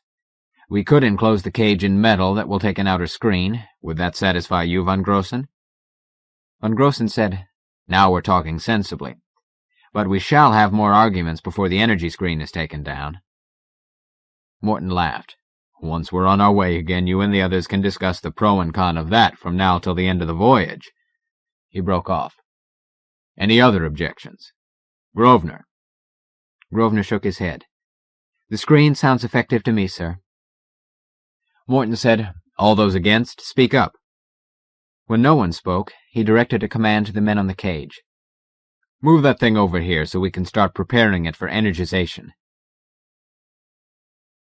Eshtel felt the faint throb in the metal as the motor started. He saw the bars move. Then he grew conscious of a sharp, pleasant, tingling sensation. It was a physical activity inside his body, and while it was in progress, it hampered the working of his mind. When he could think again, the cage floor was rising above him, and he was lying on the hard surface of the spaceship's outer shell. With a snarl, he scrambled to his feet as he realized the truth. He had forgotten to readjust the atoms in his body after firing the vibrator, and now he had passed through the metal floor of the cage. "Good heavens!" Morton's bass exclamation almost deafened Grosvenor. A scarlet streak of elongated body, Eshtel darted across the shadowy reach of the impenetrable metal of the ship's outer wall to the airlock. He jerked himself down into its dazzling depths. His adjusted body dissolved through the two inner doors, and then he was at one end of a long, gleaming corridor, safe for the moment. And one fact stood out. In the imminent struggle for control of the ship, he would have one important advantage, aside from his individual superiority. His opponents did not yet know the deadliness of his purpose. Chapter 16. It was 20 minutes later. Grosvenor sat in one of the auditorium seats in the control room and watched Morton and Captain Leith consulting together in low tones on one of the tiers leading up to the main section of the instrument board. The room was packed with men. With the exception of guards left in key centers, everybody had been ordered to attend. The military crew and its officers, the heads of science departments and their staffs, the administrative branches, and the various technical men who had no departments. All were either in the room or congregated in the adjoining corridors. A bell clanged. The babble of conversation began to fade. The bell clanged again. All conversation ceased. Captain Leith came forward. "Gentlemen," he said, "these problems keep arising, do they not? I'm beginning to feel that we military men have not properly appreciated scientists in the past. I thought they lived out their lives in laboratories, far from danger, but it's beginning to dawn on me that scientists can find trouble where it never existed before." He hesitated briefly, then went on in the same dryly humorous tone. "Director Morton and I have agreed that this is not a problem for military forces alone. So long as the creature is at large, every man must be his own policeman. Go armed, go in pairs or groups, the more the better." Once more he surveyed his audience, and his manner was grimmer when he continued. "It would be foolish for you to believe that this situation will not involve danger or death for some among us. It may be me, it may be you. Nerve yourself for it. Accept the possibility. But if it is your destiny to make contact with this immensely dangerous creature, defend yourself to the death. Try to take him with you. Do not suffer or die in vain. And now, he turned to Morton, the director will guide a discussion regarding the utilization against our enemy of the very considerable scientific knowledge which is aboard this ship. Mr. Morton. Morton walked slowly forward. His large and powerful body was dwarfed by the gigantic instrument board behind him, but nevertheless he looked imposing. The director's gray eyes flicked questioningly along the line of faces, pausing at none, apparently simply assessing the collective mood of the men. He began by praising Captain Leith's attitude, and then he said, "I've examined my own recollections of what happened, and I think I can say honestly that no one, not even myself, is to blame for the creature's being aboard. It had been decided, you may remember, to bring him aboard in the confines of a force field. That precaution satisfied our most precise critics, and it was unfortunate that it was not taken in time. The being actually came into the ship under his own power by a method which could not be foreseen." He stopped. His keen gaze once more swept the room. "Or did anybody have something stronger than a premonition? Please hold up your hand if you did." Grosvenor craned his neck, but no hands were raised.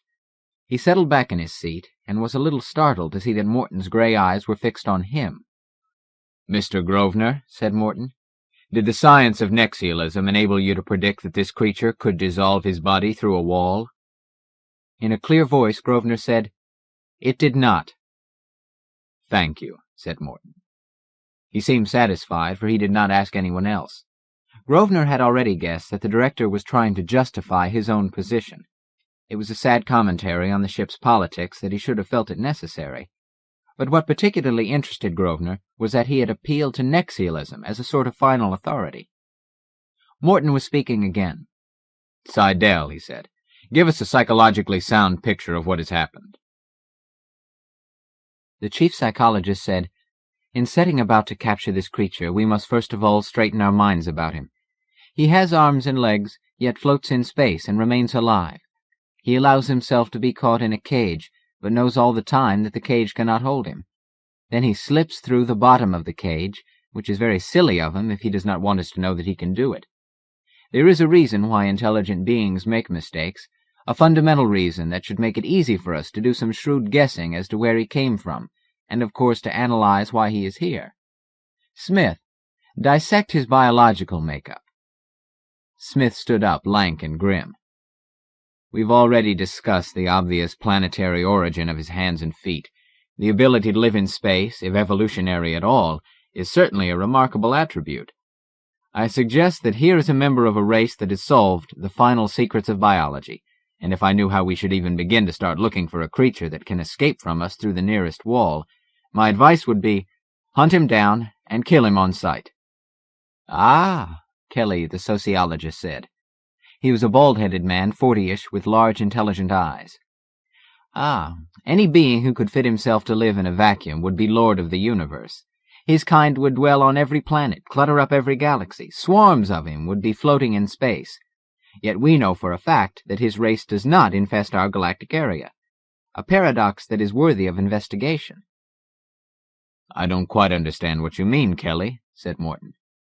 "Simply, that a race which has solved the ultimate secrets of biology must be ages in advance of man. It would be highly sympodial, that is, capable of adaptation to any environment. According to the law of vital dynamics, it would expand to the farthest frontier of the universe, just as man is trying to do." "It is a contradiction," acknowledged Morton, "and would seem to prove that the creature is not a superior being. Kurita, what is this thing's history?" The Japanese scientist shrugged, but he stood up and said, "I'm afraid I can be of only slight assistance on present evidence. You know the prevailing theory, that life proceeds upward, whatever we mean by upward, by a series of cycles. Each cycle begins with the peasant, who is rooted to his bit of soil. The peasant comes to market, and slowly the marketplace transforms into a town, with ever less inward connection to the earth. Then we have cities and nations, finally the soulless world cities, and a devastating struggle for power, a series of frightful wars which sweep men to felladom, and so to primitiveness, and on to a new peasanthood. The question is this creature in the peasant part of his particular cycle, or in the big city megalopolitan era, or where?" He stopped. It seemed to Grosvenor that some very sharp pictures had been presented. Civilizations did appear to operate in cycles. Each period of the cycle must, in a very rough fashion, have its own psychological background. There were many possible explanations for the phenomenon, of which the old Spenglerian notion of cycles was only one. It was even possible that Kurita could foresee the aliens' actions on the basis of the cyclic theory. He had proved in the past that the system was workable and had considerable predictability. At the moment, it had the advantages that it was the only historical approach with techniques that could be applied to a given situation. Morton's voice broke the silence. "Kurita, in view of our limited knowledge of this creature, what basic traits should we look for, supposing him to be in the big city stage of his culture?" "He would be a virtually invincible intellect, formidable to the ultimate possible degree. At his own game he would make no errors of any kind, and he would be defeated only through circumstances beyond his control. The best example," Kurita was suave, "is the highly trained human being of our own era." "But he has already made an error," von Grossen said in a silken tone. "He very foolishly fell through the bottom of the cage. Is that the kind of thing a peasant would do?" Morton asked, "Suppose he was in the peasant stage?" "Then," Kurita replied, "his basic impulses would be much simpler. There would be first of all the desire to reproduce, to have a son, to know that his blood was being carried on. Assuming great fundamental intelligence, this impulse might, in a superior being, take the form of a fanatic drive toward race survival." He finished quietly. "And that's all I will say on available evidence." He sat down. Morton stood stiffly on the tier of the instrument board and looked over his audience of experts. His gaze paused at Grosvenor. He said, "Recently, I've personally come to feel that the science of nexialism may have a new approach to offer to the solution of problems. Since it is the holistic approach of life, carried to the nth degree, it may help us to a quick decision at a time when a quick decision is important. Grosvenor, please give us your views on this alien being." Grosvenor stood up briskly. He said, "I can give you a conclusion based on my observations. I could go into a little theory of my own as to how we made contact with this creature, the way the pile was drained of energy, with the result that we had to repair the outer wall of the engine room. And there were a number of significant time intervals. But rather than develop on such backgrounds, I'd like to tell you in the next few minutes how we should kill—" There was an interruption. Half a dozen men were pushing their way through the group that crowded the doorway. Grosvenor paused and glanced questioningly at Morton. The director had turned and was watching Captain Leith. The captain moved toward the new arrivals, and Grosvenor saw that Pennins, chief engineer of the ship, was one of them. Captain Leith said, "Finished, Mr. Pennins?" The chief engineer nodded. "Yes, sir." He added in a warning tone, "It is essential that every man be dressed in a rubberite suit and wear rubberite gloves and shoes." Captain Leith explained, "We've energized the walls around the bedrooms. There may be some delay in catching this creature, and we are taking no chances of being murdered in our beds. He broke off, asking sharply, "What is it, Mr. Pennins?" Pennins was staring at a small instrument in his hand. He said slowly, "Are we all here, Captain?" "Yes, except for the guards in the engine and machine rooms." Then something's caught in the walls of force. Quick, we must surround it."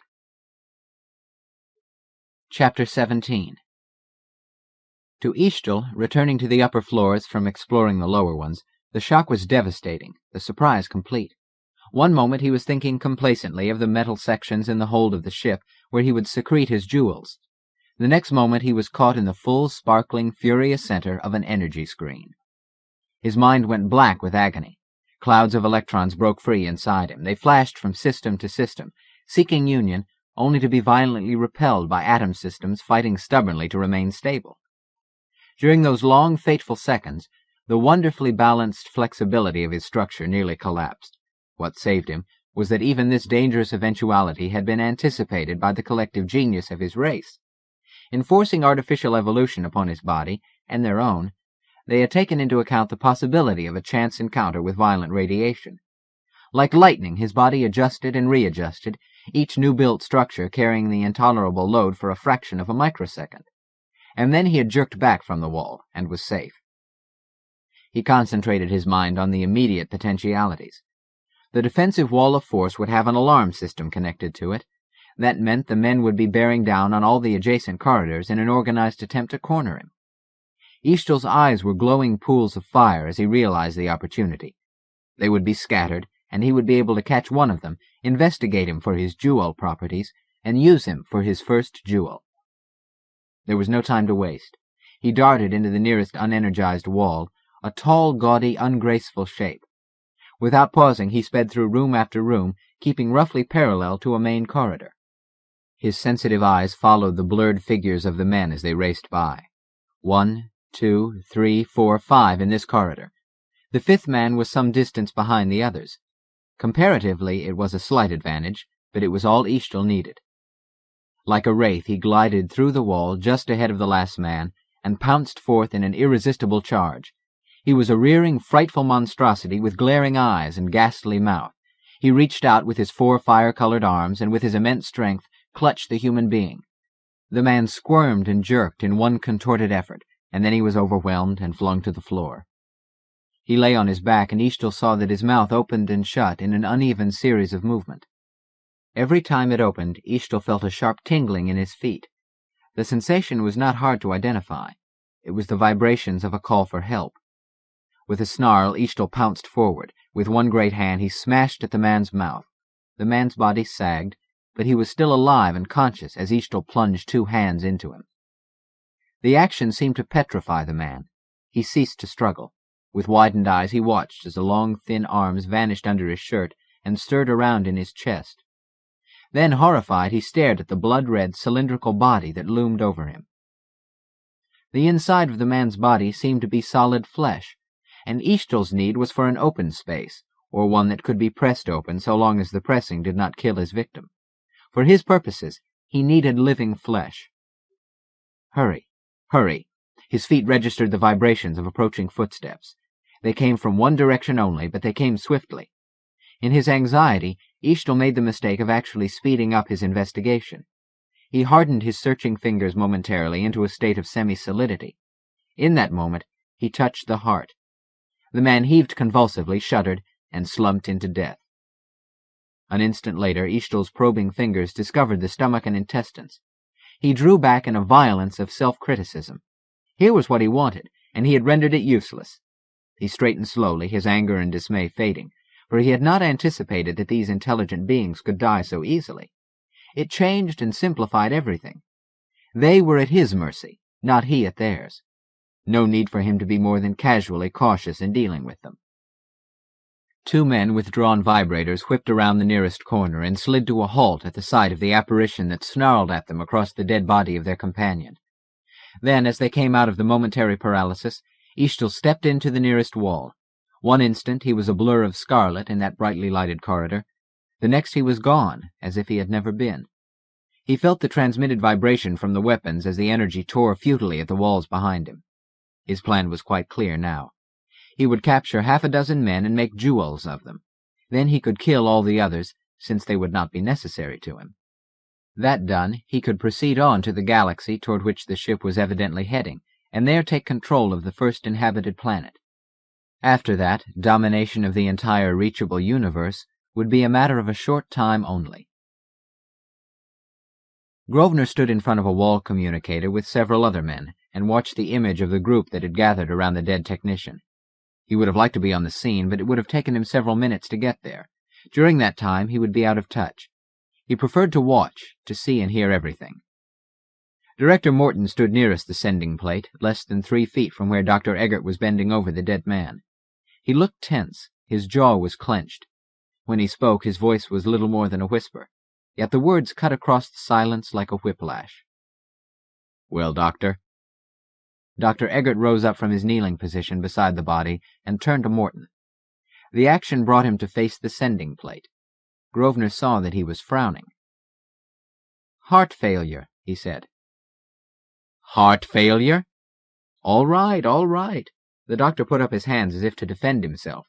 "I know his teeth look as if they'd been smashed back into his brain, and having examined him many times, I know his heart was perfect. Nevertheless, heart failure is what it looks like to me." "I can believe it," a man said sourly. "When I came around that corner and saw that beast, I nearly had heart failure myself." "We're wasting time." Grosvenor recognized the voice of Von Grossen before he saw the physicist standing between 2 men on the other side of Morton. The scientist continued, "We can beat this fellow, but not by talking about him and feeling sick every time he makes a move. If I'm next on his list of victims, I want to know that the best damn bunch of scientists in the system are not crying over my fate, but instead are putting their brains to the job of avenging my death." "You're right." That was Smith. "The trouble with us is we've been feeling inferior. He's been on the ship less than an hour, but I can see clearly that some of us are going to get killed. I accept my chance, but let's get organized for combat." Morton said slowly, "Mr. Pennins, here's a problem. We've got about 2 square miles of floor space in our 30 levels. How long will it take to energize every inch of it?" Grosvenor could not see the chief engineer. He was not within range of the plate's curving lens, but the expression on the officer's face must have been something to witness. His voice, when he responded to Morton, sounded aghast. He said, "I could sweep the ship and probably wreck it completely within an hour. I won't go into details. But uncontrolled energization would kill every living thing aboard." Morton's back was partly to the communicating plate that was transmitting the images and voices of those who stood beside the body of the man who had been killed by Eshtal. He said questioningly, "You could feed more energy to those walls, couldn't you, Mr. Pennins?" "No!" The ship's engineer sounded reluctant. "The walls couldn't stand it. They'd melt." "The walls couldn't stand it?" A man gasped. "Sir, do you realize what you're making this creature out to be?" Grosvenor saw that there was consternation in the faces of the men whose images were being transmitted. Kurita's voice cut across the pregnant silence. He said, "Director, I am watching you on a communicator in the control room. To the suggestion that we are dealing with a super being, I want to say this. Let us not forget that he did blunder into the wall of force, and that he recoiled in dismay without penetrating into the sleeping quarters. I use the word blunder deliberately. His action proves once again that he does make mistakes." Morton said, "That takes me back to what you said earlier about the psychological characteristics to be expected at the various cyclic stages. Let us suppose he's a peasant of his cycle." Kurita's reply was crisp for one who usually spoke with such care. "The inability to understand the full power of organization. He will think, in all likelihood, that in order to gain control of the ship he need only fight the men who are in it. Instinctively he would tend to discount the fact that we are part of a great galactic civilization. The mind of the true peasant is very individualistic, almost anarchic.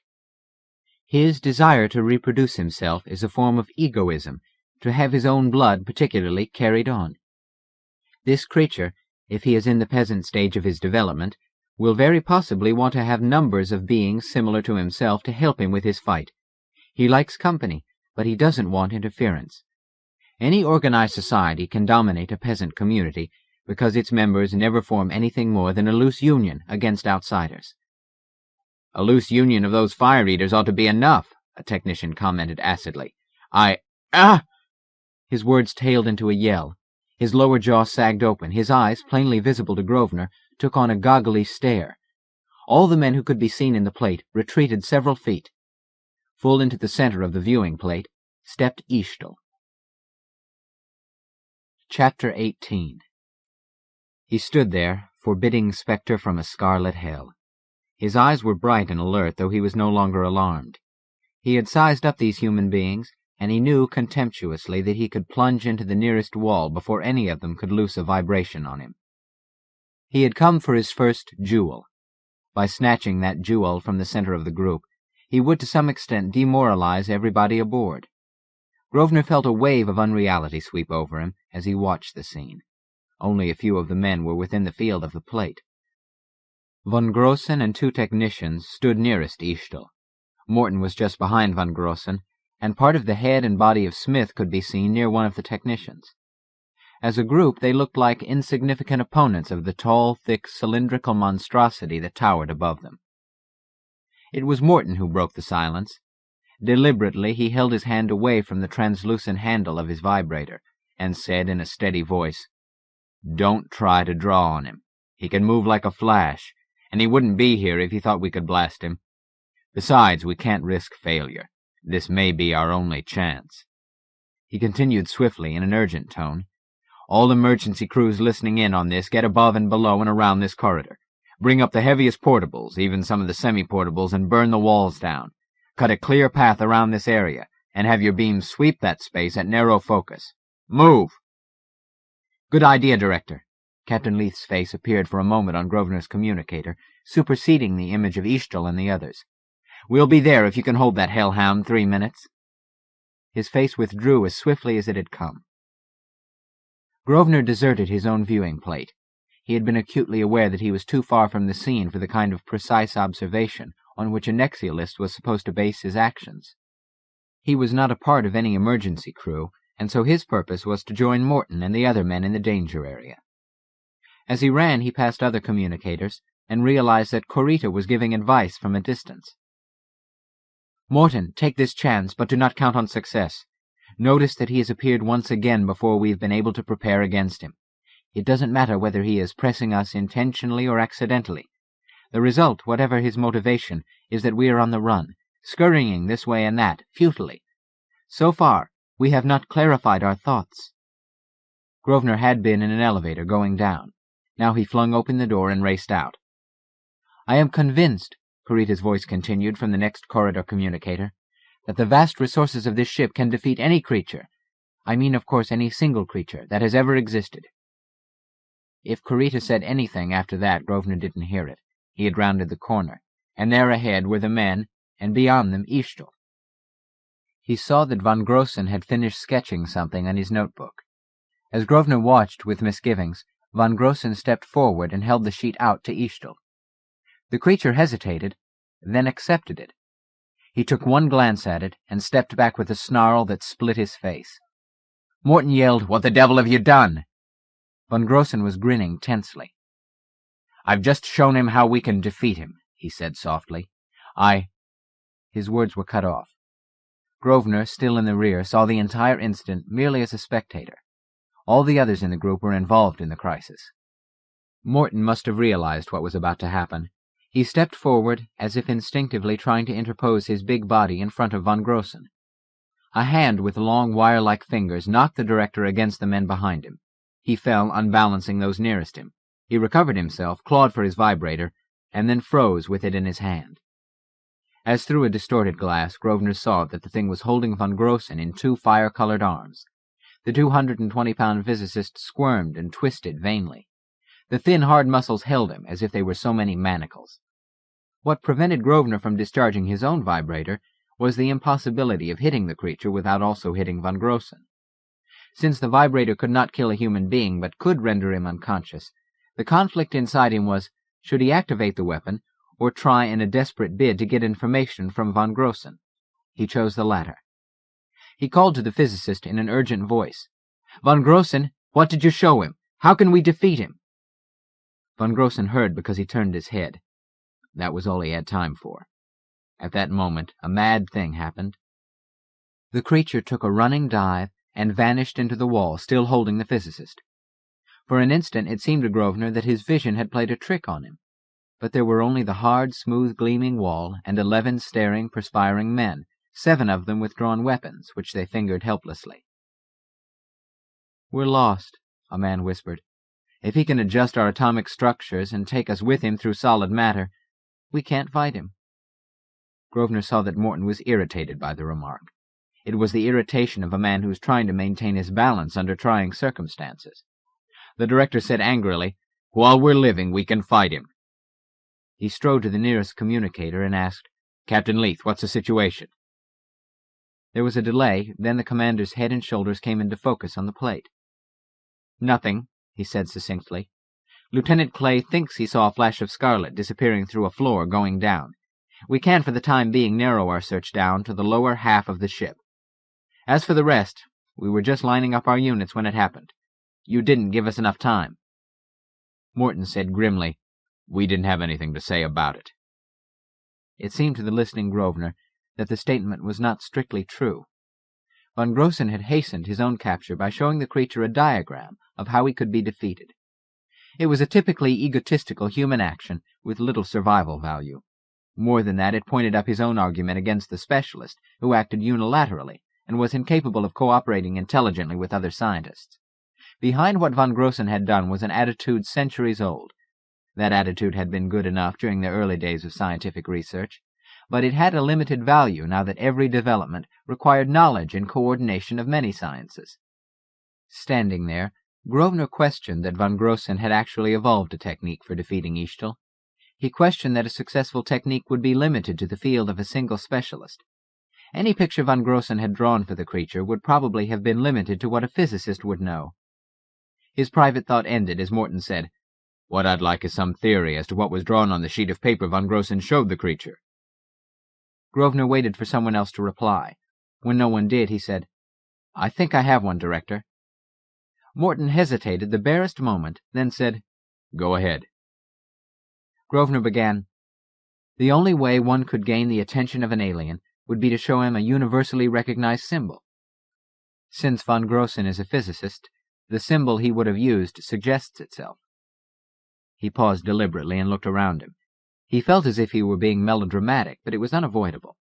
In spite of Morton's friendliness and the Riem incident, he was not recognized as an authority aboard this ship, and so it would be better if the answer would occur spontaneously at this point to several people. Morton broke the silence.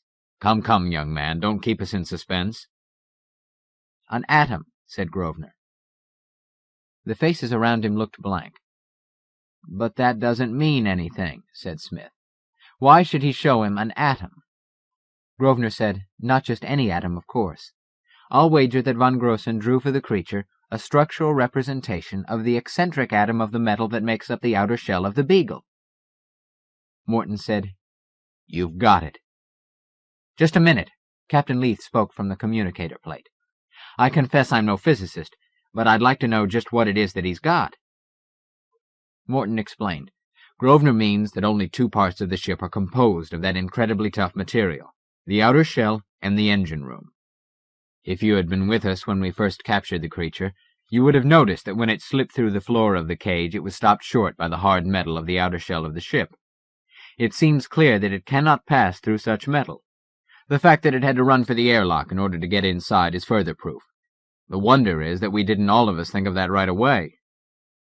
Captain Leith said, "If Mr. von Grossen was showing the creature the nature of our defenses, couldn't it be that he depicted the energy screens we put up in the walls? Isn't that just as possible as the atom theory?" Morton turned and glanced questioningly at Grosvenor. The Nexialist said, "The creature had already experienced the energy screen at that time and had survived it. Von Grossen clearly believed he had something new. Besides, the only way you can show a field of force on paper is with an equation involving arbitrary symbols."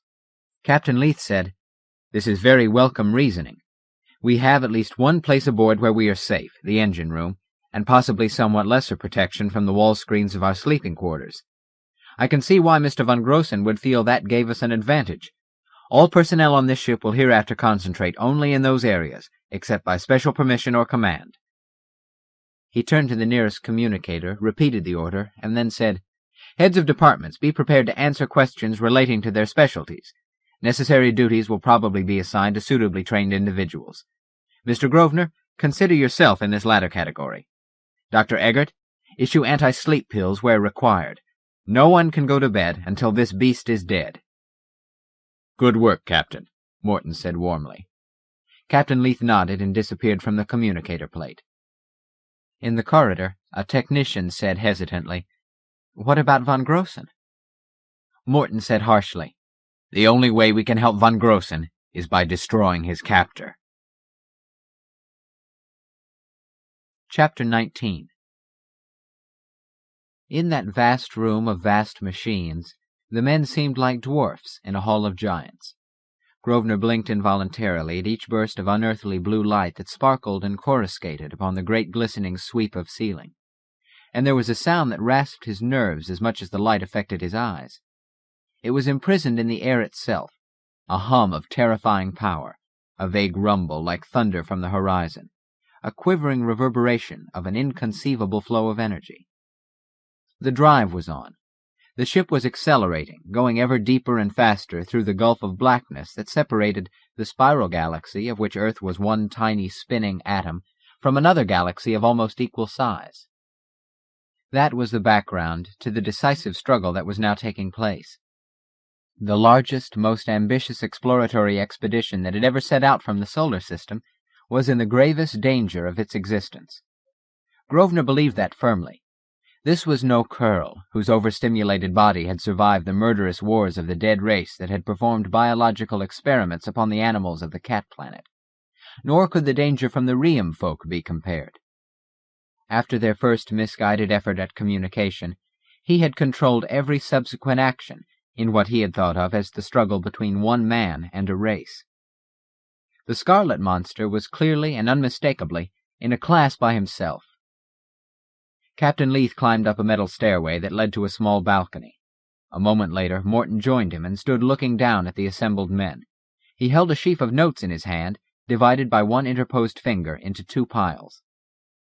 The two men studied the notes, then Morton said, "This is the first breathing spell we've had since the creature came aboard incredible as it may seem, less than 2 hours ago. Captain Leith and I have been reading the recommendations given us by heads of departments. These recommendations we have roughly divided into two categories. One category, being of a theoretical nature, we will leave till later. The other category, which concerns itself with mechanical plans for cornering our enemy, naturally takes precedence. To begin with, I'm sure that we are all anxious to know that plans are afoot to locate and rescue Mr. von Grossen. Mr. Zeller, tell the rest of the men what you have in mind." Zeller came forward, a brisk young man in his late 30s. He had succeeded to the headship of the metallurgy department after Breckenridge was killed by Curl. He said, "The discovery that the creature cannot penetrate the group of alloys we call resistance metals automatically gave us a clue as to the type of material we would use in building a spacesuit. My assistant is already working at the suit, and it should be ready in about 3 hours. For the search, naturally, we'll use a fluorite camera. If anybody has any suggestions—" A man said, "Why not make several suits?" Zeller shook his head. "We have only a very limited amount of material. We could make more, but only by transmutation, which takes time." He added, "Besides, ours has always been a small department. We'll be fortunate to get one suit completed in the time I've set." There were no more questions. Zeller disappeared into the machine shop adjoining the engine room. Director Morton raised his hand. When the men had settled again to silence, he said, "For myself, I feel better knowing that once the suit is built, the creature will have to keep moving von Grossen in order to prevent us from discovering the body." "How do you know he's alive?" someone asked. "Because the damned thing could have taken the body of the man he killed, but he didn't. He wants us alive. Smith's notes have given us a possible clue to his purpose, but they are in Category 2 and will be discussed later." He paused, then went on.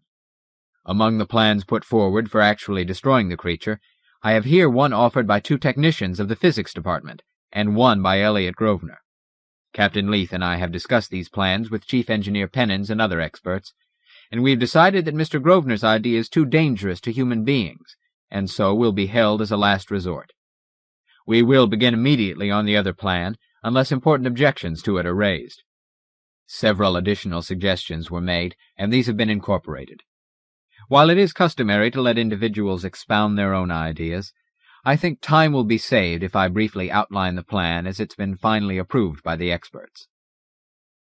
The 2 physicists," Morton glanced down at the papers in his hand, "Lomas and Hindley, admit that their plan depends on the creature's permitting us to make the necessary energy connections. That appears probable on the basis of Mr. Corita's theory of cyclic history, to the effect that a peasant is so concerned with his own blood purposes that he tends to ignore the potentialities of organized opposition. On this basis, under the modified plan of Lomas and Hindley, we're going to energize the 7th and 9th levels, only the floor and not the walls. Our hope is this. Until now, the creature has made no organized attempt to kill us. Mr. Corita says that, being a peasant, the thing has not yet realized that he must destroy us, or we will destroy him. Sooner or later, however, even a peasant will realize that killing us should come first, before anything else. If he doesn't interfere with our work, then we'll trap him on the 8th level, between the 2 energized floors. There, under circumstances where he won't be able to get down or up, we'll search him out with our projectors. As Mr. Grosvenor will realize, this plan is considerably less risky than his own, and therefore should take precedence." Grosvenor swallowed hard, hesitated, and then said grimly, "If it's the amount of risk we're considering, why don't we just crowd together here in the engine room and wait for him to develop a method of coming in after us?" He went on earnestly, Please don't think I'm trying to push my own ideas, but personally—" He hesitated, then took the plunge. "I consider the plan you outlined as worthless." Morton looked genuinely startled. Then he frowned. "Isn't that rather a sharp judgment?" Grosvenor said, "I understand the plan as described by you was not the one originally put forward, but a modified version of it. What was taken out?" "The two physicists," said the director, "recommended energizing 4 levels, 7, 8, 9, and 10. For the third time, Grosvenor hesitated. He had no desire to be overcritical. At any moment, if he persisted, they would simply cease asking his opinion. He said finally, "That's better." From behind Morton, Captain Leith interrupted.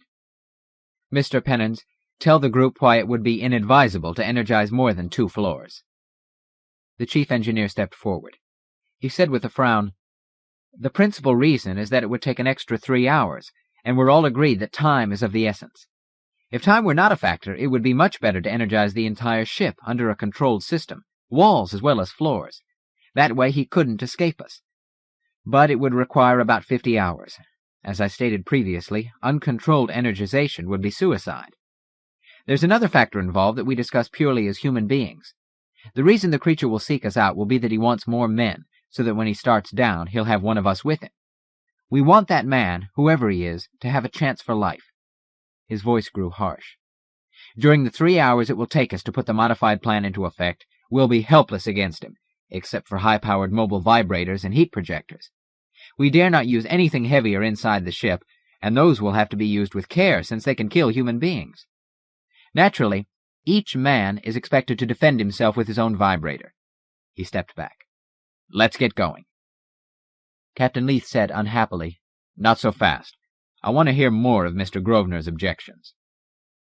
Grosvenor said, "If we had time, it might be interesting to see how this creature reacts to such energized walls." A man said irritably, "I don't get the argument. Why, if this creature ever gets caught between 2 energized levels, that's the end of him. We know he can't get through." "We don't know anything of the kind," Grosvenor said firmly. "All we know is that he got into a wall of force and that he escaped. We assume he didn't like it. In fact, it seems clear that he definitely could not remain in such an energy field for any length of time.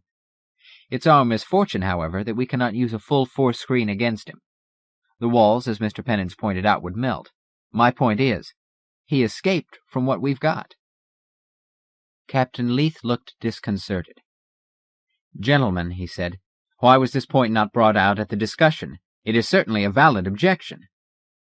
Morton said, "I was in favor of inviting Grosvenor to the discussion, but I was voted down on the basis of a long-standing custom, whereby the man whose plan is under consideration is not present. For the same reason, the 2 physicists were not invited." Seidel cleared his throat. "I don't think," he said, "that Mr. Grosvenor realizes what he's just done to us. We've all been assured that the ship's energy screen is one of man's greatest scientific achievements. This has given me personally a sense of well-being and security. Now he tells us that this being can penetrate it." Grosvenor said, "I didn't say the ship's screen was vulnerable, Mr. Seidel. In fact, there is reason to believe the enemy could not and cannot get through it. The reason is that he waited beyond it till we brought him inside it. The floor energization now being discussed is a considerably weaker version." "Still," said the psychologist, "don't you think the experts unconsciously assumed a similarity between the 2 forms? The rationale would be, if this energization is ineffective, then we are lost. Therefore, it must be effective." Captain Leith broke in wearily. "I'm afraid that Mr. Seidel has accurately analyzed our weakness. I recall now having such a thought." From the center of the room, Smith said, "Perhaps we had better hear Mr. Grosvenor's alternative plan." Captain Leith glanced at Morton, who hesitated, then said, "He suggested that we divide ourselves into as many groups as there are atomic projectors aboard." That was as far as he got. A physics technician said in a shocked voice, "Atomic energy? Inside a ship?" The uproar that began lasted for more than a minute. When it died away, Morton went on as if there had been no interruption. "We have 41 such projectors at the moment. If we accepted Mr. Grosvenor's plan, each one would be manned by a nucleus of military personnel, with the rest of us spread out as bait within sight of one of the projectors. Those manning the projector would be under orders to activate it, even if one or more of us is in the line of fire." Morton shook his head slightly and went on. "It is possibly the most effective suggestion that has been put forward. However, the ruthlessness of it shocked us all. The idea of firing at one's own people, while not new, strikes much deeper than Mr. Grosvenor, I think, realizes. In fairness, though, I must add that there was one other factor that decided the scientists against it. Captain Leith stipulated that those who acted as bait must be unarmed. To most of us that was carrying the thing too far. Every man should be entitled to defend himself." The director shrugged. "Since there was an alternative plan, we voted for it. I am now personally in favor of Mr. Grosvenor's idea, but I still object to Captain Leith's stipulation." At the first mention of the commander's suggestion, Grosvenor had swung around and stared at the officer.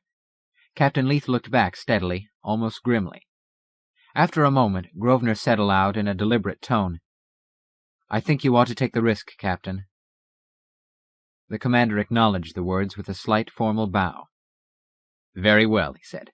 "I withdraw my stipulation." Grosvenor saw that Morton was puzzled by the brief interchange. The director glanced at him, then at the captain, then back to Grosvenor. Then a startled look flashed into his heavy-set face. He came down the narrow metal steps and over to Grosvenor. He said in a low tone, "To think that I never realized what he was getting at. He obviously believes that in a crisis—" He stopped and turned to stare up at Captain Leith. Grosvenor said placatingly, "I think he now realizes he made a mistake in bringing up the matter." Morton nodded and said reluctantly, "I suppose, when you come right down to it, he's right. The impulse to survive, being basic, could supersede all subsequent conditionings. Still," he frowned, "we'd better not mention it. I think the scientists would feel insulted, and there's enough bad feeling aboard." He turned and faced the group. "Gentlemen," he said resonantly, "it seems clear that Mr. Grosvenor has made a case for his plan. All in favor of it, raise their hands." To Grosvenor's intense disappointment, only about 100 hands came up. Morton hesitated, then said, "All against, raise theirs." This time, just over a dozen hands were raised. Morton pointed at a man in the front line. "You didn't put yours up either time. What seems to be the trouble?" The man shrugged. "I'm neutral. I don't know whether I'm for it or against it. I don't know enough." "And you?" Morton indicated another individual. The man said, "What about secondary radiation?" Captain Leith answered that. "We'll block it off. We'll seal the entire area." He broke off. "Director," he said, "I don't understand why this delay. The vote was 59-14 in favor of the Grosvenor plan. While my jurisdiction over scientists is limited even during a crisis, I regard that as a decisive vote." Morton seemed taken back. "But," he protested, "nearly 800 men abstained." Captain Leith's tone was formal. "That was their privilege. It is expected that grown men know their own minds. The whole idea of democracy is based on that supposition. Accordingly, I order that we act at once." Morton hesitated, then said slowly, "Well, gentlemen, I'm compelled to agree. I think we'd better get about our business. It'll take time to set up the atomic projectors, so let's start energizing levels 7 and 9 while we're waiting. As I see it, we might as well combine the two plans and abandon one or the other depending on the developing situation." "Now that," said a man with evident relief, "makes sense." The suggestion seemed to make sense to a lot of the men. Resentful faces relaxed. Somebody cheered, and presently the great human mass was flowing out of the huge chamber. Grosvenor turned to Morton. "That was a stroke of genius," he said. "I was too set against such limited energization to have thought of such a compromise." Morton acknowledged the compliment gravely. "I was holding it in reserve," he said. "In dealing with human beings, I've noticed there is usually not only a problem to be solved, but the matter of tension among those who have to solve it." He shrugged. "During danger, hard work. During hard work, relaxation in every practicable form." He held out his hand. "Well, good luck, young man. Hope you come through safely." As they shook hands, Grosvenor said, "How long will it take to roll out the atomic cannon?" "About an hour, perhaps a little longer. Meanwhile, we'll have the big vibrators to protect us. The reappearance of the men brought Eshtal up to the 7th level with a rush. For many minutes he was an abnormal shape that flitted through the wilderness of walls and floors. Twice he was seen, and projectors flashed at him. They were vibrators, as different from the hand weapons he had faced so far as life from death. They shattered the walls through which he jumped to escape them. Once the beam touched one of his feet. The hot shock from the molecular violence of the vibration made him stumble. The foot came back to normal in less than a second, but he had his picture of the limitations of his body against these powerful mobile units. And still he was not alarmed. Speed, cunning, careful timing, and placing of any appearance he made, such precautions would offset the effectiveness of the new weapons. The important thing was, what were the men doing? Obviously, when they had shut themselves up in the engine room, they had conceived a plan, and they were carrying it out with determination. With glittering, unwinking eyes, Eshtal watched the plan take form. In every corridor, men slaved over furnaces, squat things of dead black metal. From a hole in the top of each furnace, a white glare spewed up, blazing forth furiously. Eshtal could see that the men were half blinded by the white dazzle of the fire. They wore space armor, but the ordinarily transparent glassite of which it was made was electrically darkened. Yet no light metal armor could ward off the full effect of that glare. Out of the furnaces rolled long, dully glowing strips of material. As each strip emerged, it was snatched by machine tools, skillfully machined to exact measurements, and slapped onto the metal floors. Not an inch of floor, Eshtal noted, escaped being enclosed by the strips. And the moment the hot metal was down, massive refrigerators hugged close to it and drew its heat. His mind refused at first to accept the result of his observations. His brain persisted in searching for deeper purposes, for a cunning of vast and not easily discernible scope. Presently, he decided that this was all there was. The men were attempting to energize 2 floors under a system of controls. Later, when they realized that their limited trap was not effective, they would probably try other methods. Just when their defensive system would be dangerous to him, Eshtal wasn't certain.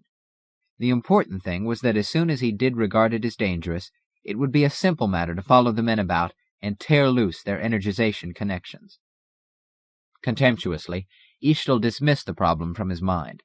The men were only playing into his hands, making it easy for him to get the jewels he still needed. He selected his next victim carefully. He had discovered in the man he had unintentionally killed that the stomach and intestinal tract were suitable for his purposes. Automatically, the men with the largest stomachs were on his list. He made his preliminary survey and then launched himself. Before a single projector could be turned toward him, he was gone with the writhing, struggling body. It was simple to adjust his atomic structure the moment he was through a ceiling, and so break his fall to the floor beneath. Swiftly he let himself dissolve through that floor also, and down to the level below. Into the vast hold of the ship he half fell, half lowered himself. He could have gone faster, but he had to be careful not to damage the human body. The hold was familiar territory now to the sure-footed tread of his long-toed feet. He had explored the place briefly but thoroughly after he first boarded the ship, and in handling von Grossen, he had learned the pattern he needed now. Unerringly, he headed across the dim-lit interior toward the far wall. Great packing cases were piled up to the ceiling. He went through them or around them as it suited him, and presently found himself in a great pipe. The inside was big enough for him to stand up in. It was part of the miles-long system of air conditioning. His hiding place would have been dark by ordinary light, but to his infrared-sensitive vision, a vague twilight glow suffused the pipe. He saw the body of von Grossen and laid his new victim beside it. Carefully, then, he inserted one of his wiry hands into his own breast, removed a precious egg, and deposited it into the stomach of the human being. The man was still struggling, but Eshtal waited for what he knew must happen. Slowly the body began to stiffen. The muscles grew progressively rigid. In panic, the man squirmed and jerked as he evidently recognized that paralysis was creeping over him. Remorselessly, Eshtal held him down until the chemical action was completed. In the end, the man lay motionless, every muscle rigid. His eyes were open and staring. There was sweat on his face. Within hours the eggs would be hatching inside each man's stomach. Swiftly, the tiny replicas of himself would eat themselves to full size. Satisfied, Eshtal started up out of the hold. He needed more hatching places for his eggs, more jewels. By the time he had put a third captive through the process, the men were working on the 9th level. Waves of heat rolled along the corridor. It was an inferno wind. Even the refrigeration unit in each spacesuit was hard put to it to handle the superheated air. Men sweated inside their suits. Sick from the heat, stunned by the glare, they labored, almost by instinct. Beside Grosvenor, a man said suddenly, harshly, "Here they come now." Grosvenor turned in the direction indicated and stiffened in spite of himself. The machine that was rolling toward them under its own power was not big. It was a globular mass with an outer shell of wolfram carbide and had a nozzle that protruded from the globe. The strictly functional structure was mounted on a universal bearing, which in its turn rested on a base of 4 rubber wheels. All around Grosvenor, men had ceased work. Their faces pale, they stared at the metal monstrosity. Abruptly, one of them came over to Grosvenor and said angrily, "Damn you, Grove, you're responsible for this. If I'm due to get irradiated by one of those things, I'd like to punch you one in the nose first." "I'll be right here," said Grosvenor in a steady voice. "If you get killed, so will I." That seemed to take some of the anger out of the other, but there was still violence in his manner and tone as he said, "What the hell kind of nonsense is this? Surely there must be better plans than to make bait out of human beings." Grosvenor said, "There is another thing we can do." "What's that?" "Commit suicide," said Grosvenor, and he meant it. The man glared at him, then turned away, muttering something about stupid jokes and moronic jokesters. Grosvenor smiled mirthlessly and went back to work. Almost immediately he saw that the men had lost their zest for the job. An electric tension leaped from one individual to another. The slightest untoward action on the part of one person brought the others tautly erect. They were bait. All over the various levels, men would be reacting to the death fear. No one could be immune, for the will to survive was built in the nervous system. Highly trained military men like Captain Leith could put on an impassive front, but the tension would be there, just under the surface. Similarly, people like Elliott Grosvenor could be grim but determined, convinced of the soundness of a course of action and prepared to take their chance. "Attention, all personnel!" Grosvenor jumped with the rest as that voice came out of the nearest communicator. It took a long moment before he recognized it as belonging to the commander of the ship. Captain Leith continued, "All projectors are now in position to levels 7, 8, and 9. You will be glad to know that I've been discussing the dangers involved with my officers. We make the following recommendations. If you see the creature, don't wait, don't look around. Throw yourself instantly to the floor. All weapon crews, right now, adjust your nozzles to fire at 50, 1.5. That gives you all a clearance of 1.5 feet. This will not protect you from secondary radiation, but I think we can honestly say that if you hit the floor in time, Dr. Eggert and his staff in the engine room will save your life." In conclusion, Captain Leith seemed more at ease now that his main message had been delivered. "Let me assure all ranks that there are no shirkers aboard. With the exception of the doctors and 3 invalid patients, every individual is in as great danger as you. My officers and I are divided among the various groups. Director Morton is down on the 7th level. Mr. Grosvenor, whose plan this is on level 9, and so on. Good luck, gentlemen." There was a moment's silence. Then the leader of the gun crew near Grosvenor called in a friendly voice, "Hey, you fellas, we've made the adjustments. You'll be safe if you can hit the deck in nothing flat." Grosvenor called, "Thanks, friend." Just for a moment, then, the tension eased. A mathematical biology technician said, "Grove, butter him up some more with soft talk." "I always did love the military," said another man. In a hoarse aside, he said loud enough for the gun crew to hear, "That ought to hold him off for that extra second I need." Grosvenor scarcely heard. Bait, he was thinking again. And no group would know when the moment of danger came for some other group. At the instant of gun crit, a modified form of critical mass in which a small pile developed enormous energy without exploding, a tracer light would leap out of the muzzle. Along it and around it would pour the hard, silent, invisible radiation. When it was all over, The survivors would notify Captain Leith on his private band. In due course, the commander would inform the other groups. "Mr. Grosvenor!" Instinctively, as the sharp voice sounded, Grosvenor dived for the floor. He struck painfully, but came up almost immediately as he recognized Captain Leith's voice. Other men were climbing ruefully to their feet. One man muttered, "Damn it, that wasn't fair." Grosvenor reached the communicator. He kept his gaze warily on the corridor ahead of him as he said, "Yes, Captain."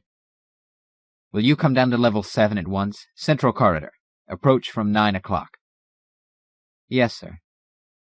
Grosvenor went with a sense of dread. There had been a tone in the captain's voice. Something was wrong. He found a nightmare. As he approached, he saw that one of the atomic cannon was lying on its side. Beside it, dead, burned beyond recognition, lay what had been 3 of the 4 military crewmen of the projector. On the floor beside them, unconscious but still twitching and squirming, all too evidently from a vibrator discharge, was the 4th crewman. On the far side of the cannon, 20 men lay unconscious or dead, among them Director Morton. Stretcher-bearers, wearing protective clothing, were dashing in, picking up a victim, and then racing off with him on a loading mule. The rescue work had clearly been going on for several minutes, so there were probably more unconscious men already being tended in the engine room by Dr. Eggert and his staff. Grosvenor stopped at a barrier that had been hastily erected at a turn in the corridor. Captain Leith was there. The commander was pale but calm. In a few minutes Grosvenor had the story. Eastel had appeared.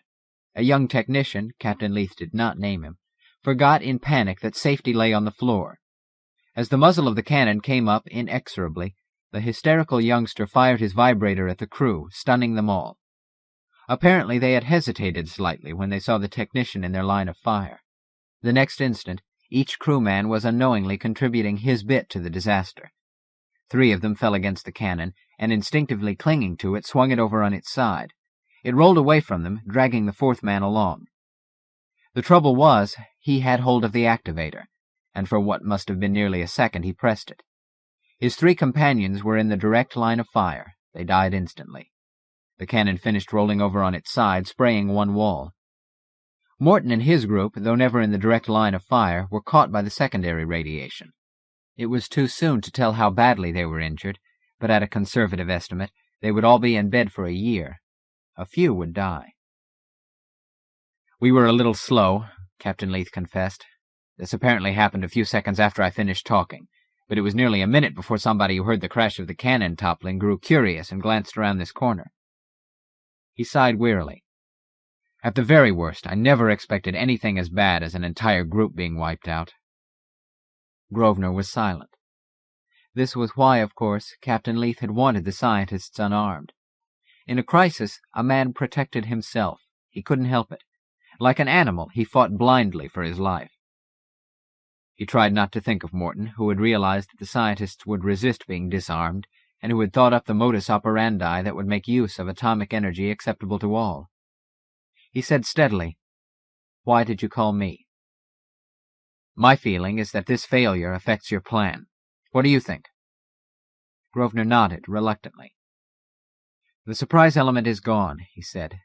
"He must have come up without suspecting what was waiting for him. Now he'll be careful." He could picture the scarlet monster poking his head through a wall, surveying a corridor, then boldly coming out beside one of the cannon and snatching one of the crewmen. The only adequate precaution would be to set up a second projector to cover the first one. But that was out of the question. There were only 41 available for the whole ship. Grosvenor shook his head. Then he said, "Did he get another man?" "No." Once more Grosvenor was silent. Like the others, he could only guess at the creature's reason for wanting living men. One of those guesses was based on Kurita's theory that the being was in a peasant stage and intent on reproducing himself. That suggested a blood-curdling possibility and a pressure of need on the part of the creature that would drive him after more human victims. Captain Leith said, "As I see it, he'll be up again. My idea is that we leave the cannon where they are for the time being and finish energizing 3 levels. 7 is completed, 9 is almost ready, and so we might as well go on to 8. This will give us 3 floors altogether. As far as the possible effectiveness of such a plan goes, We should consider that the creature has now captured 3 men in addition to von Grossen. In each case, he was seen to take them in what we call a downward direction. I suggest that, as soon as we have energized all 3 levels, we go to the 9th floor and wait for him. When he captures one of us, we wait momentarily. And then Mr. Pennins will throw the switch that sets up the force field in the floors. The creature will strike the 8th level and find it energized. If he tries to go through, he will find that 7 is also energized. If he comes up, he finds 9 in the same deadly state.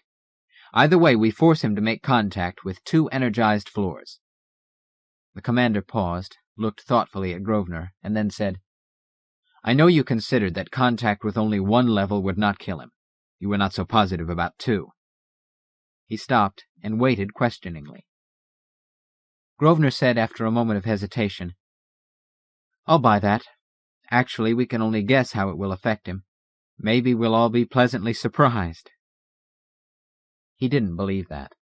But there was another factor in this developing situation. The convictions and hopes that men had. Only an actual event would change the minds of some people.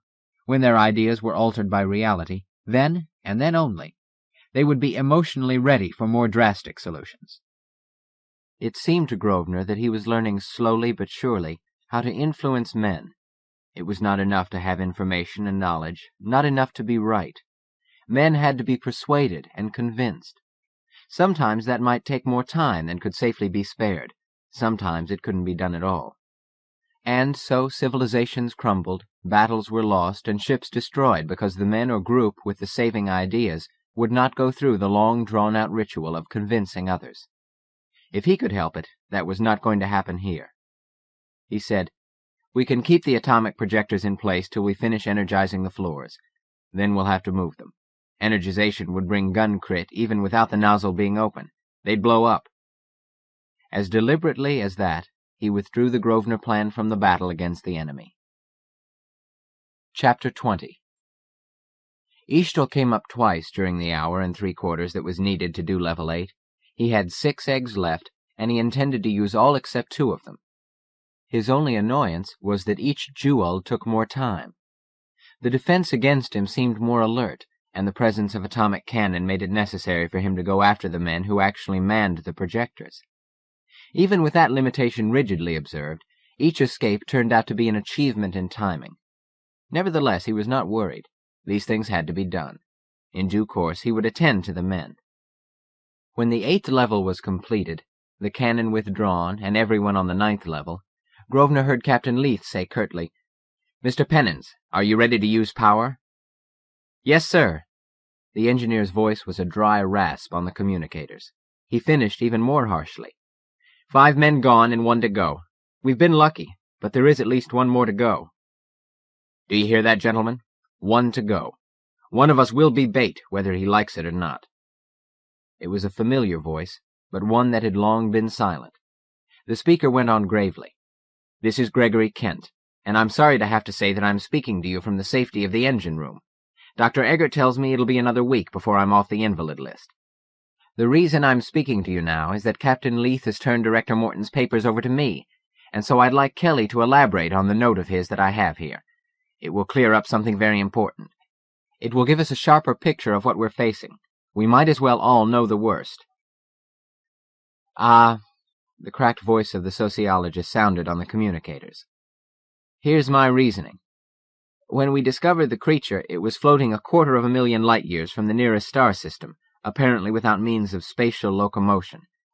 Picture that appalling distance, and then ask yourself how long it would require, relatively, for an object to move it by chance alone. Lester gave me my figures, so I would like him to tell you what he told me." "Lester speaking." The voice of the astronomer sounded surprisingly brisk. "Most of you know the prevailing theory of the beginnings of the present universe. There is evidence to believe that it came into being as a result of the breakup of an earlier universe several million years ago. It is believed today that a few million years hence, our universe will complete its cycle and blow up in a cataclysmic explosion. The nature of such an explosion can only be surmised." He went on, "As for Kelly's question, I can only offer a picture to you. Let us suppose that the scarlet being was blown out into space when the great explosion occurred. He would find himself heading out into intergalactic space with no means of changing his course. Under such circumstances, he could float along forever without coming nearer to a star than 250,000 light-years. That is what you wanted, Kelly? Yes. Most of you will recall my mentioning before that it was a paradox that a pure sympodial development, such as this creature is, did not populate the entire universe. The answer to that is, logically, if his race should have controlled the universe, then it did control it. We can see now, however, that they ruled a previous universe, not our present one. Naturally, the creature now intends that his kind shall also dominate our universe. This at least is a plausible theory, if no more. Kent said in a placating tone, I'm sure that all the scientists aboard realize that we are speculating by necessity on matters about which little evidence is as yet available. I think it is a good thing for us to believe that we are confronted with the survivor of the supreme race of a universe. There may be others like him in the same predicament. We can only hope that no other ship ever comes near one. Biologically, this race could be billions of years ahead of us. Thinking thus, we can feel justified in demanding the utmost contribution in effort and personal sacrifice from every person aboard. The shrill scream of a man interrupted him. Got me! Quick! Ripping me out of my suit! The words ended in a gurgle. Grosvenor said tensely, That was Dak, chief assistant in the geology department. He spoke the identification without thinking. His recognition of voices was now as quick and automatic as that. Another voice sounded shrilly on the communicators.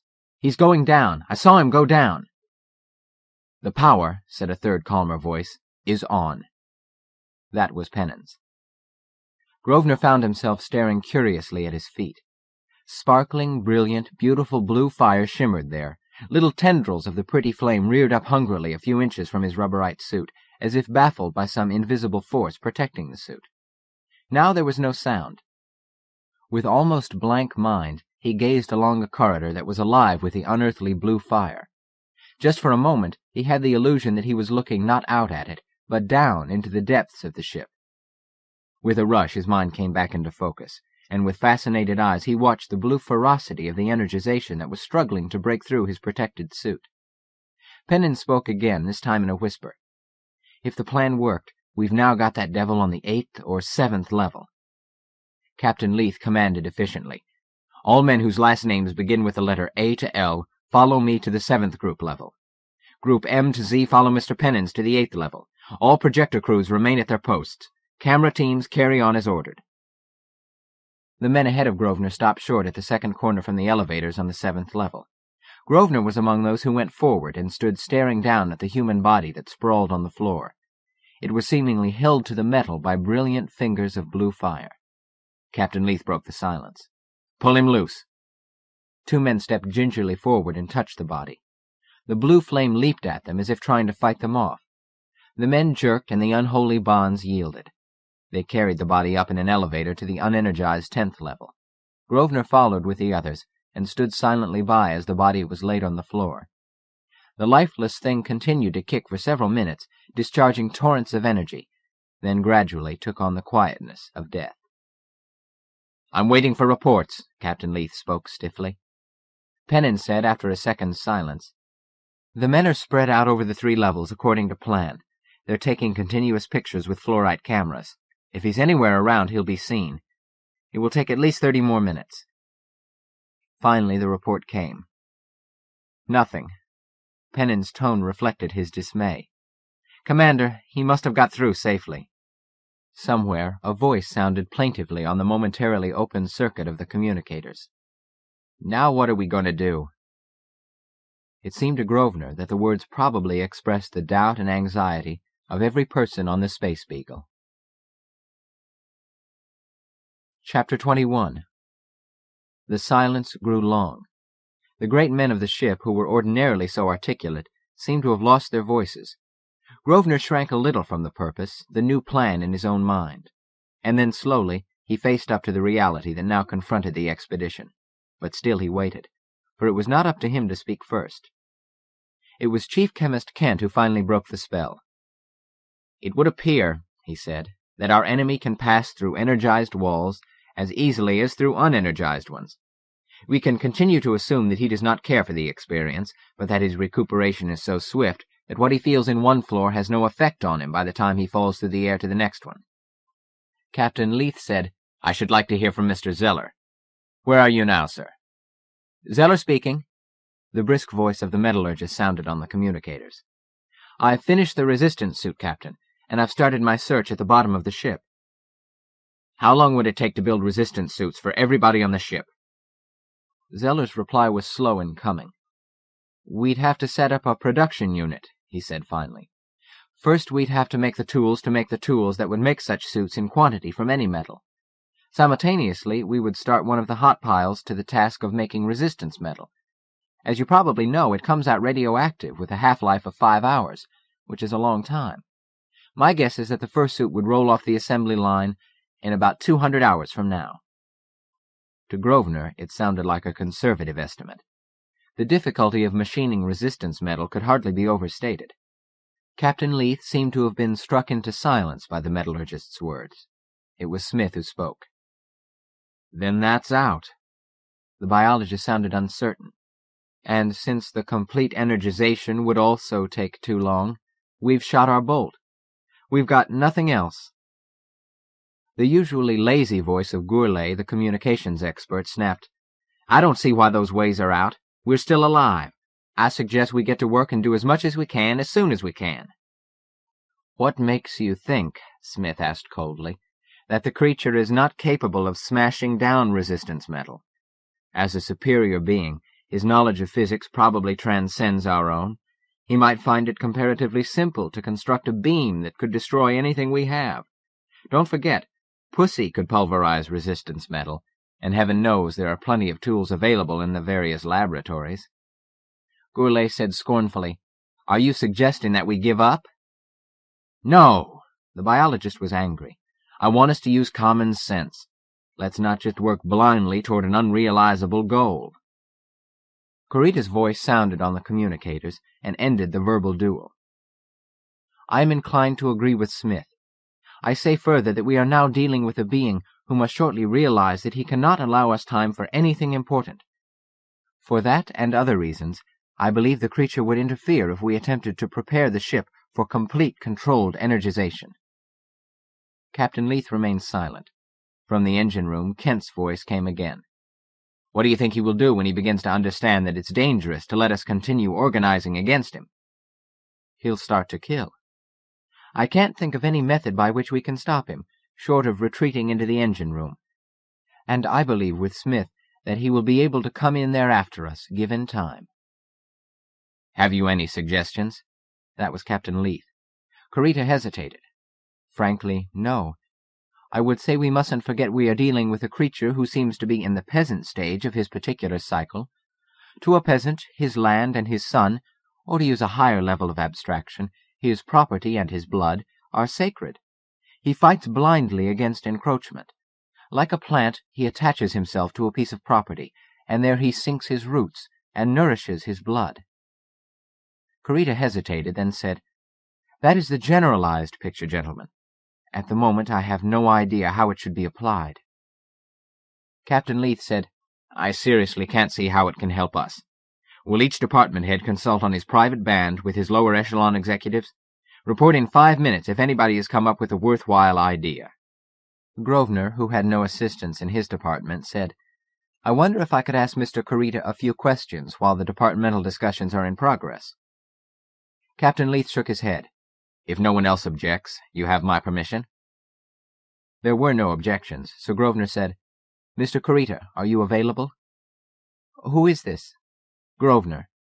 "Oh, yes, Mr. Grosvenor, I recognize your voice now. Proceed." "You mentioned that the peasant clings with an almost senseless tenacity to his plot of land. If this creature is in the peasant stage of one of his civilizations, could he imagine our feeling differently about our property?" "I'm sure he could not. He would make his plans in the full conviction that we cannot escape him since we are cornered aboard this ship." "It is a fairly safe assumption on his part. We cannot abandon the ship and survive." Grosvenor persisted. "But we are in a cycle where any particular property means little to us. We are not blindly attached to it." "I still don't think I understand what you mean. Kurita sounded puzzled. "I am," said Grosvenor steadily, "pursuing your notion to its logical conclusion in this situation." Captain Leith interrupted. "Mr. Grosvenor, I think I'm beginning to get the direction of your reasoning. Are you about to offer another plan?" "Yes." In spite of himself, his voice trembled slightly. Captain Leith sounded taut. "Mr. Grosvenor," he said, "if I'm anticipating you correctly, your solution shows courage and imagination. I want you to explain it to the others in—" He hesitated and glanced at his watch. "As soon as the 5 minutes are up." After a very brief silence, Kurita spoke again. "Mr. Grosvenor," he said, "your reasoning is sound. We can make such a sacrifice without suffering a spiritual collapse. It is the only solution." A minute later, Grosvenor gave his analysis to the entire membership of the expeditionary force. When he finished, it was Smith who said in a tone that was scarcely more than a loud whisper, "Grosvenor, you've got it. It means sacrificing von Grossen and the others. It means individual sacrifice for every one of us. But you're right. Property is not sacred to us. As for von Grossen and the 4 with him," his voice grew stern and hard, "I haven't had a chance to tell you about the notes I gave Morton. He didn't tell you because I suggested a possible parallel with a certain species of wasp back home on Earth. The thought is so horrible that I think quick death will come as a release to those men." "The wasp?" A man gasped. "You're right, Smith. The sooner they're dead, the better." It was Captain Leith who gave the command. "To the engine room," he said. "We—" A swift, excited voice clamoring into the communicators interrupted him. A long second went by before Grosvenor recognized it as belonging to Zeller, the metallurgist. "Captain, quick! Send men and projectors down to the hold. I found them in the air-conditioning pipe. The creature's here, and I'm holding him off with my vibrator. It's not doing him much damage, so hurry!"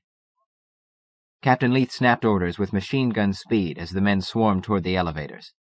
"All scientists and their staff proceed to the airlocks. Military personnel take the freight elevators and follow me." He went on.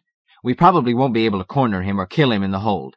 But, gentlemen," his voice became grave and determined, "we're going to get rid of this monster, and we're going to do so at any cost.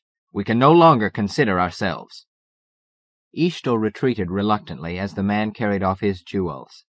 The first shrinking fear of defeat closed over his mind, like the night that brooded beyond the enclosing walls of the ship. His impulse was to dash into their midst and smash them. But those ugly, glittering weapons held back the desperate urge.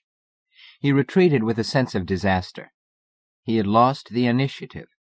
The men would discover his eggs now, and in destroying them would destroy his immediate chances of being reinforced by other Eshtals. His brain spun into a tightening web of purpose. From this moment he must kill, and kill only. He was astounded that he had thought first of reproduction, with everything else secondary. Already he had wasted valuable time. To kill, he must have a weapon that would smash everything. After a moment's thought, he headed for the nearest laboratory. He felt a burning urgency, unlike anything he had ever known. As he worked, tall body and intent face bent over the gleaming metal of the mechanism, his sensitive feet grew aware of a difference in the symphony of vibrations that throbbed in discordant melody through the ship. He paused and straightened. Then he realized what it was. The drive engines were silent. The monster ship of space had halted in its headlong acceleration and was lying quiescent in the black deeps. An indefinable sense of alarm came to Eshtal. His long black wire-like fingers became flashing things as he made delicate connections deftly and frantically. Suddenly he paused again. Stronger than before came the sensation that something was wrong, dangerously wrong. The muscles of his feet grew taut with straining, and then he knew what it was. He could no longer feel the vibrations of the men. They had left the ship. Eshtal whirled from his almost completed weapon and plunged through the nearest wall. He knew his doom with a certainty that found hope only in the blackness of space. Through deserted corridors he fled, slavering hate, a scarlet monster from ancient, ancient Glore. The gleaming walls seemed to mock him. The whole world of the great ship which had promised so much was now only the place where a hail of energy would break loose at any moment. With relief he saw an airlock ahead. He flashed through the first section, the second, the third, and then he was out in space. He anticipated that the men would be watching for him to appear, so he set up a violent repulsion between his body and the ship. He had a sensation of increasing lightness as his body darted from the side of the ship, out into that black night. Behind him, the porthole lights were snuffed out and were replaced by an unearthly blue glow. The blue first flashed out from every inch of the ship's immense outer skin. The blue glow faded slowly, almost reluctantly. Long before it died away completely, the potent energy screen came on, blocking him forever from access to the ship. Some of the porthole lights came on again, flickered weakly, and then slowly began to brighten. As mighty engines recovered from the devastating flare of energy, the lights already shining grew stronger. Others began to flash on. Eastel, who had withdrawn several miles, drove himself nearer. He was careful. Now that he was out in space, they could use atomic cannon on him and destroy him without danger to themselves. He approached to within half a mile of the screen, and there, uneasy, stopped. He saw the first of the lifeboats dart out of the darkness inside the screen into an opening that yawned in the side of the big vessel. Other dark craft followed, whipping down in swift arcs, their shapes blurred against the background of space. They were vaguely visible in the light that glowed steadily again from the lighted portholes. The opening shut, and without warning the ship vanished. One instant it was there, a vast sphere of dark metal. The next, he was staring through the space where it had been, at a spiral-shaped bright splotch, a galaxy that floated beyond a gulf of 1,000,000 light-years. Time dragged drearily toward eternity. Eastel sprawled unmoving and hopeless in the boundless night. He couldn't help thinking of the young Eastels, who now would never be born, and of the universe that was lost because of his mistakes. Grosvenor watched the skillful fingers of the surgeon as the electrified knife cut into the fourth man's stomach. The last egg was deposited in the bottom of the tall resistance metal vat. The eggs were round, grayish objects, one of them slightly cracked. Several men stood by with drawn heat blasters as the crack widened. An ugly, round, scarlet head with tiny, beady eyes and a tiny slit of a mouth poked out. The head twisted on its short neck, and the eyes glittered up at them with hard ferocity. With a swiftness that almost took them by surprise, the creature reared up and tried to climb out of the vat. The smooth walls defeated it. It slid back and dissolved in the flame that was poured down upon it. Smith, licking his lips, said, "Suppose he'd got away and dissolved into the nearest wall." No one answered that. Grosvenor saw that the men were staring into the vat. The eggs melted reluctantly under the heat from the blasters, but finally burned with a golden light.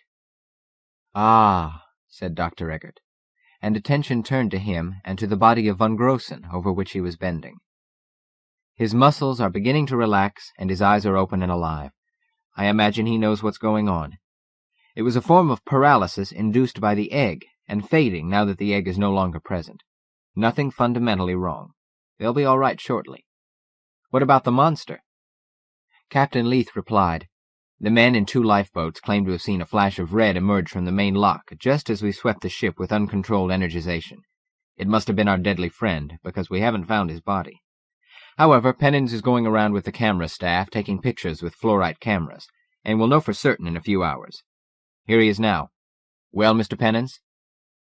The engineer strode in briskly and placed a misshapen thing of metal on one of the tables. "Nothing definite to report yet, but I found this in the main physics laboratory.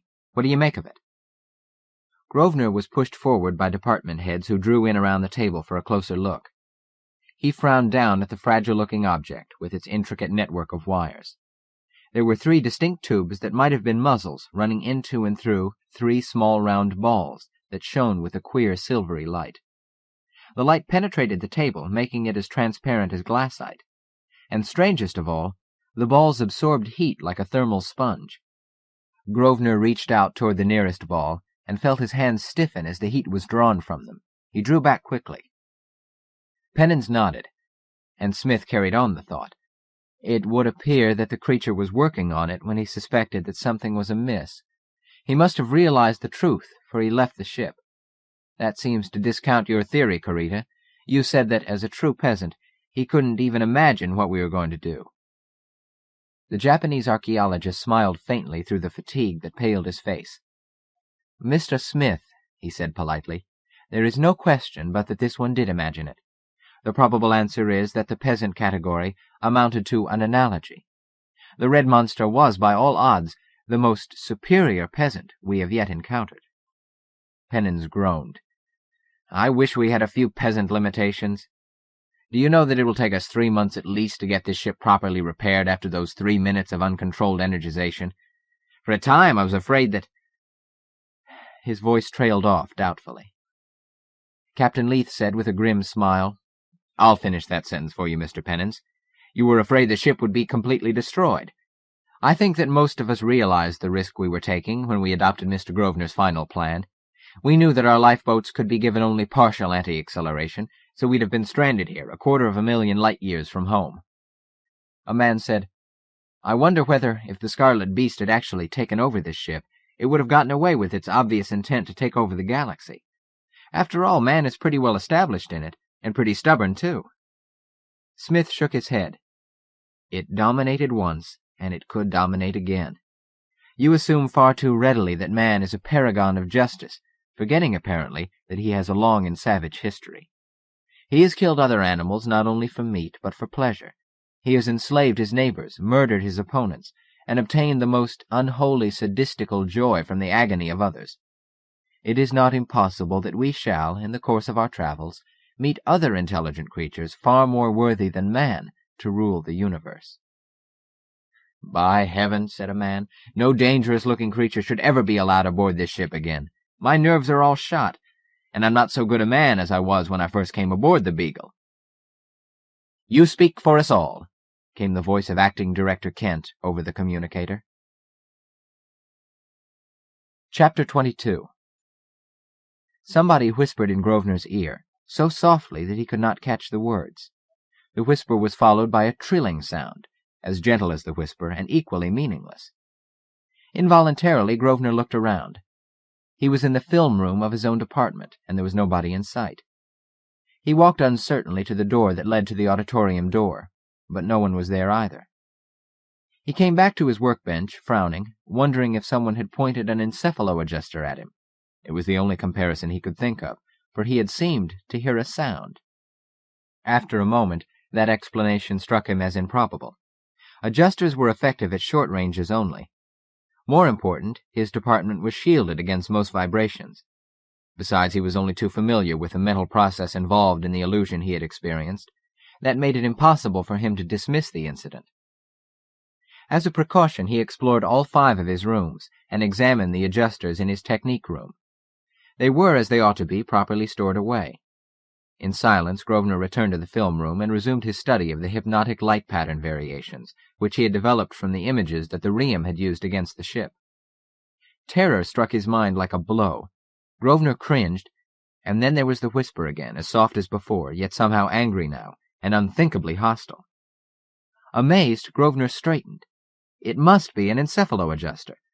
Somebody was stimulating his mind from a distance, with a machine so powerful that the protective shield of his room was penetrated. With a frown, he considered who it might be, and finally called up the psychology department as the most likely offender. Seidel answered personally, and Grosvenor started to explain what had happened. He was cut off. "I was just about to contact you," said Seidel. "I thought you might be responsible."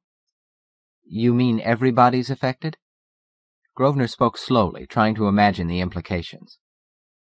"I'm surprised you got any of it at all in that specially constructed department of yours," said Seidel. "I've been receiving complaints for more than 20 minutes, and some of my instruments were affected several minutes before that." "Which instruments?" "Brainwave detector, nerve impulse register, and the more sensitive electrical detectors." He broke off. "Kent is going to call a meeting in the control room. I'll see you there." Grosvenor did not let him go so quickly. "Has there been any discussion as yet?" he asked. "Well, we're all making an assumption." "What's that?" he asked quickly. "We're about to enter the great galaxy M33. We're assuming this comes from there." Grosvenor laughed grimly. "It's a reasonable hypothesis.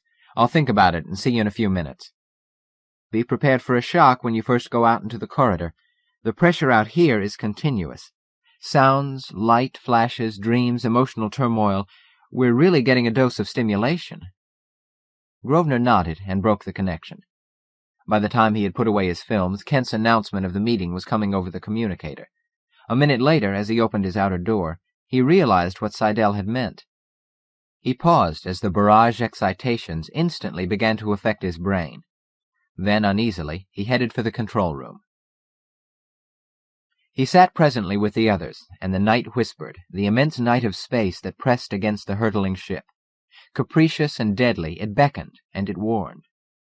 It trilled with frenzied delight, then hissed with savage frustration. It muttered in fear and growled in hunger. It died, reveling in agony, and burgeoned again into ecstatic life. Yet always and insidiously, it threatened. "This is an opinion," said somebody behind Grosvenor. "The ship ought to go home." Grosvenor, unable to identify the voice, glanced around to see who had spoken. Whoever it was said nothing more. Facing forward again, Grosvenor saw that Acting Director Kent had not turned from the eyepiece of the telescope through which he was peering. Either he considered the remark had been unworthy of reply, or else he hadn't heard it. Nor did anyone comment. As the silence continued, Grosvenor manipulated the communicator arm of his chair, and presently he was seeing a slightly blurred image of what Kent and Lester were gazing at directly through the telescope. Slowly then he forgot the spectators, and concentrated on the night scene shown by the plate. They were near the outer environs of an entire galactic system, yet the nearest stars were still so far away that the telescope could barely resolve the myriad needle points of brilliance that made up the spiral nebula M33 in Andromeda, their destination. Grosvenor glanced up just as Lester turned from the telescope. The astronomer said, "What is happening seems incredible. Vibrations we can actually sense, spilling out from a galaxy of billions of suns." He paused, then said, "Director, it seems to me this is not a problem for an astronomer." Kent released his own eyepiece and said, "Anything that embraces an entire galaxy comes under the category of astronomical phenomena. Or would you care to name the science that is involved?" Lester hesitated, then replied slowly, "The scale of magnitude is fantastic. I don't think we should assume galactic scope yet. This barrage may be coming on a beam which is concentrated on our ship." Kent turned toward the men who sat in tiers of cushioned seats facing the broad and colorful control panel. He said, "Has anyone a suggestion or a thought?" Grosvenor glanced around, hoping that the unidentified man who had spoken earlier would explain himself, but whoever it was remained silent. Undeniably, the men no longer felt so free to speak up as they had under the leadership of Morton. One way or another, Kent had made it rather plain that he deemed the opinions of those other than department heads impertinent. It was also evident that he personally declined to regard Nexialism as a legitimate department. For several months he and Grosvenor had been polite to each other on a basis of minimum contact. During that time, the acting director had, by way of consolidating his position, introduced several motions in the council giving his office more authority in certain activities, the ostensible reason being to avoid duplication of effort. The importance to this ship's morale of encouraging individual initiative, even at the cost of some efficiency, was a point that could have been demonstrated only to another Nexialist, Grosvenor felt sure. He had not bothered to protest, and so a few more slight restrictions had been imposed on the already dangerously regimented and confined shipload of human beings.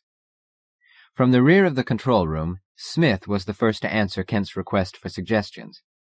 The angular and bony biologist said dryly, "I notice Mr. Grosvenor is twisting about in his chair. Can it be that he's politely waiting for the older men to have their say? Mr. Grosvenor, what's on your mind?" Grosvenor waited until the faint wave of laughter, in which Kent did not join in, had died away.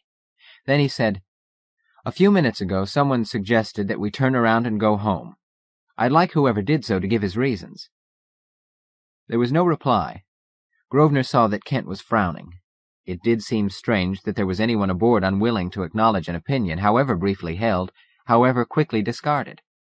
Other men were glancing about in astonishment. It was the sad-faced Smith who said finally, "When was that statement uttered? I don't recall hearing it." "Nor I," echoed a half a dozen voices. Kent's eyes were gleaming. It seemed to Grosvenor that he moved into the discussion like a man anticipating personal victory. He said, "Let me get this straight. There was such a statement or there wasn't. Who else heard it? Raise hands." Not a single hand went up.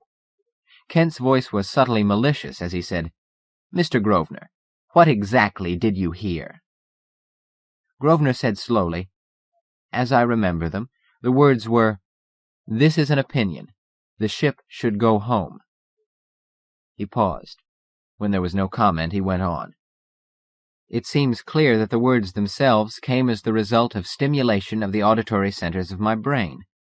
Something out there feels strongly that it wants us to go home, and I sensed it." He shrugged. "I do not, of course, offer this as a positive analysis." Kent said stiffly, "The rest of us, Mr. Grosvenor, are still trying to understand why you should have heard this request and no one else." Once again, Grosvenor ignored the tone in which the words were spoken, as he replied earnestly, "I've been considering that for the past few seconds. I can't help but remember that during the Riem incident, my brain was subjected to sustained stimulation. It is possible that I'm now more sensitive to such communication." It struck him that his special sensitivity could also explain why he had been able to receive the whisper in his shielded rooms. Grosvenor was not surprised at Kent's slight frown. The chemist had shown that he preferred not to think about the bird people and what they had done to the minds of the members of the expedition. Now Kent said acidly, "I had the privilege of listening to a transcription of your account of the episode. If I recall correctly, you stated that the reason for your victory was that these Riem beings did not realize that it was difficult for a member of one race to control the nervous system of a member of an alien life form. How then do you explain that whatever is out there," he waved in the direction the ship was heading, "reached into your mind and stimulated with pinpoint accuracy those areas in your brain that produced exactly the warning words you have just repeated to us?" It seemed to Grosvenor that Kent's tone, his choice of words, and his attitude of satisfaction all seemed unpleasantly personal. Grosvenor said pointedly, "Director, whoever stimulated my brain could be aware of the problem presented by an alien nervous system. We don't have to assume that it can speak our language. Besides, its solution of the problem was a partial one, because I'm the only person who responded to the stimulation.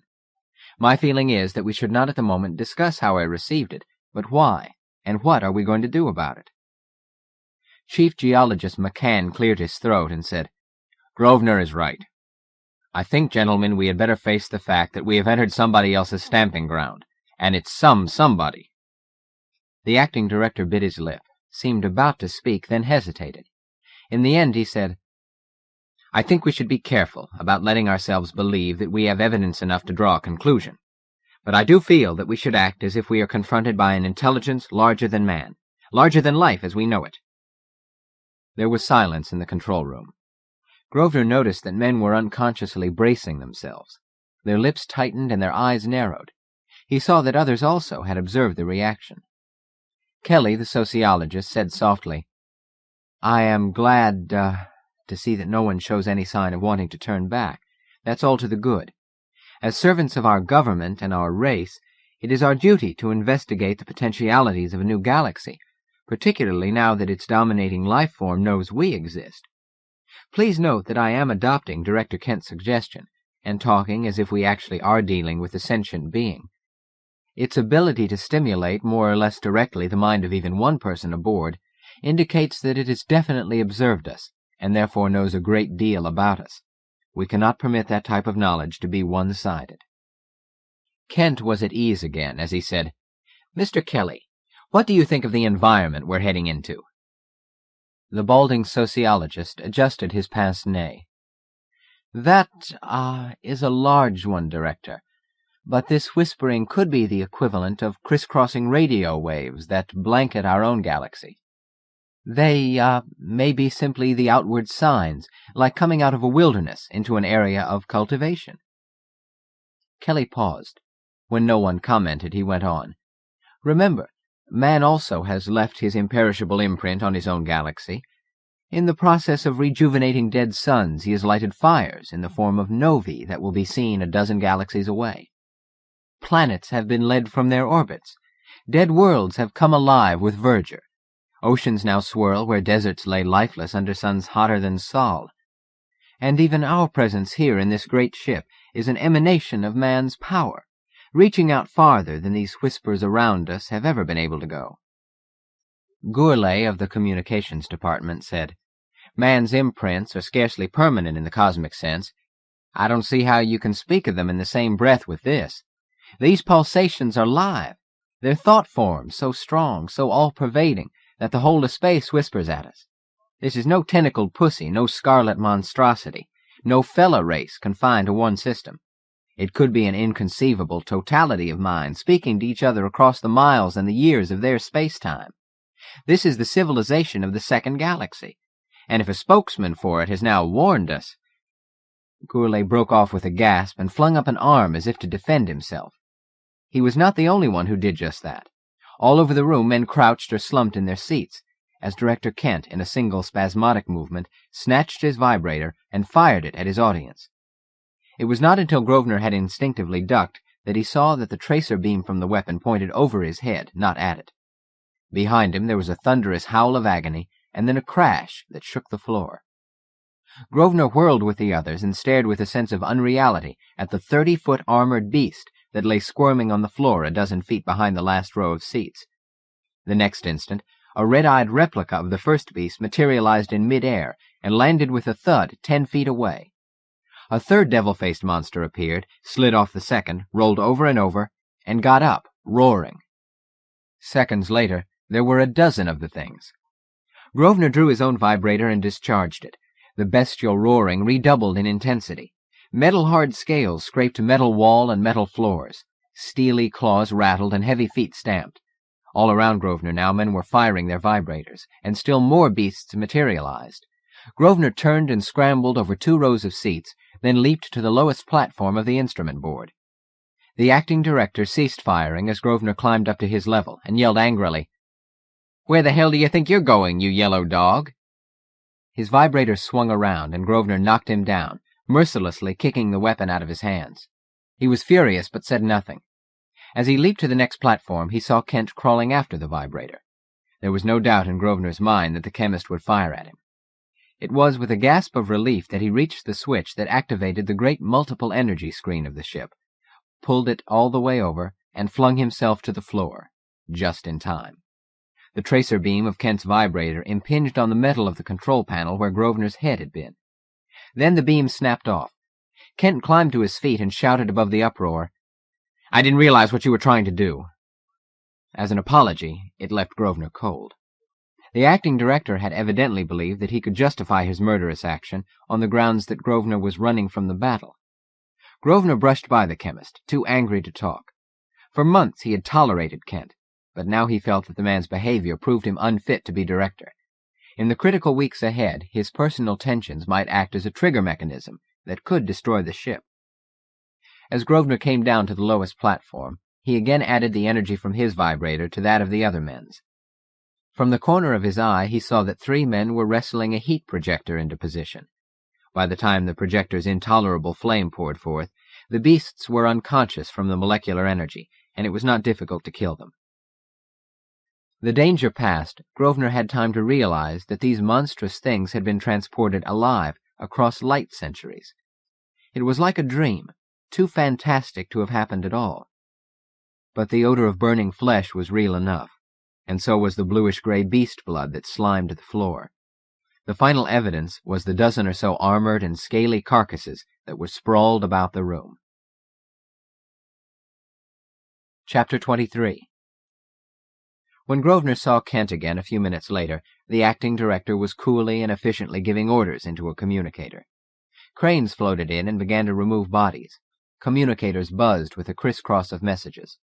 Swiftly, the whole picture clarified. The creatures had been precipitated only into the control room. The ship's radar registered no material object such as an enemy ship. The distance to the nearest star in any direction was 1,000 light-years. All over the room, sweating men cursed as those scanty facts penetrated. 10 light centuries, Selensky, the chief pilot, said. Why, we can't even transmit messages that far without relays. Captain Leith came hurrying in. He talked briefly to several scientists, then called a council of war. The commander began the discussion. I need hardly emphasize the hazard confronting us. We are one ship against what seems to be a hostile galactic civilization. For the moment we're safe behind our energy screen. The nature of the menace requires us to set ourselves limited, though not too limited, objectives. We must discover why we are being warned away. We must ascertain the nature of the danger and measure the intelligence behind it. I see our chief biologist is still examining our late adversaries. Mr. Smith, what kind of beasts are they?" Smith turned from the monster he had been studying. He said slowly, "Earth could have produced something like their type during the dinosaur age. Judging by the minute size of what appears to be the brain pan, the intelligence must have been extremely low." Kent said, "Mr. Gourlay tells me that the beasts could have been precipitated through hyperspace. Perhaps we could ask him to develop on that." Captain Leith said, "Mr. Gourlay, you have the floor." The communications expert said in his familiar drawl, "It's only a theory, and fairly recent at that, but it likens the universe to an expanded balloon. When you prick the skin, the balloon instantly starts to deflate and simultaneously begins to repair the break. Now, oddly enough, when an object penetrates the outer skin of the balloon, it does not necessarily come back to the same point in space. Presumably, if one knew some method of controlling the phenomenon, he might use it as a form of teleportation. If all this sounds fanciful, remember that what has actually happened seems equally so." Kent said acidly, "It's hard to believe that anyone is that much smarter than we are. There must be simple solutions to the problems of hyperspace, which human scientists have missed. Maybe we'll learn something." He paused, then said, "Kurita, you've been singularly silent. How about telling us what we're up against?" The archaeologist stood up and spread his hands in a gesture of bewilderment. "I can't even offer a guess. We shall have to learn somewhat more about the motivation behind the attack before we can make comparisons on the basis of cyclic history. For example, if the purpose was to seize the ship, then to assail us as they did was a mistake. If the intent was merely to scare us, the attack was a howling success." There was a flurry of laughter as Kurita sat down, but Grosvenor noticed that the expression on Captain Leith's face remained solemn and thoughtful. "As to motivation," the captain said slowly, "one unpleasant possibility has occurred to me that we should be prepared to face. It fits the evidence to date. It's this. Supposing this potent intelligence, or whatever it is, would like to know where we came from." He paused, and from the way feet shifted and men stirred in their seats, it was clear that his words had struck a responsive chord. The officer went on, "Let's look at it from his point of view. Here is a ship approaching. In the general direction from which it is coming, within 10 million light-years, are a considerable number of galaxies, star clusters, and nebulae. Which is us?" There was silence in the room. The commander turned to Kent. "Director, if it's all right with you, I suggest we examine some of the planetary systems of this galaxy." Kent said, "I have no objection. But now, unless someone else—" Grosvenor raised his hand. Kent continued, "I declare the meeting—" Grosvenor stood up and said loudly, "Mr. Kent!" "Adjourned," said Kent. The men remained sitting. Kent hesitated, and then said lamely, "I beg your pardon, Mr. Grosvenor. You have the floor." Grosvenor said firmly, "It is hard to believe that this being will be capable of refined interpretation of our symbols, but I think we should destroy our star maps." "I was about to suggest the same thing," said von Grossen excitedly. "Continue, Grosvenor." There was a chorus of approval. Grosvenor went on, "We are taking action in the belief that our main screen can protect us. Actually, we have no choice but to carry on as if that were true. But when we finally land, we might be advised to have available some large encephalo-adjusters.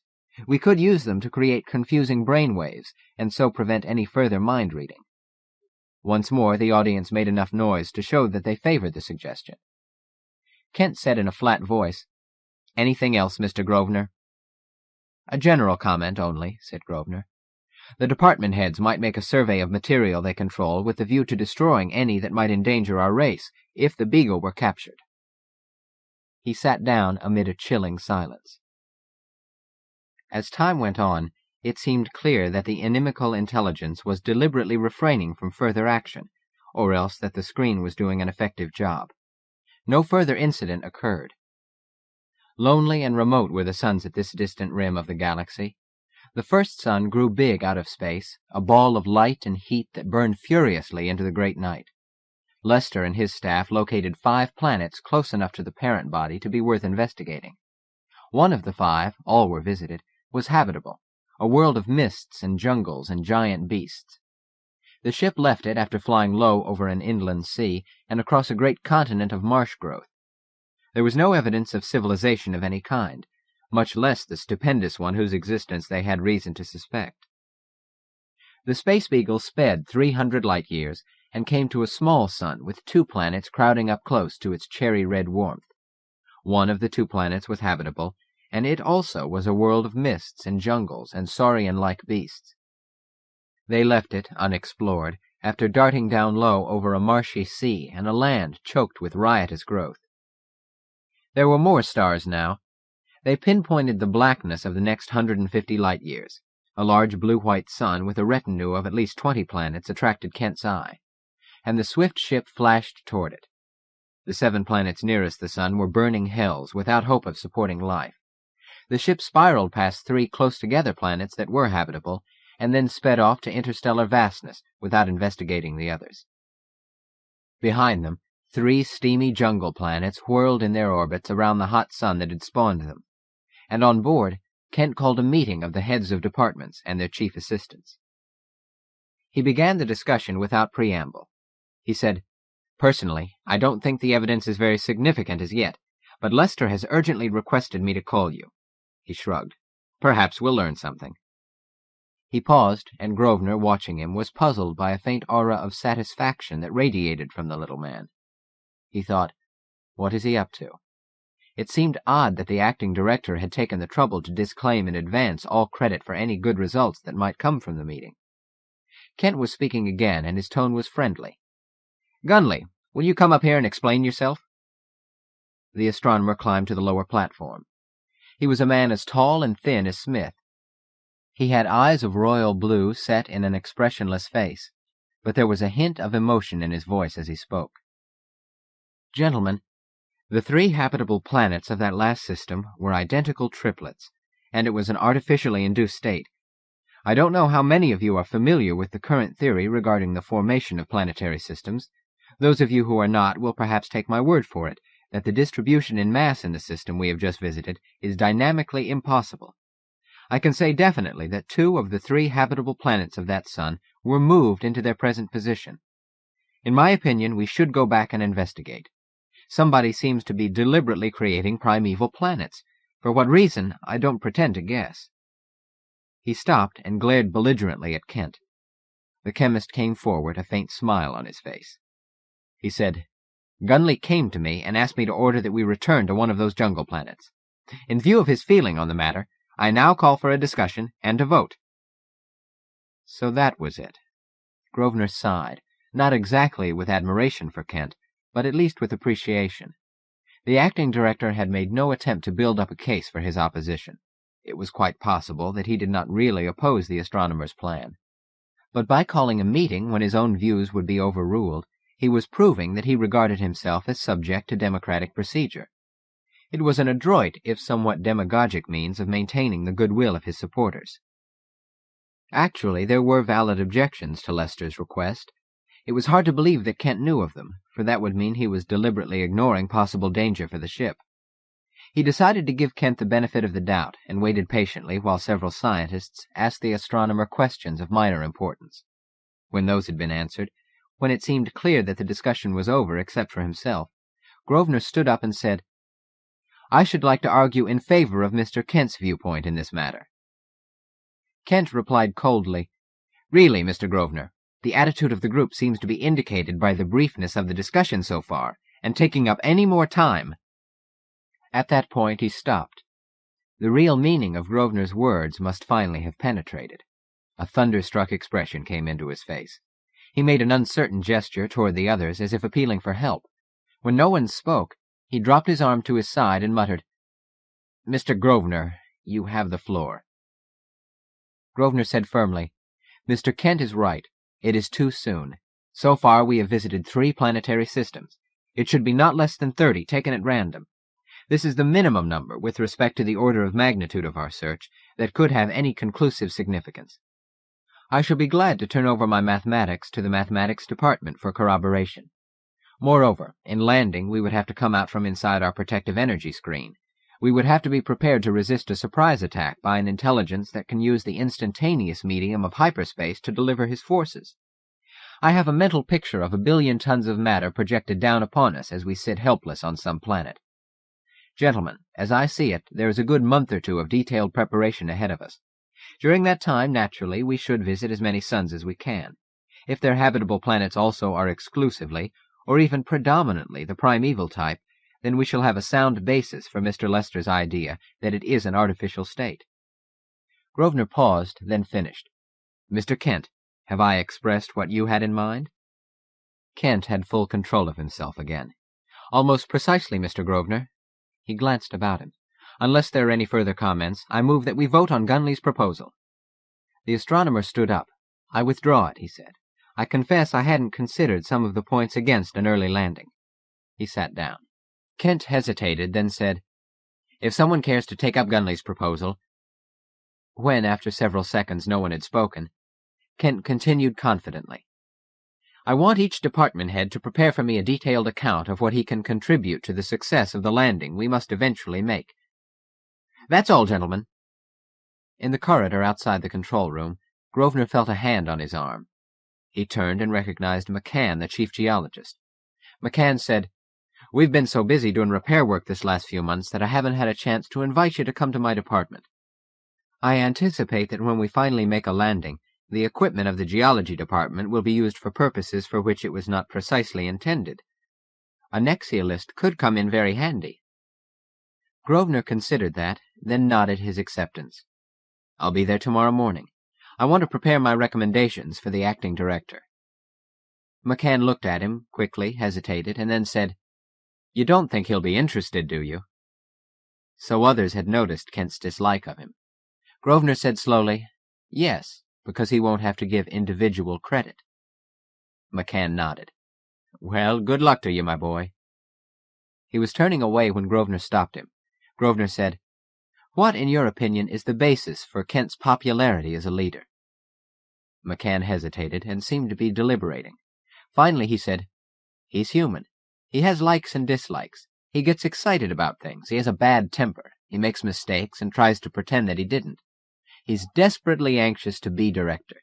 When the ship gets back to Earth, the publicity will flow around the executive officer. There's something of Kent in all of us. He's a human being. I notice, said Grosvenor, you didn't say anything about his qualifications for the job. It's not a vital position, generally speaking. He can get advice from experts on anything he wants to know. McCann pursed his lips. It's hard to put Kent's appeal into words, but I think that scientists are constantly on the defensive about their alleged unfeeling intellectualism. So they like to have someone fronting for them who is emotional, but whose scientific qualifications cannot be questioned. Grosvenor shook his head. I disagree with you about the director's job not being vital. It all depends on the individual as to how he exercises the very considerable authority involved. McCann studied him shrewdly. He said finally, Strictly logical men like you have always had a hard time understanding the mass appeal of the Kents. They haven't much chance against his type politically. Grosvenor smiled grimly. It's not their devotion to the scientific method that defeats the technologists. It's their integrity. The average trained man often understands the tactics that are used against him better than the person who uses them, but he cannot bring himself to retaliate in kind without feeling tarnished. McCann frowned. That's too pat. Do you mean you have no such qualms? Grosvenor was silent. McCann persisted. Suppose you decided that Kent ought to be ousted. What would you do? At the moment, my thoughts are quite constitutional, Grosvenor said carefully. Grosvenor was surprised to see that there was relief in McCann's expression. The older man gripped his arm in a friendly gesture. I'm glad to hear your intentions are legal, he said earnestly. Ever since that lecture you gave, I've realized what hasn't yet dawned on anyone else, that you are, potentially, the most dangerous man on this ship. The integrated knowledge you have in your mind, applied with determination and purpose, could be more disastrous than any outside attack. After a moment of astonishment, Grosvenor shook his head. That is an overstatement, he said. One man is too easy to kill. I notice, said McCann, you don't deny possessing the knowledge. Grosvenor held out his hand in farewell. Thanks for your high opinion of me. Although considerably exaggerated, it's psychologically uplifting. Chapter 24. The 31st star they visited was Sol size, Sol type. Of its 3 planets, one followed an orbit of 80 million miles. Like all the other habitable worlds they had seen, it was a steaming jungle and primeval sea.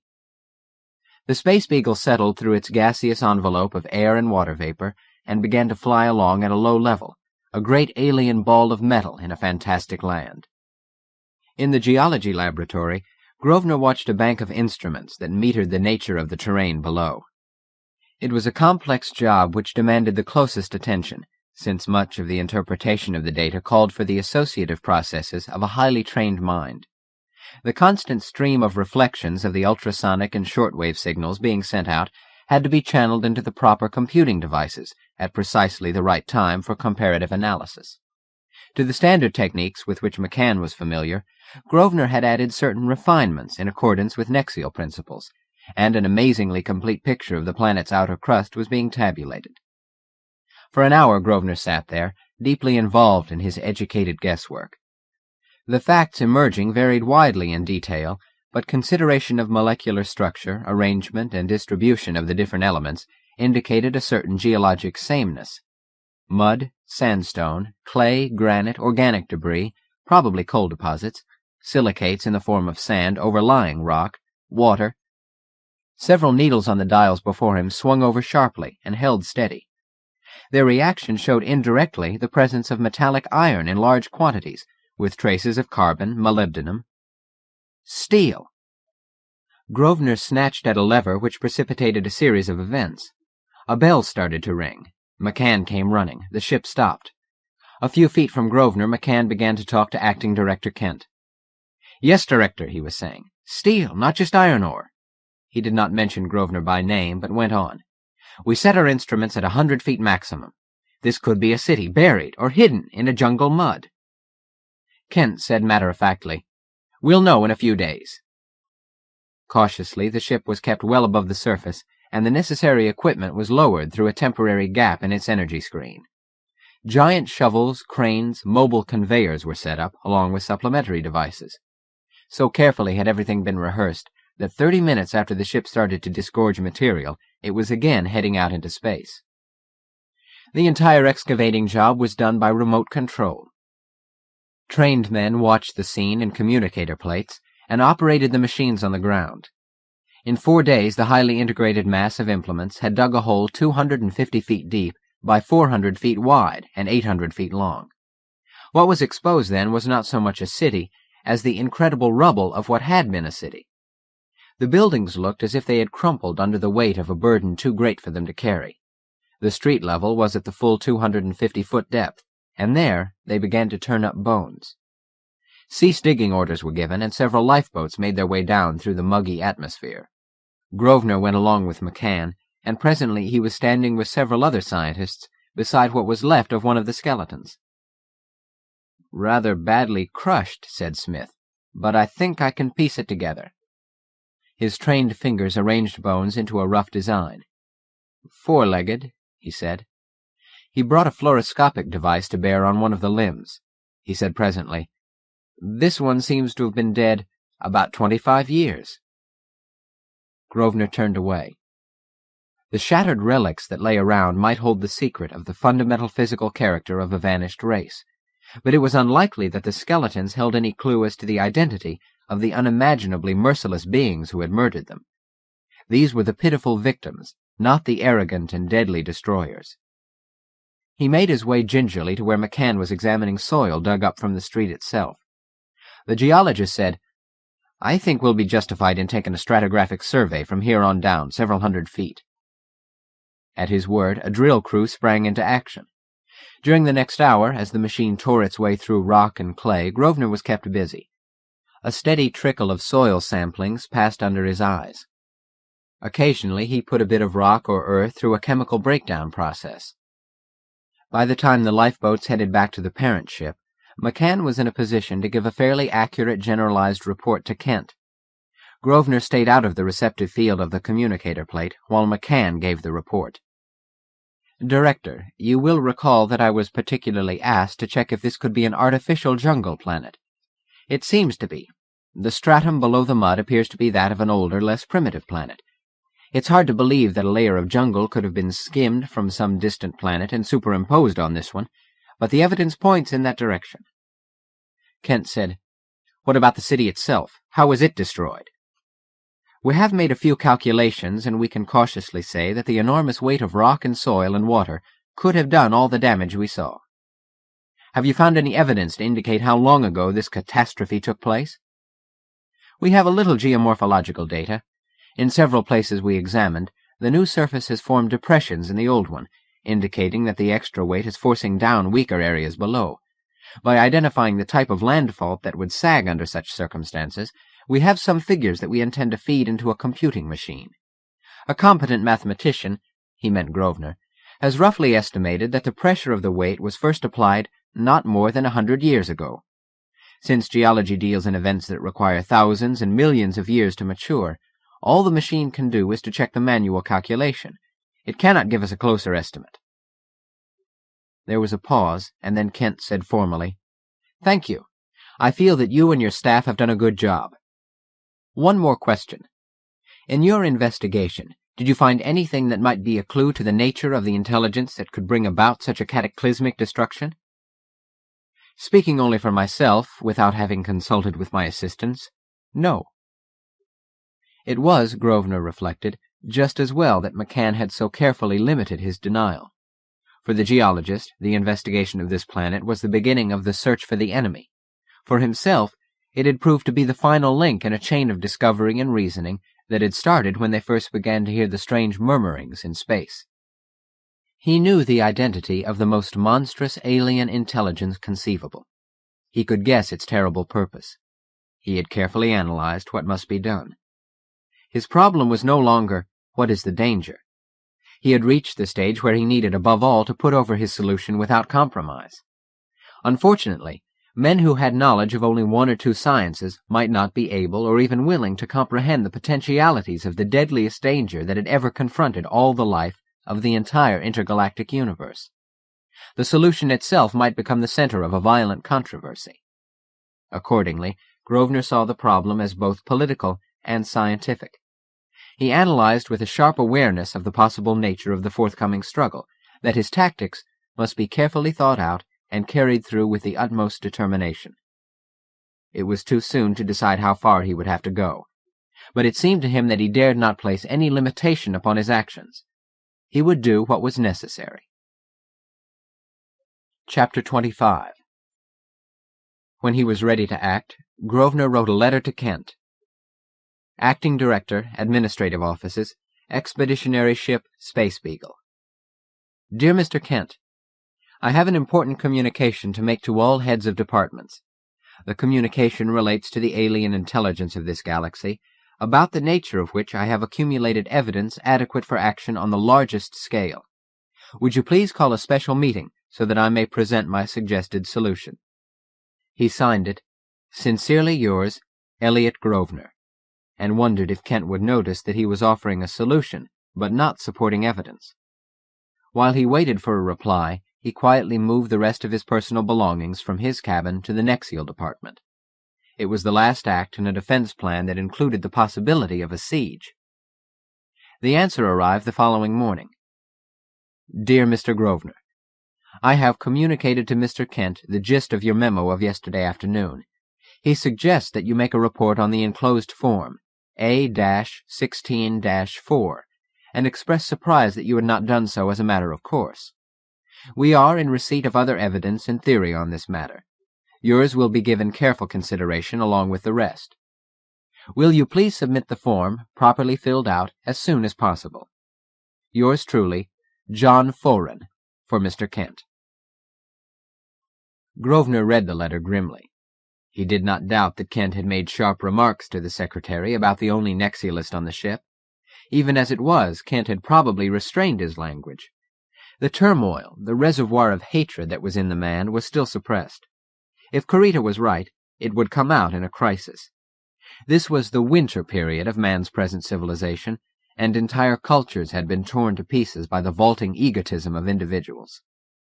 Although he had not intended to offer factual information, Grosvenor decided to fill in the form the secretary had sent him. However, he only listed the evidence. He did not interpret it, nor did he offer his solution. Under the heading Recommendations, he wrote, "The conclusion will be instantly obvious to any qualified person." The titanic fact was that every item of evidence he had presented was known to one or another of the spacious science departments aboard the Space Beagle. The accumulated data had probably been on Kent's desk for weeks. Grosvenor delivered the form in person. He didn't expect a prompt reply, but he remained in his department. He even had his meals sent up. 2 20-hour periods went by, and then a note arrived from Kent. Dear Mr. Grosvenor, in glancing over Form A-16-4, which you have submitted for consideration of the Council, I notice that you have failed to specify your recommendations. Since we have received other recommendations on this matter, and intend to combine the best features of each into a comprehensive plan, we would appreciate receiving from you a detailed recommendation. Will you please give this your prompt attention? It was signed, Gregory Kent, Acting Director. Grosvenor took Kent's personal signature to the letter to mean that he had scored a direct hit, and that the main action was about to begin. He doctored himself with drugs that would produce symptoms indistinguishable from influenza. While he waited for his body to react, he wrote another note to Kent, this time to the effect that he was too sick to prepare the recommendations, which are necessarily long, since they would have to include a considerable body of interpretive reasoning based on the known facts of many sciences. Still, it might be wise to start immediately on the preliminary propaganda in order to accustom the members of the expedition to the notion of spending an extra 5 years in space. As soon as he had slipped the letter into the mail chute, he called Dr. Eggert's office. His timing, as it turned out, was sharper than he had anticipated. In 10 minutes, Dr. Eggert came in and put down his bag. As he straightened, footsteps sounded in the corridor. A moment later, Kent and 2 husky chemistry technicians entered. Dr. Eggert glanced round casually and nodded cheerfully as he recognized the chemist chief. "Hello, Greg," he said in his deep voice. Having acknowledged the other's presence, he gave his full attention to Grosvenor. "Well," he said finally, "looks like we've got a bug here, my friend. It's amazing. No matter how much protection we give on these landings, some virus or bacteria break through occasionally. I'll have you taken down to the isolation ward." "I'd rather stay up here." Dr. Eggert frowned, then shrugged. "In your case, it's feasible." He packed his instruments. "I'll have an attendant up right away to look after you. We don't take any chances with strange bugs." There was a grunt from Kent. Grosvenor, who had glanced occasionally at the acting director with simulated puzzlement, looked up questioningly. Kent said in an annoyed tone, "What seems to be the trouble, Doctor?" "Can't tell yet. We'll see what the lab tests bring out." He frowned. "I've taken samples from almost every part of him. So far, the symptoms are fever and some evidence of fluid in the lungs." He shook his head. "I'm afraid I can't let you talk to him now, Greg. This may be serious." Kent said brusquely, "We'll have to take the risk. Mr. Grosvenor is in possession of valuable information, and—" he spoke deliberately, "I feel sure he is still strong enough to give it." Dr. Eggert looked at Grosvenor. "How do you feel?" he asked. "I can still talk," Grosvenor said weakly. His face felt hot, his eyes ached, but one of the 2 reasons why he had made himself sick was the hope that it would impel Kent to come up as he now had. The other reason was that he didn't want to attend in person any meeting of scientists Kent might call. Here in this department, and here alone, he could defend himself from hasty actions the others might decide to take against him. The doctor glanced at his watch. "Tell you what," he said to Kent, and more indirectly to Grosvenor. "I'm sending up an attendant. The conversation has to be over by the time he gets here. All right?" Kent said with false heartiness, "Fine." Grosvenor nodded. From the door, Dr. Eggert said, "Mr. Fander will be up in about 20 minutes. When he had gone, Kent came slowly to the edge of the bed and looked down at Grosvenor. He stood like that for a long moment, and then said in a deceptively mild voice, "I don't understand what you're trying to do. Why are you not giving us the information you have?" Grosvenor said, "Mr. Kent, are you really surprised?" Once more there was silence. Grosvenor had the distinct impression of a very angry man restraining himself with difficulty. Finally, Kent said in a low, tense voice, I am the director of this expedition. I demand that you make your recommendations at once." Grosvenor shook his head slowly. He suddenly felt hot and heavy. He said, "I don't know just what to say to that. You're a pretty predictable man, Mr. Kent. You see, I expected you to handle my letters the way you did. I expected you to come up here with—" he glanced at the other two men, "a couple of hatchet men. Under the circumstances, I think I'm justified in insisting on a meeting of the heads so that I can personally present my recommendations." If he had had time, he would have jerked up his arm then to defend himself. Too late, he saw that Kent was more furious than he had suspected. "Pretty smart, eh?" the chemist said savagely. His hand came up. He struck Grosvenor in the face with his palm. He spoke again through clenched teeth. "So you're sick, are you? People sick with strange diseases sometimes go out of their heads, and they sometimes have to be severely handled because they insanely attack their dearest friends." Grosvenor stared at him blurrily.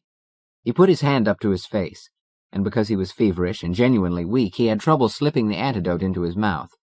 He pretended to be holding his cheek where Kent had struck him. He swallowed the new drug and then said shakily, "All right, I'm insane.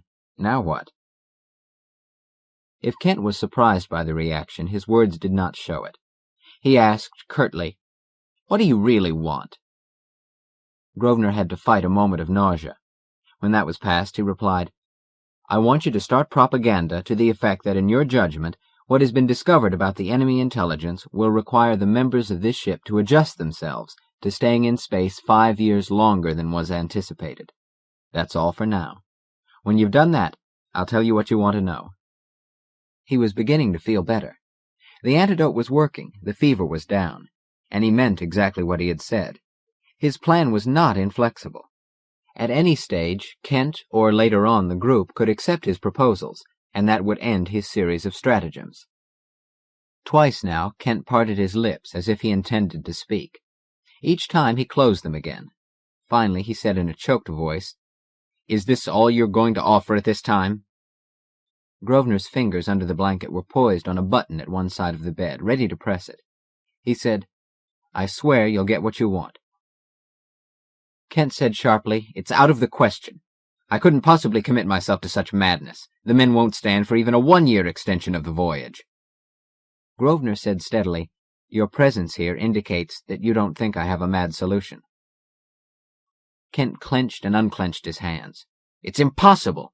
How could I possibly explain my action to the department heads?" Watching the little man, Grosvenor suspected that the crisis was imminent. "You don't have to tell them at this point. All you have to do is promise the information."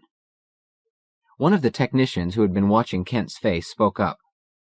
"Look, Chief, this man doesn't seem to realize he's speaking to the director. How about us working him over?" Kent, who had been on the point of saying something more, stopped himself. He stepped back, licking his lips, then he nodded vigorously. "You're right, Bretter. I don't know how I came to start arguing with him. Just a minute while I lock the door, then we'll—" Grosvenor warned, "I wouldn't shut it if I were you. It'll set off alarms all over the ship."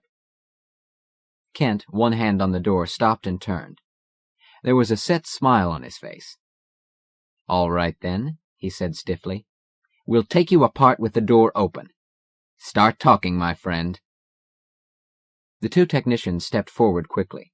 Grosvenor said, "Bretter, have you ever heard of peripheral electrostatic charge?" As the two men hesitated, he went on grimly. "Touch me, and you'll burn. Your hands will blister. Your face—" Both men were straightening, pulling away. The blond Bretter glanced uneasily at Kent. Kent said angrily, "The amount of electricity in a man's body couldn't kill a fly." Grosvenor shook his head. "Aren't you a little out of your field, Mr. Kent? The electricity isn't in my body, but it will be in yours if you lay a hand on me." Kent took out his vibrator and deliberately made an adjustment on it. "Stand back," he said to his assistants. "I'm going to give him a timed spray of 1/10 of a second. It won't knock him unconscious, but it'll jar every molecule in his body."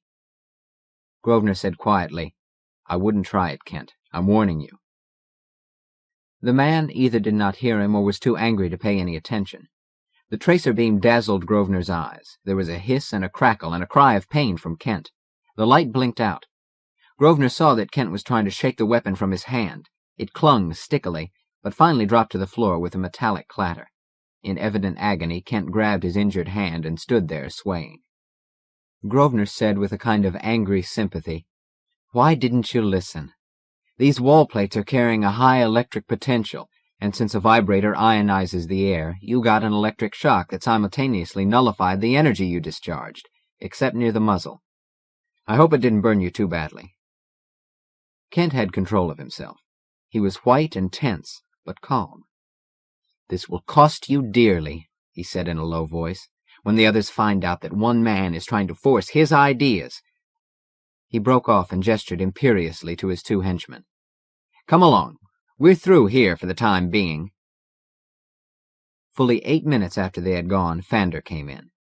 It was necessary for Grosvenor to explain patiently several times that he was no longer sick, and it required even longer to persuade Dr. Eggert, whom the young man summoned. Grosvenor did not worry about being found out. It would take a definite suspicion plus considerable research to identify the drug he had used. In the end, they left him alone, with the advice that he remain in his quarters for a day or so. Grosvenor assured them that he would follow their instructions, and he meant it. In the hard days ahead, the Nexial department would be his fortress. He didn't know just what might be done against him, but here he was as ready as he could be. About an hour after the doctors had departed, there was a click in the mail delivery chute. It was from Kent, an announcement of a meeting called, according to the wording, at the request of Elliott Grosvenor. It quoted from Grosvenor's first letter to Kent and ignored all subsequent events. The printed form ended, "In view of Mr. Grosvenor's past performances, the acting director feels that he is entitled to a hearing." At the bottom of Grosvenor's notice, Kent had written in longhand, "Dear Mr. Grosvenor, in view of your illness, I have instructed Mr. Gourlay's staff to connect your communicator with the control room auditorium so that you may participate from your sick bed. The meeting will otherwise be private." At the designated hour, Grosvenor tuned into the control room. As the image came on, he saw that the whole room was spread before him in sharp focus, and that the receiving plate must be the large communicator just above the massive control board. At this moment, his face was a 10-foot image looking down at the men. For once, he realized wryly, he was going to be present at a meeting in a conspicuous way. A quick glance over the room showed that most of the department heads were already seated. Directly below the receiving plate, Kent was talking to Captain Leith. It must have been the end, not the beginning of a conversation, because he looked up at Grosvenor, smiled grimly, and then turned to face his small audience. Grosvenor saw that he wore a bandage on his left hand. "Gentlemen," said Kent, "without further preamble, I'm going to call on Mr. Grosvenor." Once more he looked up at the communicator plate, and the same savage smile was on his face. He said, "Mr. Grosvenor, you may proceed." Grosvenor began. "Gentlemen, about a week ago I had enough evidence to justify this ship's taking action against the alien intelligence of this galaxy. That may seem like a tremendous statement, and it is an unfortunate fact that I can merely give you my interpretation of the available evidence. I cannot prove to everybody present that such a being does actually exist. Some of you will realize that my reasoning is sound. Others, lacking knowledge of certain sciences, will feel that the conclusions are distinctly controversial. I've racked my brain over the problem of how to convince you that my solution is the only safe one. Telling you what experiments I made happens to be one of the steps which it seemed reasonable to take." He made no mention of the fact that he had already had to evolve an elaborate ruse in order to obtain a hearing at all. In spite of what had happened, he had no desire to antagonize Kent any more than was necessary. He continued, "I now want to call on Mr. Gourlay. I am sure you will not be too surprised when I tell you that all this goes back to automatic C9. I wonder if you would tell your colleagues about it." The communications chief looked at Kent, who shrugged and nodded. Gourlay hesitated, then said, "It's impossible to say just when C9 came on. For the benefit of those who are feeling ignorant right now, C9 is a minor screen that is activated automatically when the dust in the surrounding space reaches a density that could be dangerous to a ship on the move. The apparent density of the dust in any given volume of space is of course relatively greater at high velocities than at low. The fact that there was enough dust around to affect C9 was first noticed by a member of my staff shortly before those lizards were precipitated into the control room." Gourlay leaned back in his seat. "That's it," he said. Grosvenor said, "Mr. von Grossen, What did your department find out about the space dust in this galaxy?" The bulky von Grossen shifted in his chair. He said without getting up, "There's nothing about it that we could regard as being characteristic or unusual. It's a little denser than that in our own galaxy. We collected a small amount of the dust by means of ionizing plates with a very high potential and scraped off the deposits. It was mostly solid, a few simple elements being present and traces of many compounds, which could have been found at the moment of condensation, and a little free gas, mostly hydrogen. Now the trouble is that what we got probably bears very little resemblance to the dust as it exists outside, but the problem of collecting it in its original form has never been satisfactorily solved. The very process used in capturing it causes it to change in many ways. We can never more than guess at how it functions in space." The physicist lifted his hands helplessly. "That's all I can say now." Grosvenor continued, "I could go on asking various department heads what they found out, but I believe I can summarize their discoveries without doing anyone an injustice. Both Mr. Smith's and Mr. Kent's departments ran into much the same problem as did Mr. von Grossen's. I believe that Mr. Smith, by various means, saturated the atmosphere of a cage with the dust. The animals he put into the cage showed no ill effects, so he finally tested it on himself. Mr. Smith, have you anything to add to that?" Smith shook his head. "If it's a life form, you can't prove it by me. I admit that the closest we got to getting the real stuff was when we went out in a lifeboat, opened all the doors, then closed them, and let air into the boat again. There were slight changes in the chemical content of the air, but nothing important." Grosvenor said, "So much for the factual data. I also, among other things, performed the experiment of taking out the lifeboat and letting the space dust drift in through open doors. What I was interested in was, if it's life, what does it feed on? So after I'd pumped the air back into my lifeboat, I analyzed it. Then I killed a couple of small animals and again analyzed the atmosphere.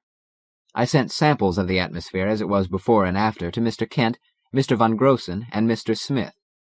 There were several very minute chemical changes. They could be attributed to analytical error, but I should like to ask Mr. von Grossen to tell you what he found." Von Grossen blinked and sat up. "Was that evidence?" he asked in surprise. He turned in his seat and faced his colleagues with a thoughtful frown.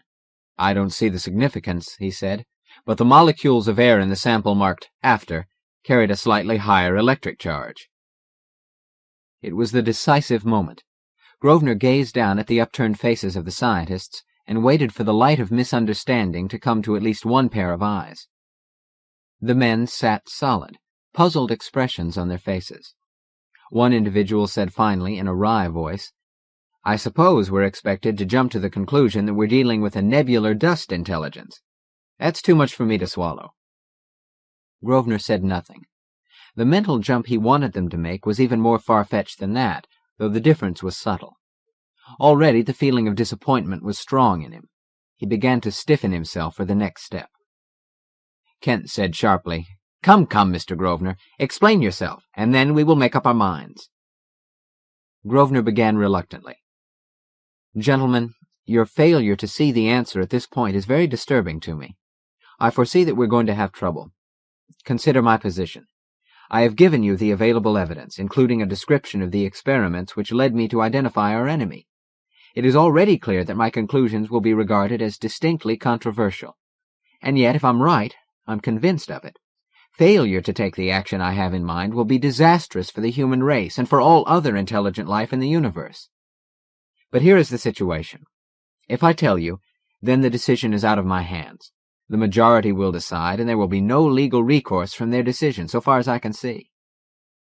He paused to let that sink in. Some of the men glanced at each other, frowning. Kent said, "Wait. I've already come up against the stone wall of this man's egotism." It was his first hostile comment of the meeting. Grosvenor glanced at him quickly, then turned away and went on. "It is my unhappy lot to inform you, gentlemen, that under the circumstances, this problem ceases to be scientific and becomes political. Accordingly, I have to insist that my solution be accepted. A satisfactory propaganda must be launched in which Acting Director Kent and every head of a department commits himself to the notion that the Space Beagle will have to remain in space the equivalent of 5 Earth years extra, though we should act as if it were 5 star years.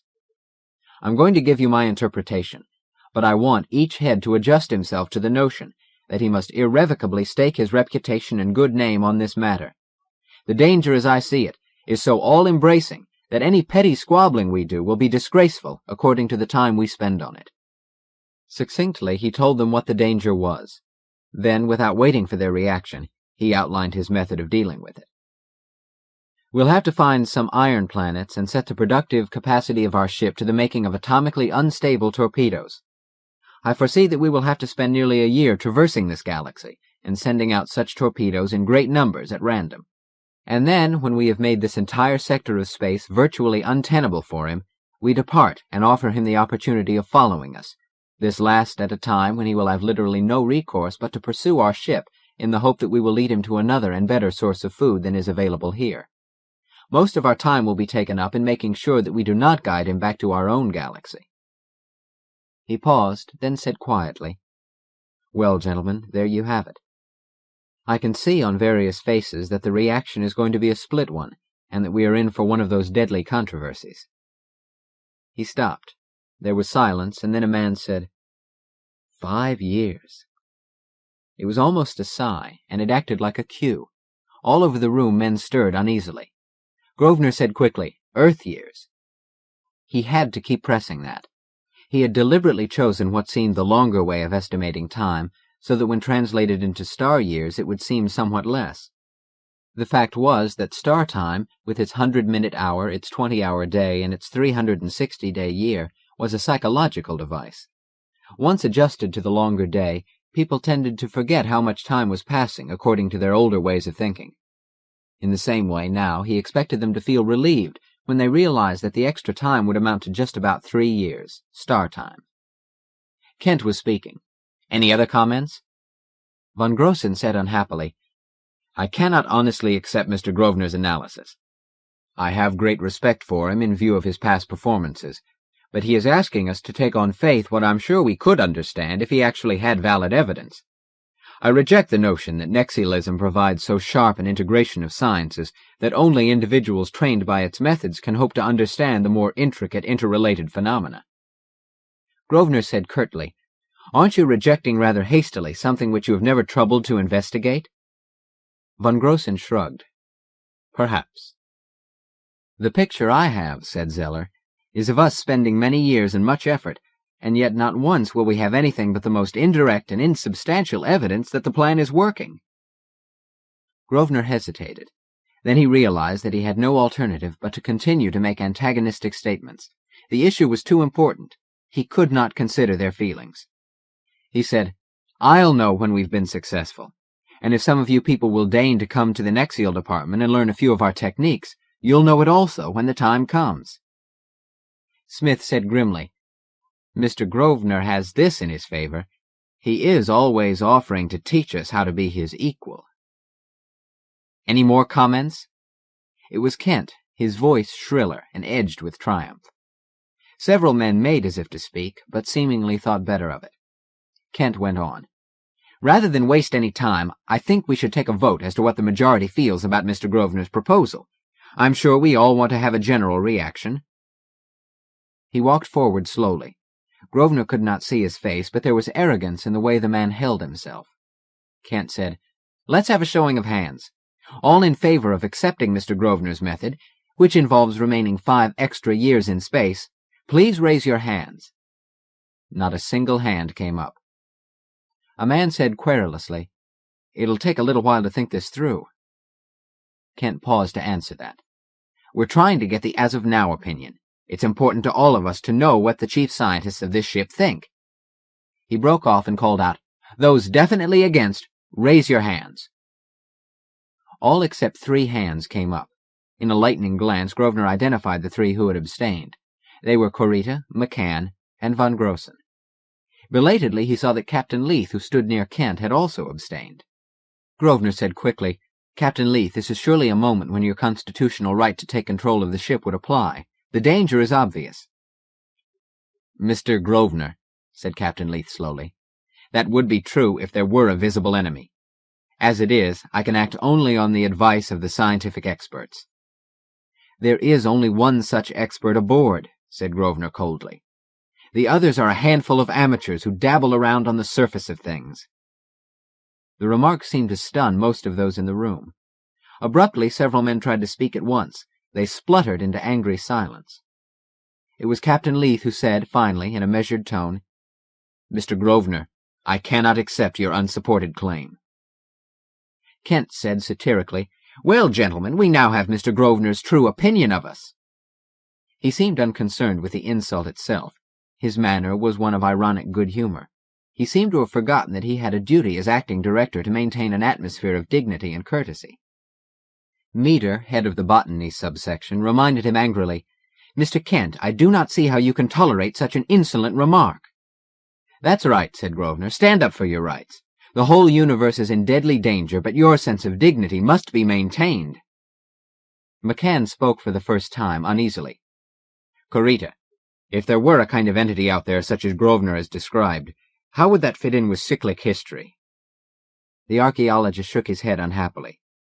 "Very tenuously, I'm afraid. We could postulate a primitive life form." He looked around the room. "I am far more concerned with the evidences of the reality of cyclic history among my friends. Pleasure in the defeat of a man who has made us feel a little uneasy because of his achievements. The suddenly revealed egomania of that man." He gazed regretfully up at Grosvenor's image. "Mr. Grosvenor, I am very disappointed that you have seen fit to make the statements that you have." "Mr. Corita," said Grosvenor soberly, "if I had adopted any other course than the one I have actually pursued, you would not even have had the privilege of hearing me tell these honorable gentlemen, many of whom I admire as individuals, what I have told them, and what I have still to say." "I feel confident," said Corita, "that the members of this expedition will do what is necessary, regardless of personal sacrifice." "It's hard to believe that," said Grosvenor. "I feel that many of them were influenced by the fact that my plan would require 5 extra years in space. I confess it's a cruel necessity, but I assure you there is no alternative." He broke off curtly. "Actually, I expected this outcome and prepared for it." He addressed himself to the group as a whole. "Gentlemen, you've compelled me to take an action which, I assure you, I regret more than I can ever say. Here is my ultimatum." "Ultimatum?" That was Kent, surprised, suddenly pale. Grosvenor ignored him. "If by 1000 hours tomorrow my plan has not been accepted, I take over the ship. Everybody aboard will find himself doing what I order, whether he likes it or not. Naturally, I expect that the scientists aboard will pool their knowledge in an attempt to prevent my carrying out such a stated purpose. Resistance, however, will be useless." The uproar that began then was still going on when Grosvenor broke the connection between his communicator and the control room. Chapter 26. It was about an hour after the meeting when Grosvenor received a call on his communicator from McCann. "I'd like to come up," said the geologist. Grosvenor was cheerful. "Come along." McCann looked doubtful. "I'm assuming you have the corridor booby-trapped." "Well, yes, I suppose you could call it that," Grosvenor agreed. "But you'll not be troubled." "Suppose I came with the secret intention of assassinating you?" "Here in my rooms," said Grosvenor with a positiveness which he hoped would impress any listeners in, "you couldn't even kill me with a club." McCann hesitated, then said, "I'll be right up." He broke the connection. He must have been very near, for it was less than a minute later that the hidden corridor detectors began to report his approach. Presently his head and shoulders flashed across a communicator plate, and a relay switch closed into position.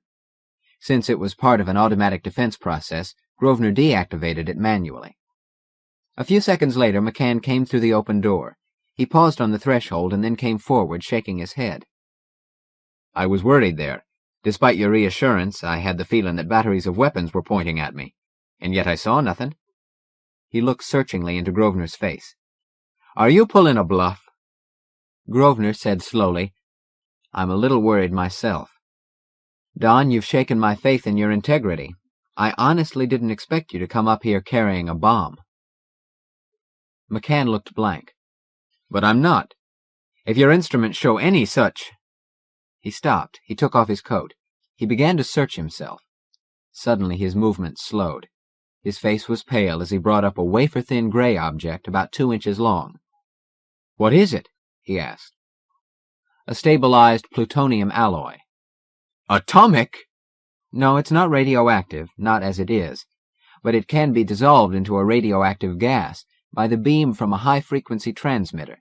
The gas would give us both radiation burns. Grove, I swear to you that I knew nothing of this. Did you tell anyone you were coming? Naturally. This whole part of the ship is blocked off.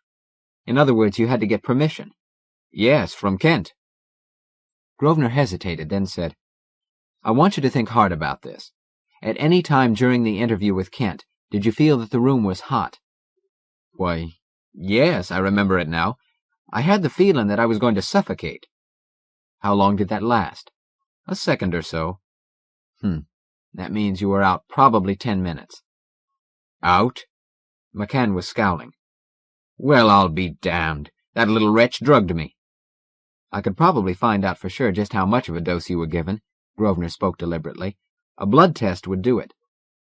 I wish you'd make it. That would prove. Grosvenor shook his head. It would only prove that you actually underwent such an experience. It wouldn't prove that you didn't do so willingly. Far more convincing to me is the fact that no man in his right senses would permit plutonium alloy PUA-72 to be dissolved in his presence. According to my automatic nullifiers, they've been trying to dissolve it now for at least a minute. McCann was white. Grove, I'm through with that vulture. I admit I was in a state of conflict, and I agreed to report to him the result of my conversation with you, but I intended to warn you that I had to make such a report. Grosvenor smiled. It's all right, Don, I believe you. Sit down. What about this? McCann held out the small metal bomb. Grosvenor took it and carried it to the little vault he had for his radioactive material. He came back and seated himself. He said, I imagine there'll be an attack. The only way Kent could justify to the others what he's done is to make sure that we're rescued in time for us to be given medical treatment for radioactive burns. He finished. We can watch it in that plate. The attack registered first on several electronic detectors of the electric eye type. Faint lights flashed on a wall instrument board, and a buzzer sounded. They saw the attackers presently as images on the large plate above the instruments. About a dozen men in spacesuits rounded a distant corner and approached along the corridor. Grosvenor recognized von Grossen and 2 of his assistants from the physics department, 4 chemists, of whom 2 were from the biochemistry division, 3 of Gourlay's communications experts, and 2 weapon officers. 3 soldiers brought up the rear, riding respectively a mobile vibrator, a mobile heat gun, and a large gas bomb dispenser.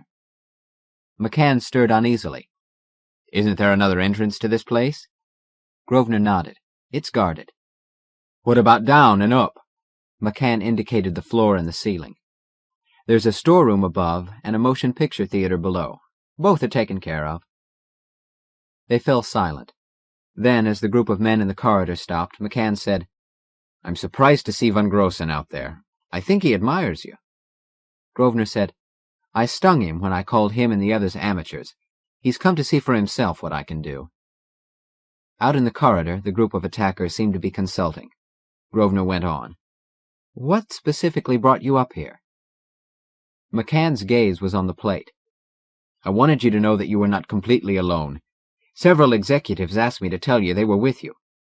He broke off distractedly. Let's not talk now, not while that's going on. Now is as good a time as any. McCann seemed not to hear. I don't see how you're going to stop them, he said uneasily. They've got enough power out there to burn down your walls. Grosvenor made no comment, and McCann faced him. I've got to be frank with you, he said. I'm in a state of conflict. I feel sure you're right, but your tactics are too unethical for me. He appeared unaware that he had turned his attention from the viewing plate. Grosvenor said, There's only one other possible tactic, and that is to run for election against Kent. Since he's only acting director and was not himself elected, I could probably force an election within about a month. Why don't you? Because, said Grosvenor with a shudder, I'm afraid.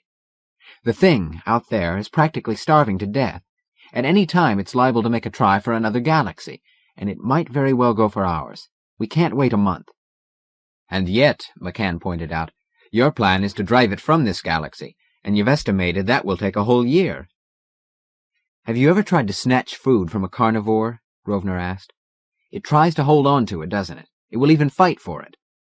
My idea is that when this being realizes we're trying to drive him off, he'll hang on as long as he can to what he's got." "I see," McCann nodded. "Besides, you'll have to admit your chance of winning an election on your platform is pretty close to zero."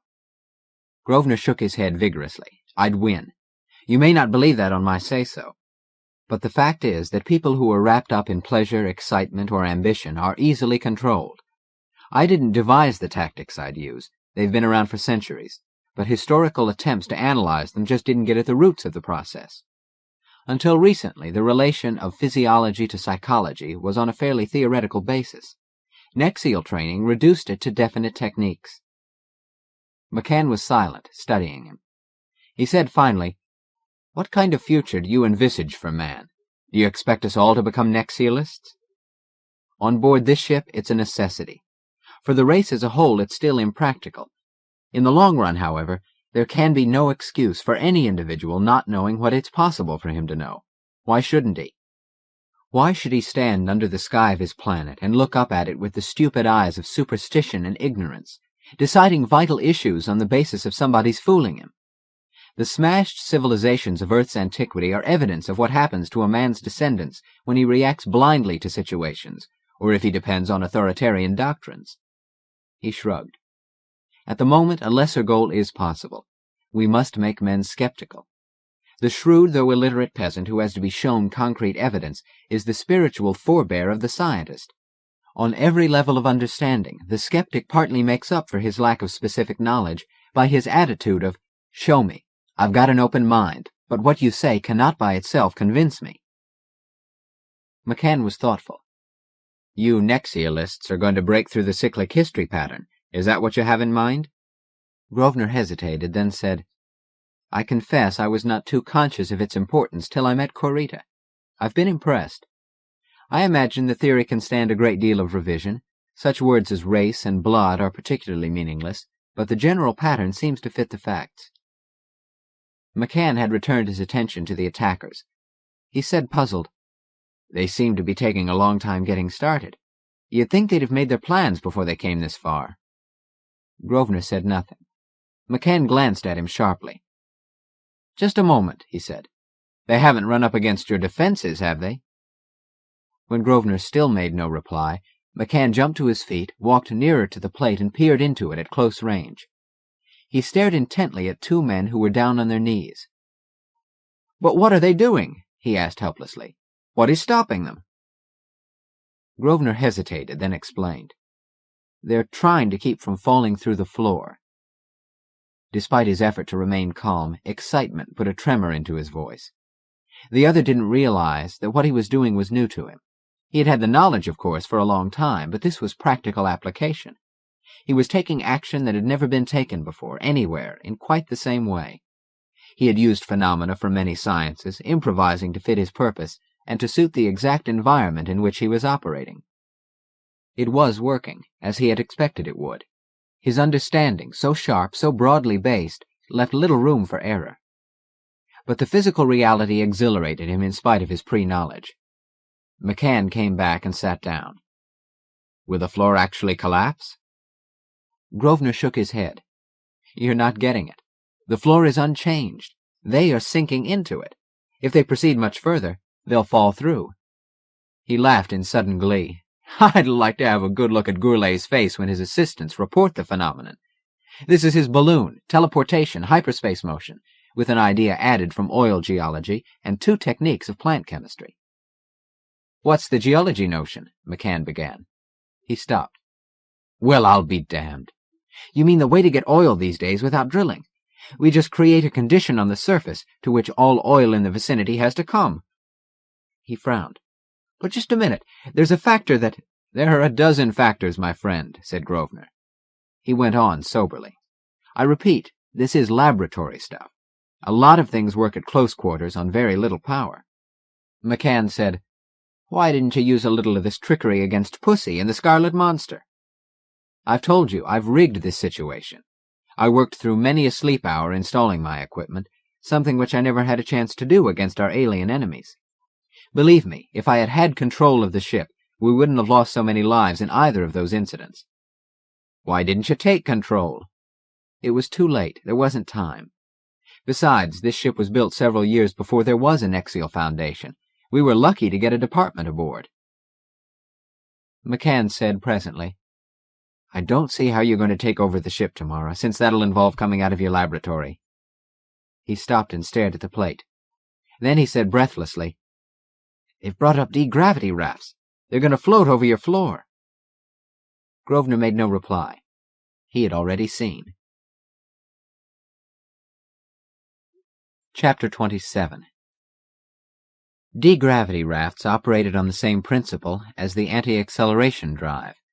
The reaction that occurred in an object when inertia was overcome had been found on examination to be a molecular process, but it was not inherent in the structure of matter.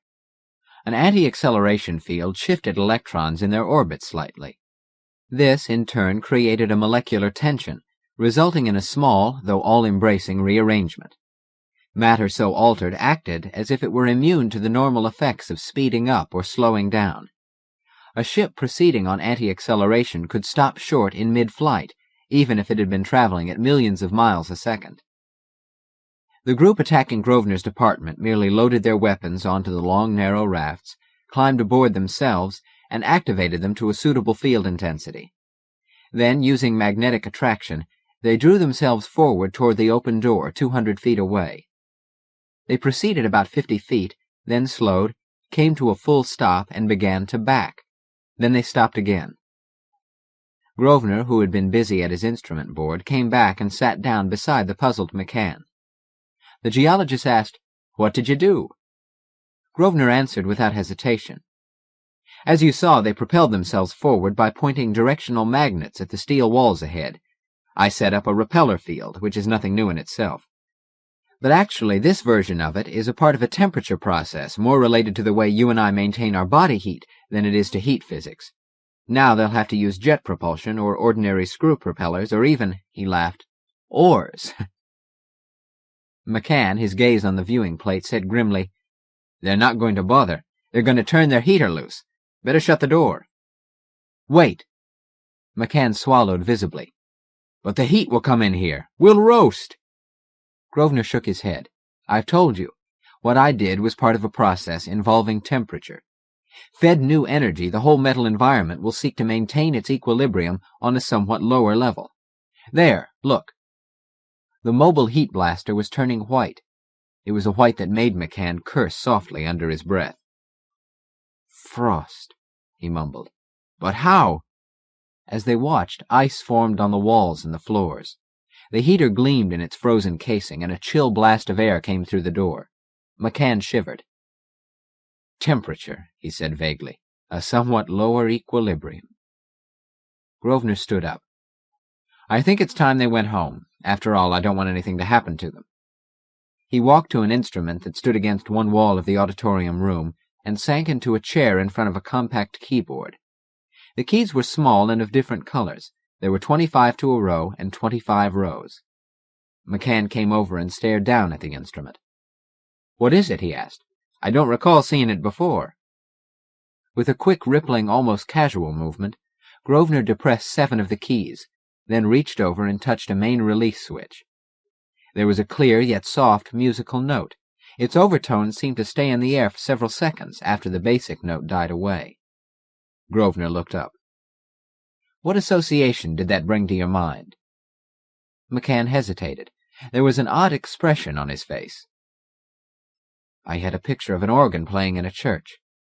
Then that changed, and I was at a political rally where the candidate had provided fast, stimulating music to make everybody happy. He broke off and said breathlessly, So that's how you could win an election. One of the methods. McCann was tense. Man, what terrific power you have. Grosvenor said, It doesn't affect me. But you're conditioned. You can't expect to condition the whole human race. A baby is conditioned when it learns to walk, move its arms, speak. Why not extend the conditioning to hypnotism, chemical responses, the effects of food? It was possible hundreds of years ago. It would prevent a lot of disease, heartache, and the kind of catastrophe that derives from misunderstanding of one's own body and mind. McCann was turning back to the mounted spindle-shaped instrument. How does it work? It's an arrangement of crystals with electrical circuits. You know how electricity can distort certain crystalline structures. By setting up a pattern, an ultrasonic vibration is emitted, which bypasses the ear and directly stimulates the brain. I can play on that the way a musician plays on his instrument, creating emotional moods that strike too deep for any untrained person to resist. McCann returned to his chair and sat down. He looked suddenly pale. "You frighten me," he said in a low voice. "I regard that as unethical. I can't help it." Grosvenor studied him. Then, turning, he bent down and made an adjustment on the instrument. He pressed the button. The sound was sadder, sweeter this time. It had a cloying quality, as if endless vibrations continued to throb in the air around them, though the sound itself was gone. Grosvenor said, "What did you get that time?"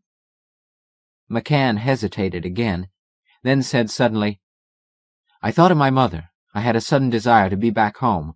I wanted—" Grosvenor frowned. "That's too dangerous," he said. "If I intensify that enough, some of the men might curl up again in the womb position." He paused. "How about this?"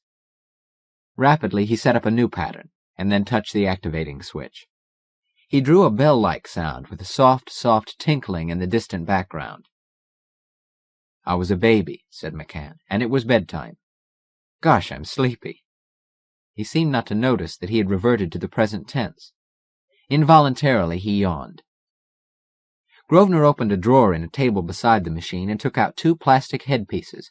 He handed one to McCann. "Better put that on." He slipped the other over his own head, while his companion, with evident reluctance, did the same. McCann said gloomily, "I guess I'm just not made to be Machiavellian. I suppose you'll try to tell me that meaningless sounds have been used before to evoke emotions and influence people." Grosvenor, who had been setting a dial pointer, paused to answer. He said earnestly, "People think a thing ethical or unethical, depending on the associations that come to their minds at the moment, or while they're considering the problem in retrospect. That doesn't mean that no system of ethics has any validity. I personally subscribe to the principle that our ethical measuring rod should be that which benefits the greatest number, provided that it doesn't include extermination or torture of, or denial of rights to, individuals who do not conform. Society has to learn to salvage the man who is ill or ignorant." He was intent now. "Please note that I've never used this device before. I've never used hypnosis except when Kent invaded my department, though of course I intend to do so now. From the moment the trip began, I could have lured people up here by stimulating them in a dozen unsuspected ways. Why didn't I? Because the Nexial Foundation laid down a code of ethics for itself and its graduates, which is conditioned right into my system. I can break through that conditioning, but only with great difficulty." "Are you breaking through it now?" "No." "It seems to me, then, that it's pretty elastic."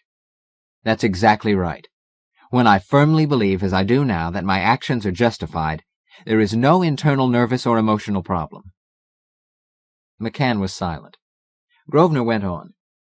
"I think you've got a picture in your mind of a dictator, myself, taking over a democracy by force. That picture is false, because a ship on a cruise can be run only by quasi-democratic methods, and the greatest difference of all is that at the end of the voyage, I can be brought to account." McCann sighed. "I suppose you're right," he said. He glanced at the plate. Grosvenor followed his gaze and saw that the space-suited men were trying to propel themselves forward by pushing against the wall. Their hands tended to go right into the walls, but there was some resistance. They were making slow progress. McCann was speaking again.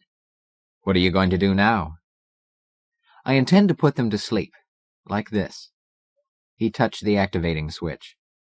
The bell sound seemed no louder than before, yet in the corridor the men slumped over. Grosvenor got up. "That will repeat every 10 minutes, and I've got resonators spread all through the ship to pick up the vibrations and echo them. Come along." "Where are we going?" "I want to install a circuit breaker in the main electric switch system of the ship." He secured the breaker from the film room, and a moment later was leading the way into the corridor. Everywhere they went, men lay sleeping. At first McCann marveled out loud. Then he grew silent and looked troubled. He said finally, "It's hard to believe that human beings are basically so helpless." Grosvenor shook his head. "It's worse than you think." They were in the engine room now, and he crawled onto a lower tier of the electric switchboard. It required less than 10 minutes to fit in his circuit breaker. He came down silently, nor did he subsequently explain what he had done or what he intended to do. "Don't mention that," he said to McCann. "If they find out about it, I'll just have to come down and put in another one." "You're going to wake them now?" "Yes, as soon as I get back to my rooms. But first I'd like you to help me cart von Grossen and the others to their bedrooms. I want to make him disgusted with himself." "You think they'll give in?" "No." His estimate was right. And so at 1000 hours the following day, he pressed home a switch that rechanneled the main electric current through the circuit breaker he had installed. All over the ship, the constantly burning lights flickered ever so slightly in a Nexial version of the Riem hypnotic pattern. Instantly, without knowing it, every man aboard was deeply hypnotized. Grosvenor began to play on his emotion-inducing machine. He concentrated on thoughts of courage and sacrifice, duty to the race in the face of danger. He even evolved a complex emotional pattern that would stimulate the feeling that time was passing at double, even treble what had been normal before. The basis laid, he activated the general call of the ship's communicator and gave exact commands. The main instructions stated, he then told the men that each and every one would thereafter respond instantly to a cue word, without ever knowing what the cue word was, or remembering it after it was given. Then he gave them amnesia for the entire hypnotic experience. He went down to the engine room and removed the circuit breaker. He returned to his own room, wakened everybody, and called Kent. He said, "I withdraw my ultimatum. I'm ready to give myself up. I've suddenly realized that I cannot bring myself to go against the wishes of the other members of the ship.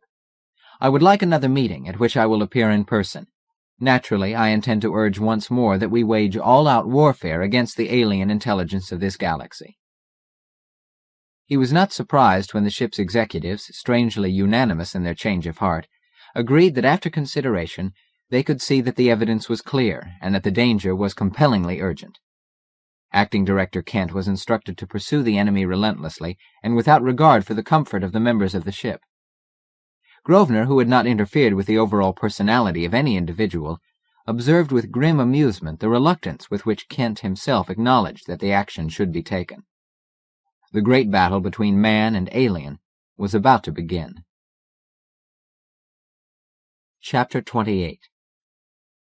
The Anubis existed in an immense, suffused, formless state, spread through all the space of the second galaxy. It writhed a little, feebly, in a billion portions of its body, shrinking with automatic adjustment away from the destroying heat and radiation of 200 billion blazing suns. But it pressed tightly down against the myriad planets, and strained with a feverish, insatiable hunger around the quadrillion tingling points in which were dying the creatures that gave it life. It was not enough. The dread knowledge of an imminent starvation seeped to the farthest reaches of its body. Through all the countless tenuous cells of its structure came messages from near and far proclaiming that there was not enough food. For long now, all the cells had had to do with less. Slowly, the Anubis had come to realize that it was either too big or too small. It had made a fatal mistake in growing with such abandon during its early days. In those years, the future had seemed limitless. The galactic space where its form could wax ever huger had appeared of endless extent. It had expanded with all the vaunting, joyous excitement of a low-born organism grown conscious of stupendous destiny. It was low-born. In the dim beginning, it had been only gas oozing from a mist-covered swamp. It was an odorless, tasteless gas, yet somehow, someway, a dynamic combination was struck, and there was life. At first it was nothing but a puff of invisible mist. Ardently it darted over the muggy, muddy waters that had spawned it, twisting, diving, pursuing incessantly, and with a gathering alertness, a gathered need. Striving to be present while something, anything, was being killed. For the death of others was its life. Not for it was the knowledge that the process by which it survived was one of the most intricate that had ever been produced by a natural life chemistry. Its interest was in pleasure and exhilaration, not in information. What a joy it felt when it was able to swoop over two insects as they buzzed in a furious death struggle, envelop them, and wait, trembling in every gassy atom for the life force of the defeated to spray with tingling effect against its own insubstantial elements. There was a timeless period then when its life was only that aimless search for food, and its world was a narrow swamp, a gray nubiferous environment where it lived its contented, active, idyllic, almost mindless existence. But even in that area of suffused sunlight, it grew bigger imperceptibly. It needed more food, more than any haphazard search for dying insects could bring it. And so it developed cunning, special little bits of knowledge that fitted the dank swamp. It learned which were the insects that preyed and which were the prey. It learned the hunting hours of every species and where the tiny non-flying monsters lay in wait. The flying ones were harder to keep track of, though, as the Anubis discovered, they also had their eating habits. It learned to use its vaporous shape like a breeze to sweep unsuspecting victims to their fate. Its food supply became adequate, then more than adequate. It grew, and once more it hungered. Of necessity, it became aware that there was life beyond the swamp, and one day, when it ventured farther than ever before, it came upon two gigantic armored beasts at the bloody climax of a death struggle. The sustained thrill that came as the defeated monster's life force streamed through its vitals, the sheer quantity of energy it received, provided ecstasy greater than it had experienced during all its previous lifetime. In a few hours, while the victor devoured the writhing vanquished, the Anubis grew by 10,000 times 10,000. During the single day and night period that followed, the steaming jungle world was enveloped. The Anubis overflowed every ocean, every continent, and spread up to where the eternal clouds gave way to unadulterated sunlight. Later, in the days of its intelligence, it was able to analyze what happened then. Whenever it gained in bulk, it absorbed certain gases from the atmosphere around it. To bring this about, two agents were needed, not just one. There was the food it had to search for, and there was the natural action of ultraviolet radiation from the sun. In the swamp, far below the upper reaches of that water-laden atmosphere, only a minute quantity of the necessary short waves had come through. The results were correspondingly tiny, localized, and potentially only planetary in scope. As it emerged from the mist, it was increasingly exposed to ultraviolet light. The dynamic expansion that began then did not slow for eons. On the second day, it reached the nearest planet. In a measurable time, it spread to the limits of the galaxy and reached out automatically for the shining stuff of other star systems. But there it met defeat, in distances that seemed to yield nothing to its groping, tenuous matter. It took in knowledge as it took in food, and in the early days it believed the thoughts were its own. Gradually it grew aware that the electrical nerve energy it absorbed at each death scene brought with it the mind stuff of both a victorious and a dying beast. For a time, that was its thought level. It learned the animal cunning of many a carnivorous hunter and the evasive skill of the hunted.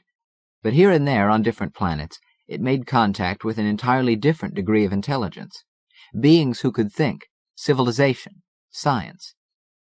It discovered from them, among many other things, that by concentrating its elements it could make holes in space, go through, and come out at a distant point. It learned to transport matter in this fashion. It began to jungleize planets as a matter of course, because primeval worlds provided the most life force. It transported great slices of other jungle worlds through hyperspace. It projected cold planets nearer their suns. It wasn't enough. The days of its power seemed but a moment. Wherever it fed, it grew vaster. Despite its enormous intelligence, it could never strike a balance anywhere. With horrendous fear, it foresaw that it was doomed within a measurable time. The coming of the ship brought hope. By stretching dangerously thin in one direction, it would follow the ship to wherever it had come from. Thus would begin a desperate struggle to remain alive by jumping from galaxy to galaxy, spreading ever farther into the immense night. Throughout those years, its hope must be that it would be able to jungleize planets and that space had no end. To the men, darkness made no difference. The Space Beagle crouched on a vast plain of jagged metal. Every porthole shed light.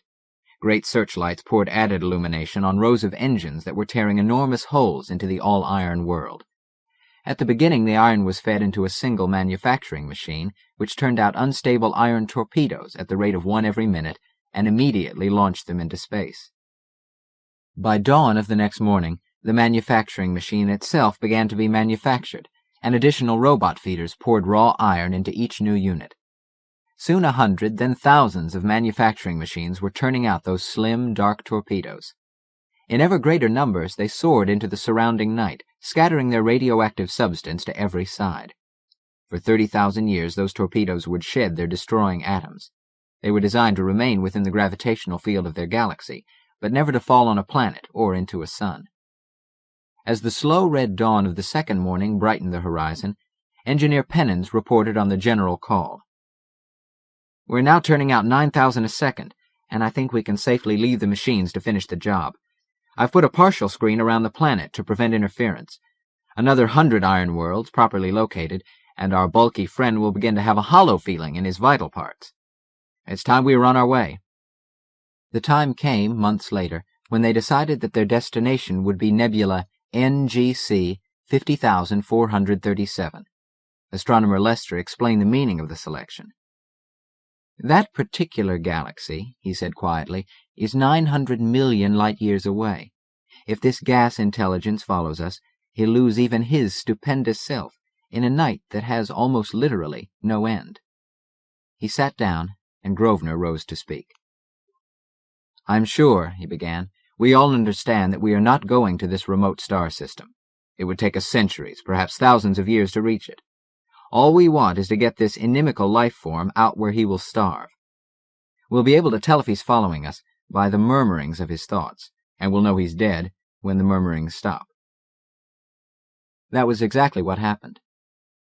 Time passed. Grosvenor entered the auditorium room of his department and saw that his class had again enlarged. Every seat was occupied, and several chairs had been brought in from adjoining rooms. He began his lecture of the evening. "The problems which Nexialism confronts are whole problems. Man has divided life and matter into separate compartments of knowledge and being, and even though he sometimes uses words which indicate his awareness of the wholeness of nature, he continues to behave as if the one changing universe had many separately functioning parts.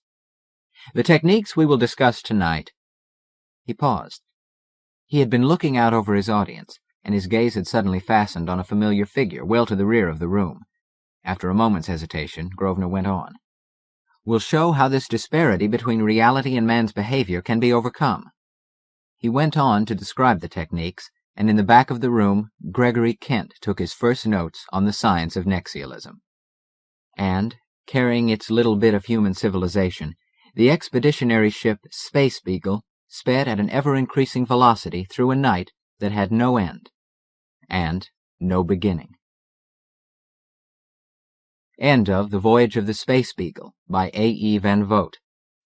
Narrated by Christopher Hurt in the studios of the National Library Service for the Blind and Physically Handicapped for the Library of Congress, January 1982. For special distribution as authorized by Act of Congress under Public Law 89-522, with the permission of the copyright holder and the publisher, Pocket Books. End of book.